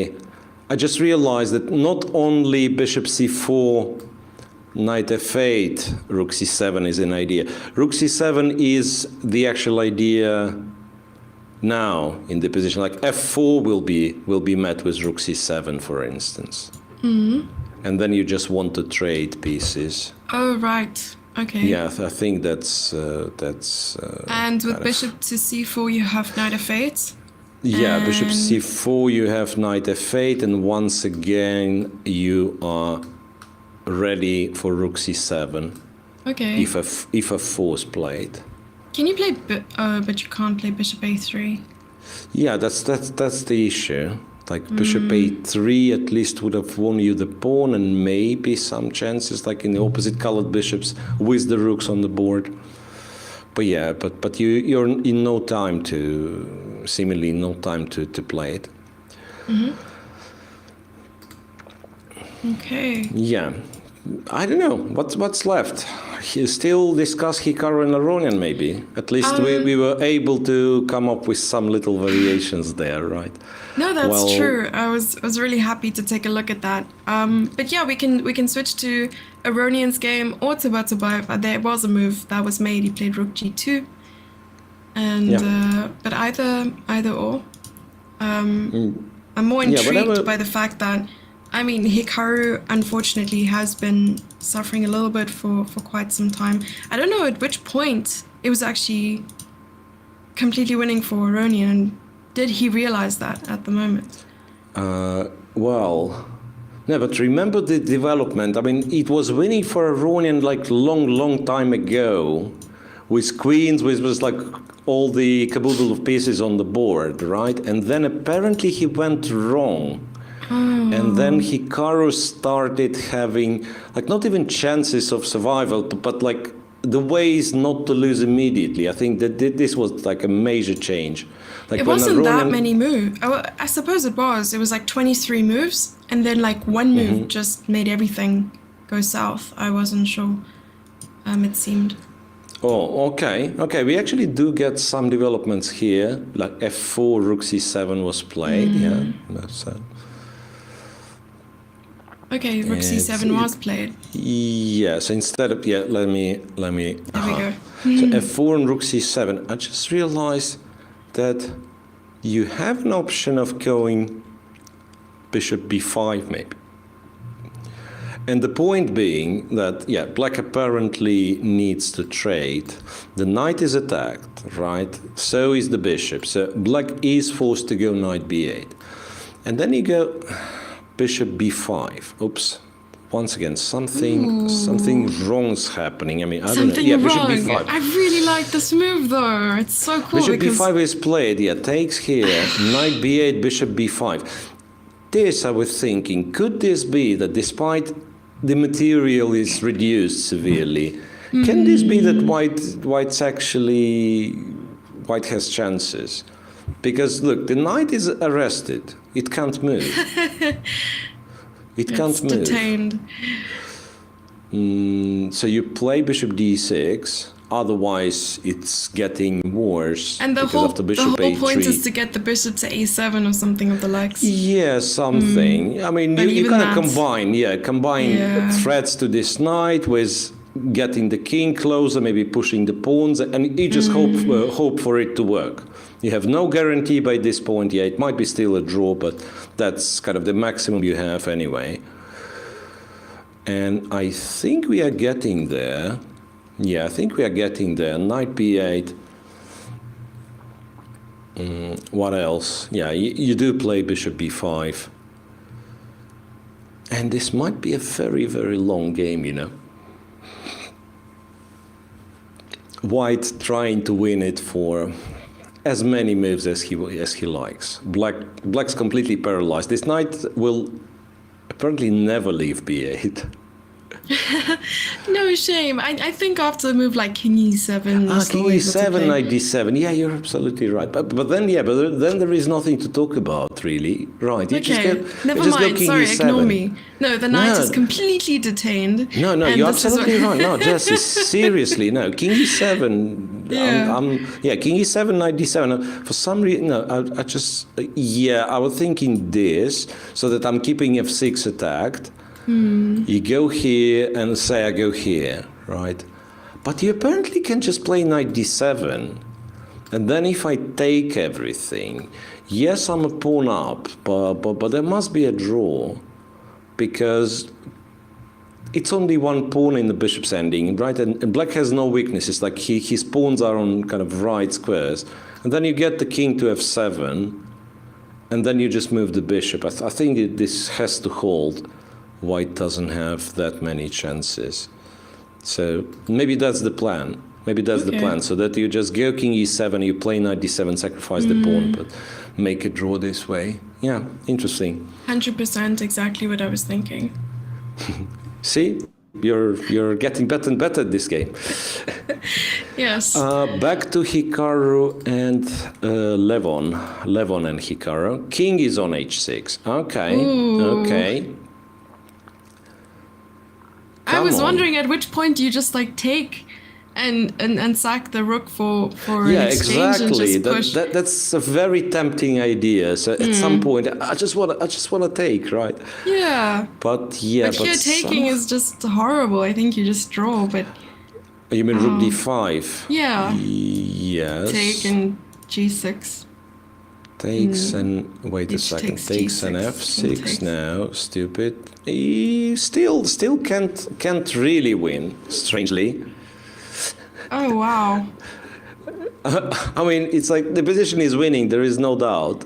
But ouch. How That's do horrible.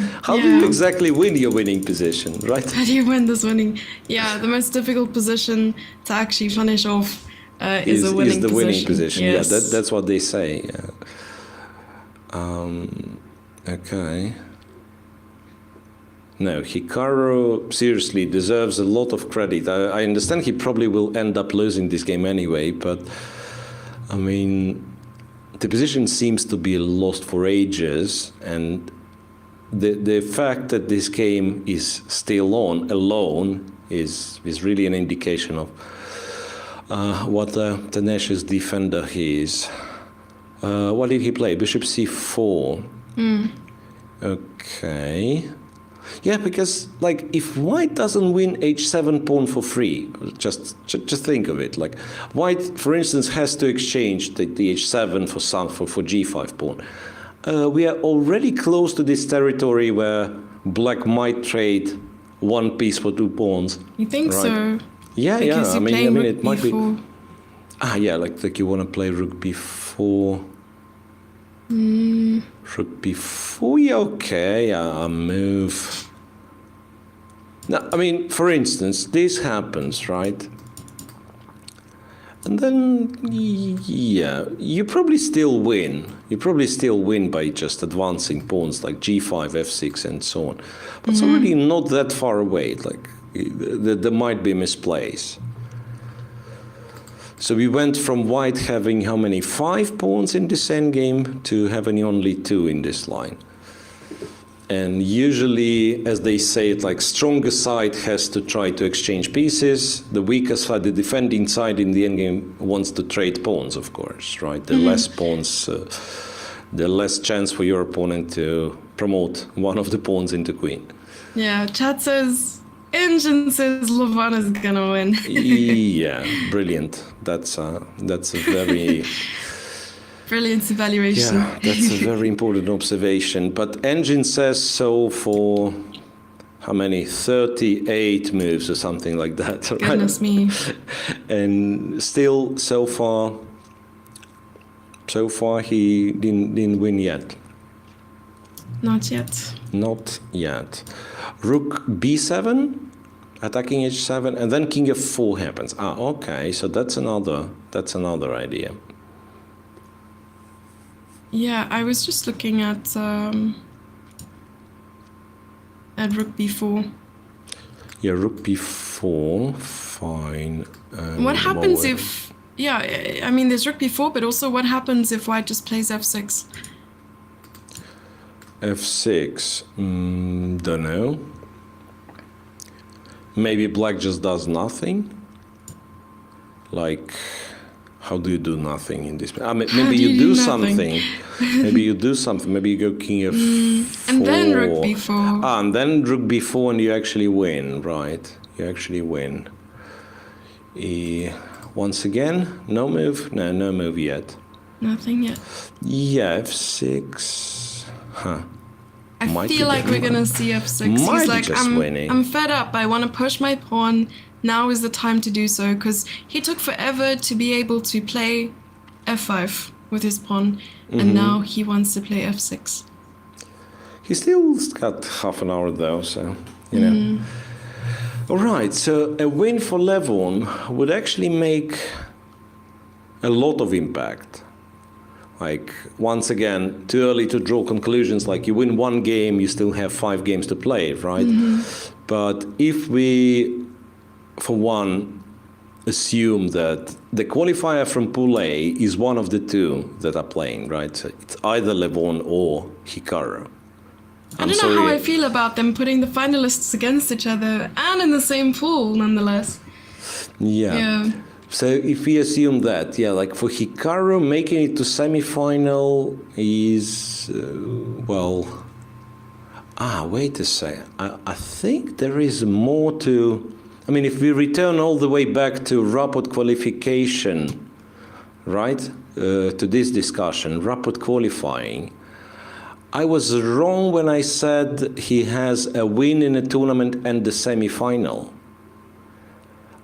He has a win in a tournament and the tiebreak for a semi-final.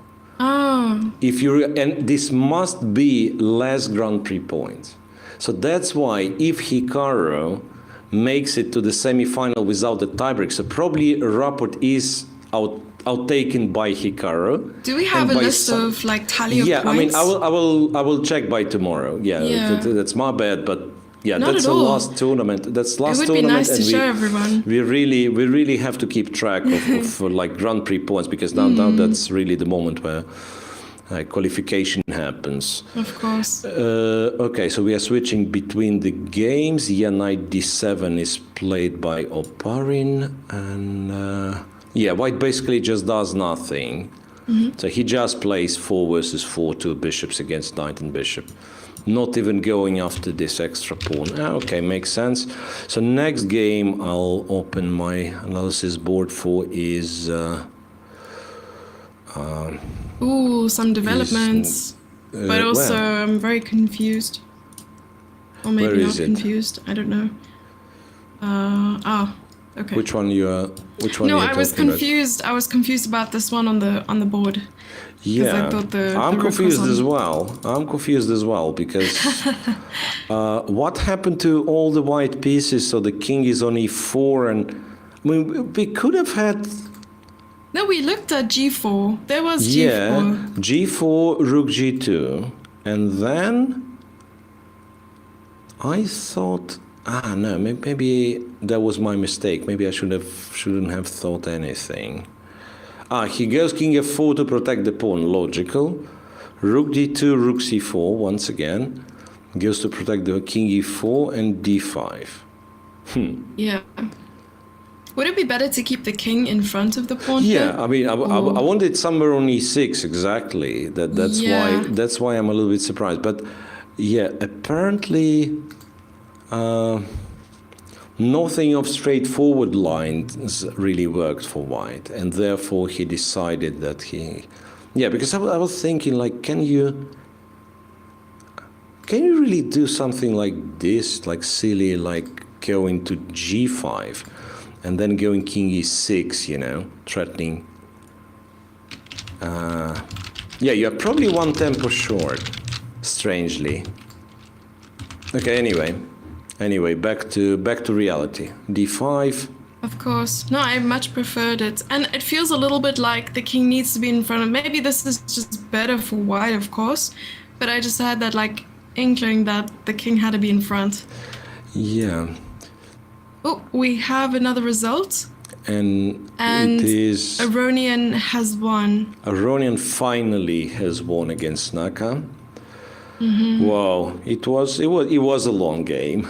And it was a rook sack. Can we show everyone the ending position?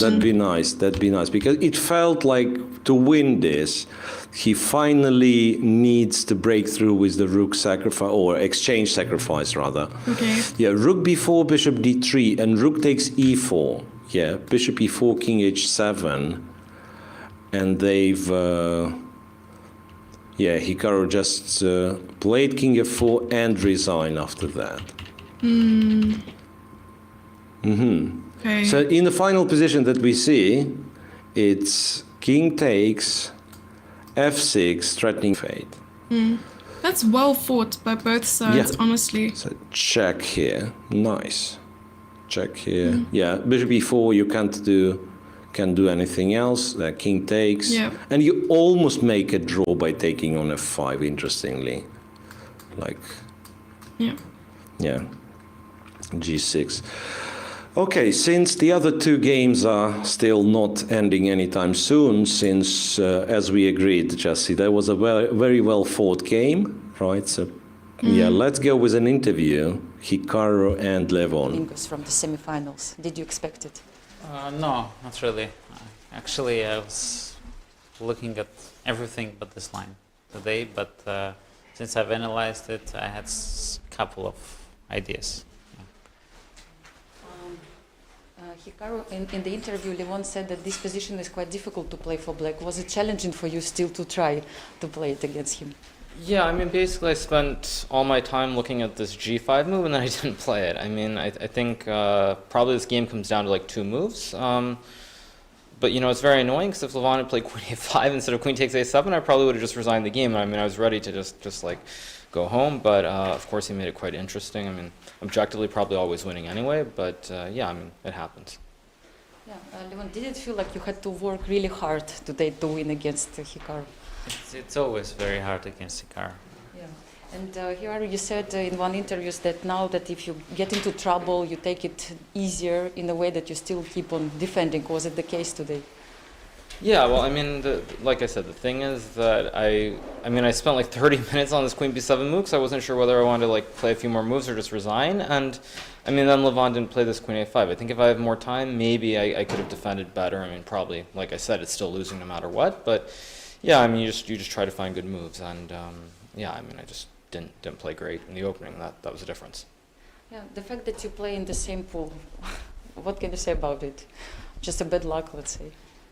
Well, considering I mean, the situation in the tournament.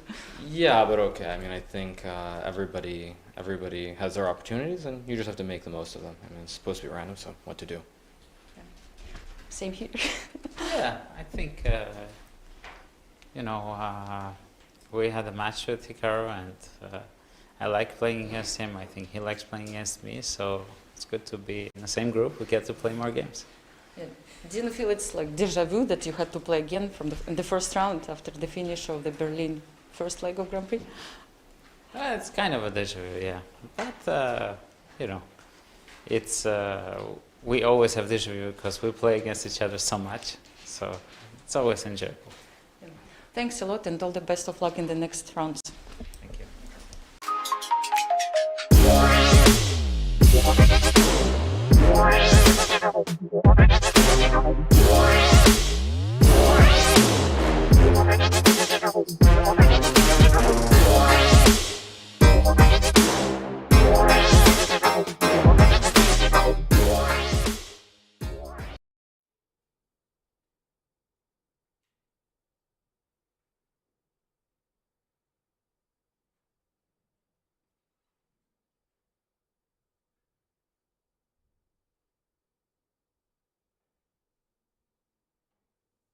Back to Berlin, how does it feel to be again here? Oh, it's great.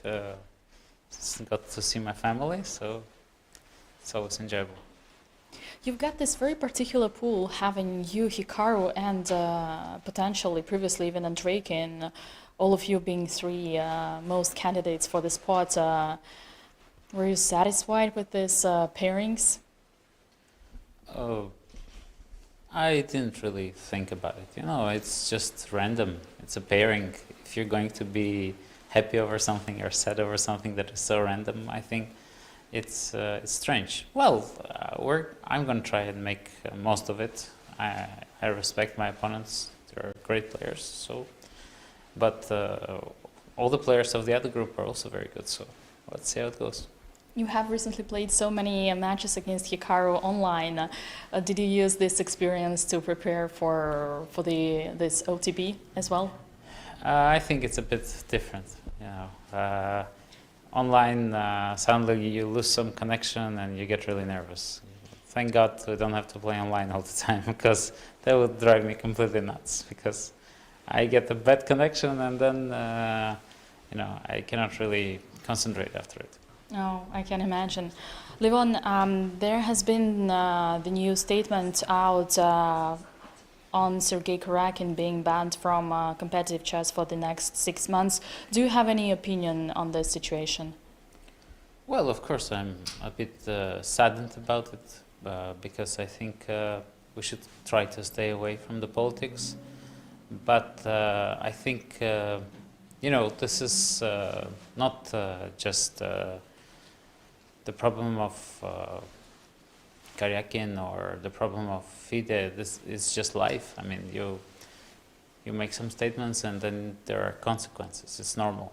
You know, we should try to. I think I personally try to stay away from politics. I try to believe. I believe that human life is the most valuable thing in the world, and I believe that we should try to protect it in any way we can.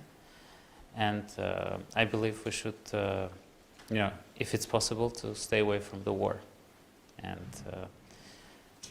not, I don't know, not kind of promote it generally. I think, but I do understand his point. I think Sergei is a very nice guy, and I'm sad for him. But at the same time, I think FIDE, you know, the decision. I also understand the decision. You know, I cannot really say if it's good or bad, but I think it's part of life. Right, Chess Federation of Russia might appeal to this decision. Do you think they have any chance to reverse the sentence? I think the biggest problem of this situation is that I think Sergei is not type of guy to do this. I do believe there is somebody standing behind him, because also the language is very different. I mean, his usual language, I know his usual language. I think there is, I do think he's being manipulated by some agency. I fear that. Getting back to the situation itself, if imagine Sergei does not play in the candidates, who would you consider to be the best candidate for his spot? It's tough to say. I guess it should be somebody who's highest rated. I guess that would make sense. Would you consider, for instance, Dean Loren or? Yeah, him as well. I think he could be a very good candidate as well. Right, and perhaps my final question for today. Do you think Richard Rappert practically has already guaranteed himself one of the two places in the candidates? It's probably 99%, and I'm very happy for him. He's a very entertaining and enterprising player. So, well done. Just like you, Levon. Thank you. See you tomorrow, and good luck. Thanks. See you tomorrow.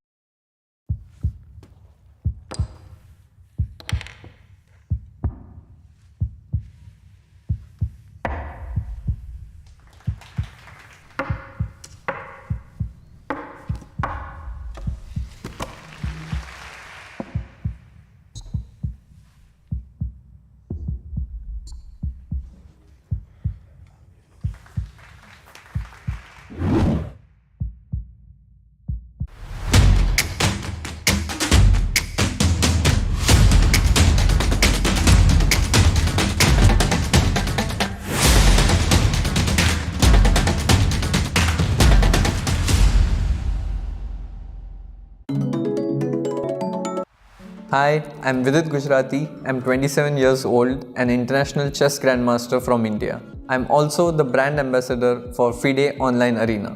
It's a place where you can play for online rating and online titles which can be recognized by FIDE officially. I feel chess is a sport which can be definitely played online, which other sports don't enjoy the luxury of. And the most important thing is that you can play from the comfort of your home, be it any time, against strong players all around the globe. And since the past 2 years, we have seen a boom in online chess. And be it for professional players or for people who have just started, I think it provides a great opportunity. In the next few months, I'll be streaming and playing games on the FIDE Online Arena. So be a part of it, and who knows, maybe we'll end up playing a game with each other. See you soon on the FIDE Online Arena.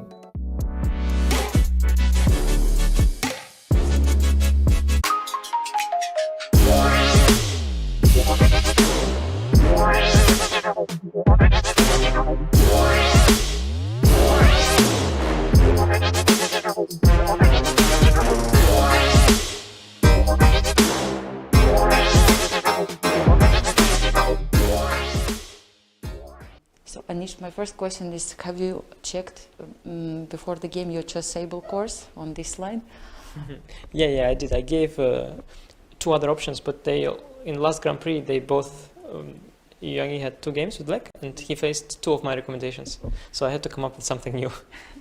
So that was a trick, yes, actually. So you had to come with a novelty, and actually it turned out to be a very interesting one, this pawn sacrifice. Yeah, for sure, it's very interesting, and I think Bishop d7 was a bad move, as far as I remembered. I think I should take what I did. Well, I played very well until very far, but it took me a lot of time, and to be honest, I can't say I regret taking the time, because I didn't see all these things right away, so it really took me time. I was not seeing Bishop d5 at first.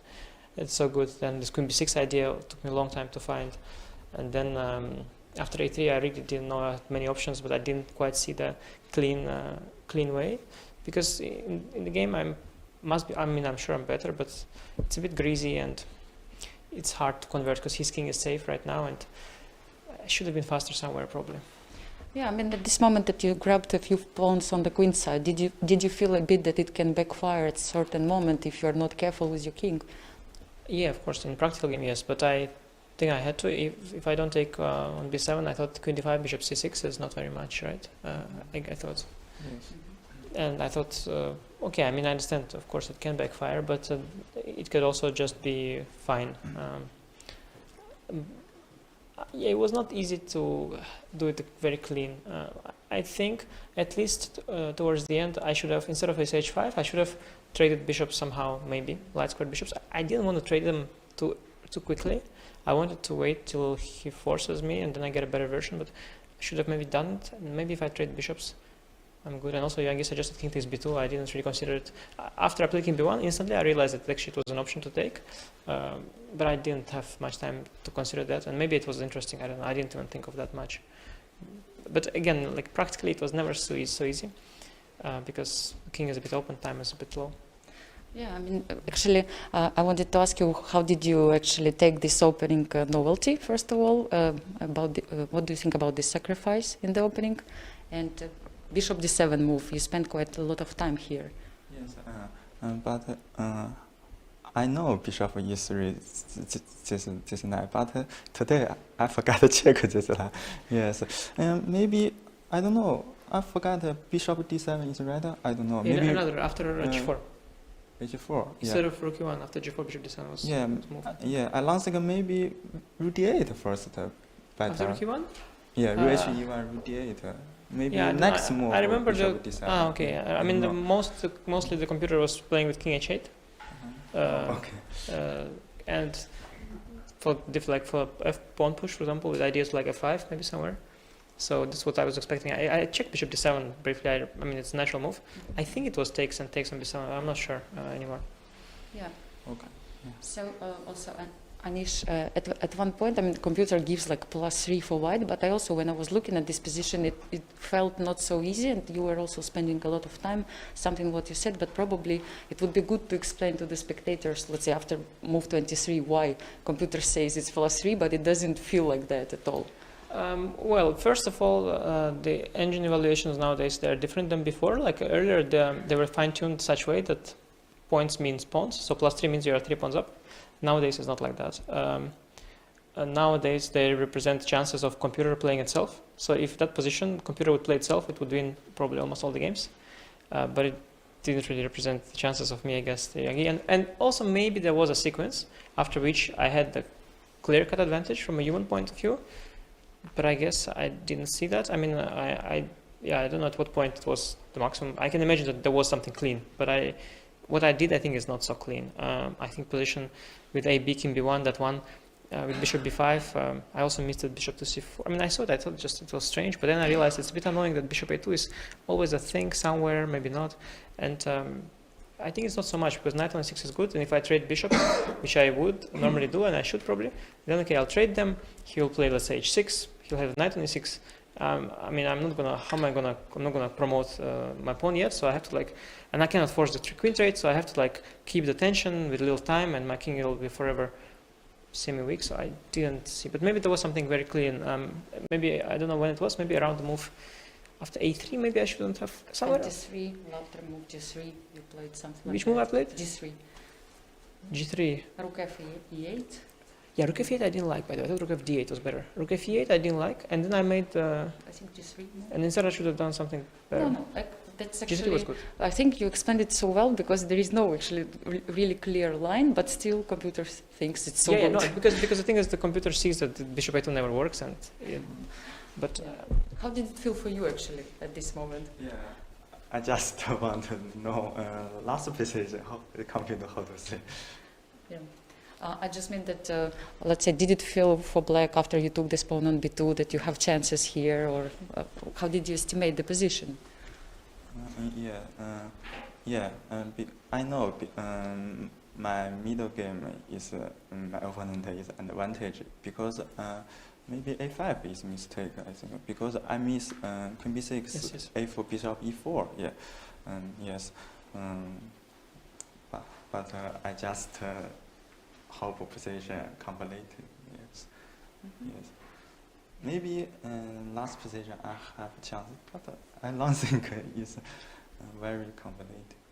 yeah, I don't know what is the final position. I guess it's by now it's already close to equal, no? Yes. I mean, I've done everything that to make it, and yeah, I thought I'm still okay objectively, but the trend was not my friend. Although the good thing was that I did have this pawn on H6, so at least he cannot do this H6 and save. Like his king is also there in the box.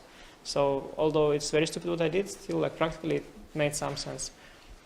But yeah, I don't think if there is not a clear-cut win, I don't think +3 is the representation of how I felt it, and given the time situation. And yeah, I mean, I didn't think it was that clear. I understand objectively I must be doing well, but it's hard. At that point, I had very little time, and I missed a bunch of things that he did. Like I didn't realize that he would go Rook B8, and then at some point I missed this move Rook C8, and then suddenly there is a threat of Queen C7, Rook A5, sort of a threat, yeah, after Rook C8. And I can play like A3 maybe, but maybe not. I don't know. I was confused.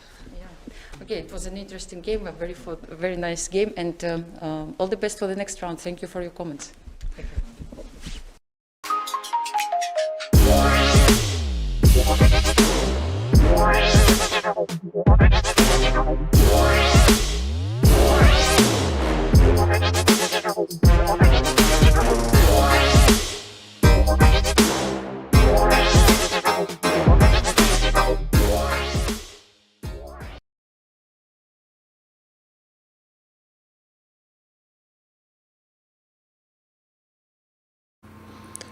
Okay, so Jesse and everyone, welcome back to the last FIDE Grand Prix tournament and its first round, right? That's the last game of round 1 of Berlin FIDE Grand Prix. And yeah, last game means that Yes. one game finished while we were on the break, right? Esipenko and Oparin made the draw finally. Yeah, so Esipenko was trying, but at some point kind of given up on trying to play for a win. And yeah, and what we have on the board... I do actually want to see the last position. I don't think I saw what happened. Didn't change all okay, so that they much. traded rooks. Yeah, they traded rooks Okay, fair enough. and nothing was done since, right?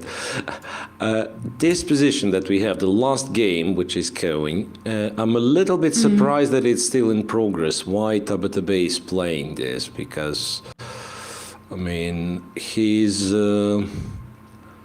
not only he's lost by such a huge margin. I mean, the easiest would be just to go. Once again, I'm talking for myself, right? I mean, Nikita, for one, prefers to go rook e4 and to cut the king away, right? I would have done king g7. I know, like, you get the king to g7, you get the pawn on g6, it's always winning. Yep. So, I don't know why, but that's what they say. Okay, so rook e4 is, of course, another way of doing this. Just a second. Yeah, rook e4, cut the king away. Then, yeah, you go king g7, g6, you get the king on g8. Okay, we'll probably see it. Since Tabatabaei is inclined to play it all till the end, we'll probably see it. Using, Ooh, I think king it's called... G7. Yeah, I think it's called...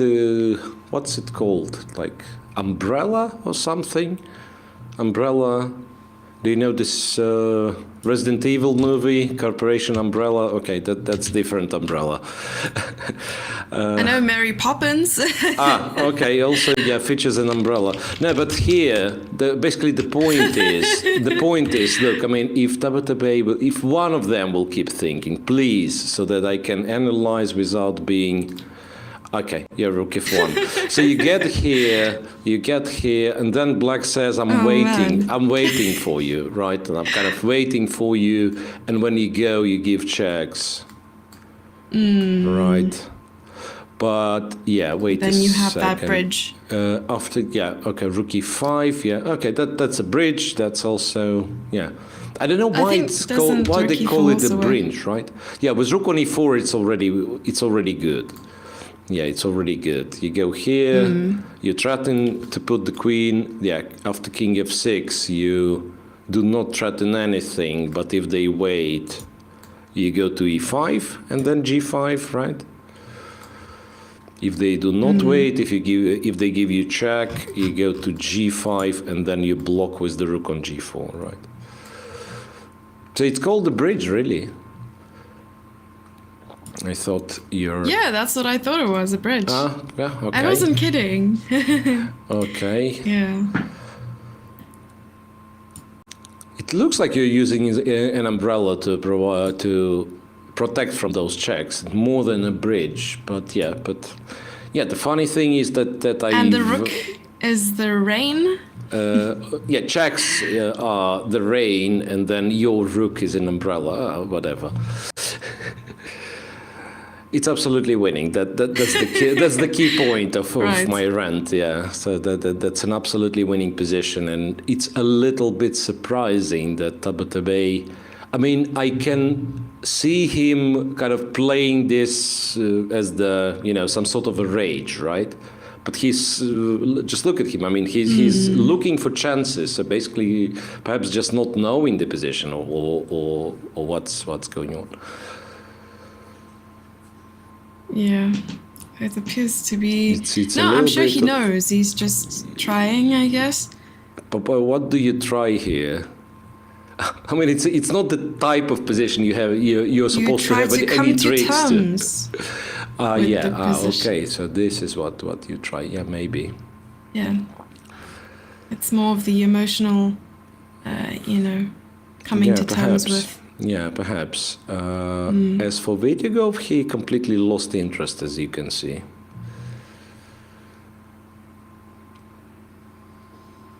So king d5, rook h4 then.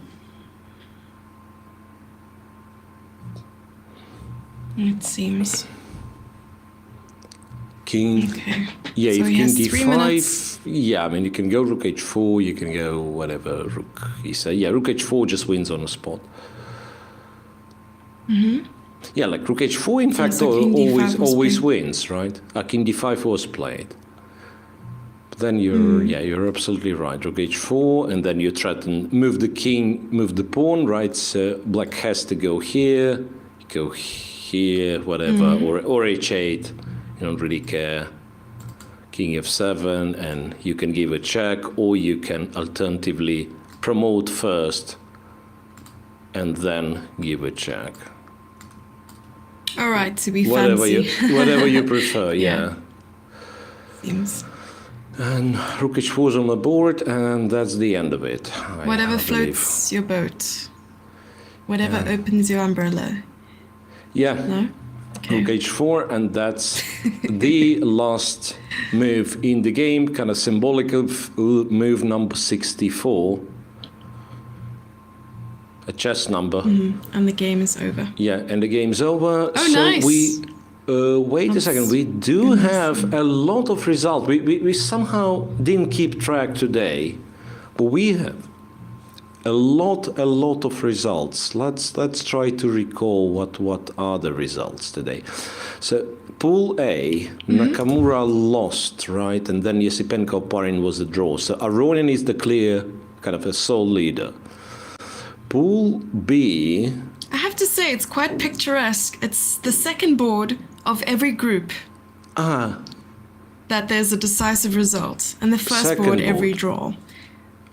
Really? No, wait, but Aronian... Yeah, so every group has a decisive result and a draw. Yeah, you're right. So Aronian leading Pool A after beating Nakamura. Dominguez leads Pool B after beating Dubov with black, which probably is like it's important. Yeah, winning with black is very important. Then Pool C, who's the winner in Pool C? Vitiugov is, right? Vitiugov against Tabatabaei. And in Pool... Oh, no. Now I'm getting confused, Jesse.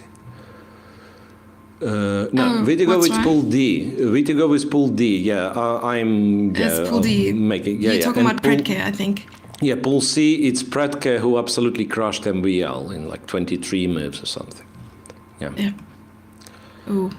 So huge results. But that was a pretty exciting first round. Yeah, 4 decisive games. Yeah, well, interesting. Look, you know, we kind of when we we should have had that like 5 decisive results thing. Once again, yeah. No, but seriously, we kind of have higher success rate when we are commentating with you, because like when there was Belgrade, I don't think we ever had 4 decisive results. Well, we probably did. Wow. I've just forgotten. But yeah, there was many more draws than compared to Berlin first leg and hopefully Berlin current tournament. Because I know we're here to promote exciting energy, so that's what they're picking up, I think. Well, the thing is, some draws are much more exciting than some wins, right? But like we all know what general public cares about, right? A lot of I beat you, you beat me, a lot of stuff like that. And you can see there is still a discussion between Vitiugov and Tabatabaei, so they're still discussing something. I'm not sure if it's the Endgame or earlier. Because I'm a little bit confused with this Endgame thing.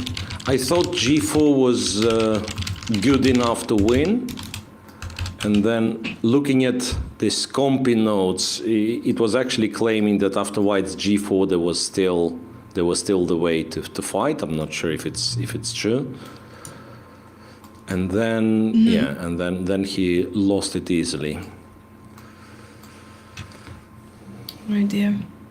But that ending is quite instructive to anyone who wants to go through the ending. It's really cool. I quite enjoyed it, and I can learn a lot from that those too. fancy names, if you like. That one, the position was the G pawn specifically, the G pawn and the way you promote. I think it's called the Lucina position.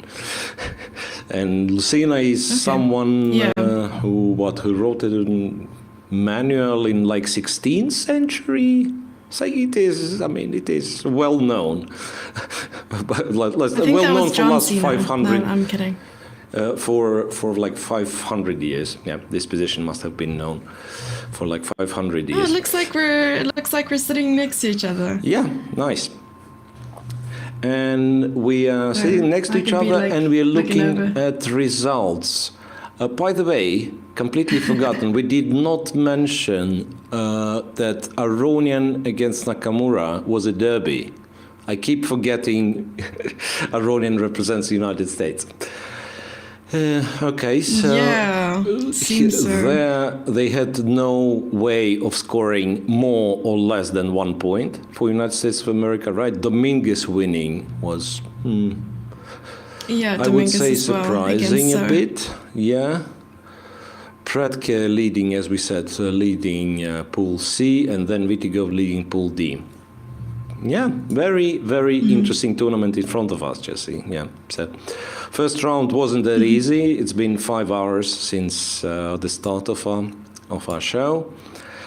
So hopefully we'll get more accustomed to it, and it kind of will do a little bit smoother tomorrow. I'm planning to prepare the points, the Grand Prix points, so that we will know about chances of each player. Oh, that'd be awesome to see. Yeah, I mean, I'm not promising to dig too deep, because at some point you might really go to some like round 2 draw in some game, which the guys who are not fighting, and it happens to be that it changes someone's tiebreak, and I'm not going that far, but to make it simple, like, okay, Rapport is leading, and then these are the candidate, these are the chances. Okay, so this will be it. Thanks for being my co-host today. Thanks everyone for watching us, and see you guys tomorrow. Thank you. Bye bye.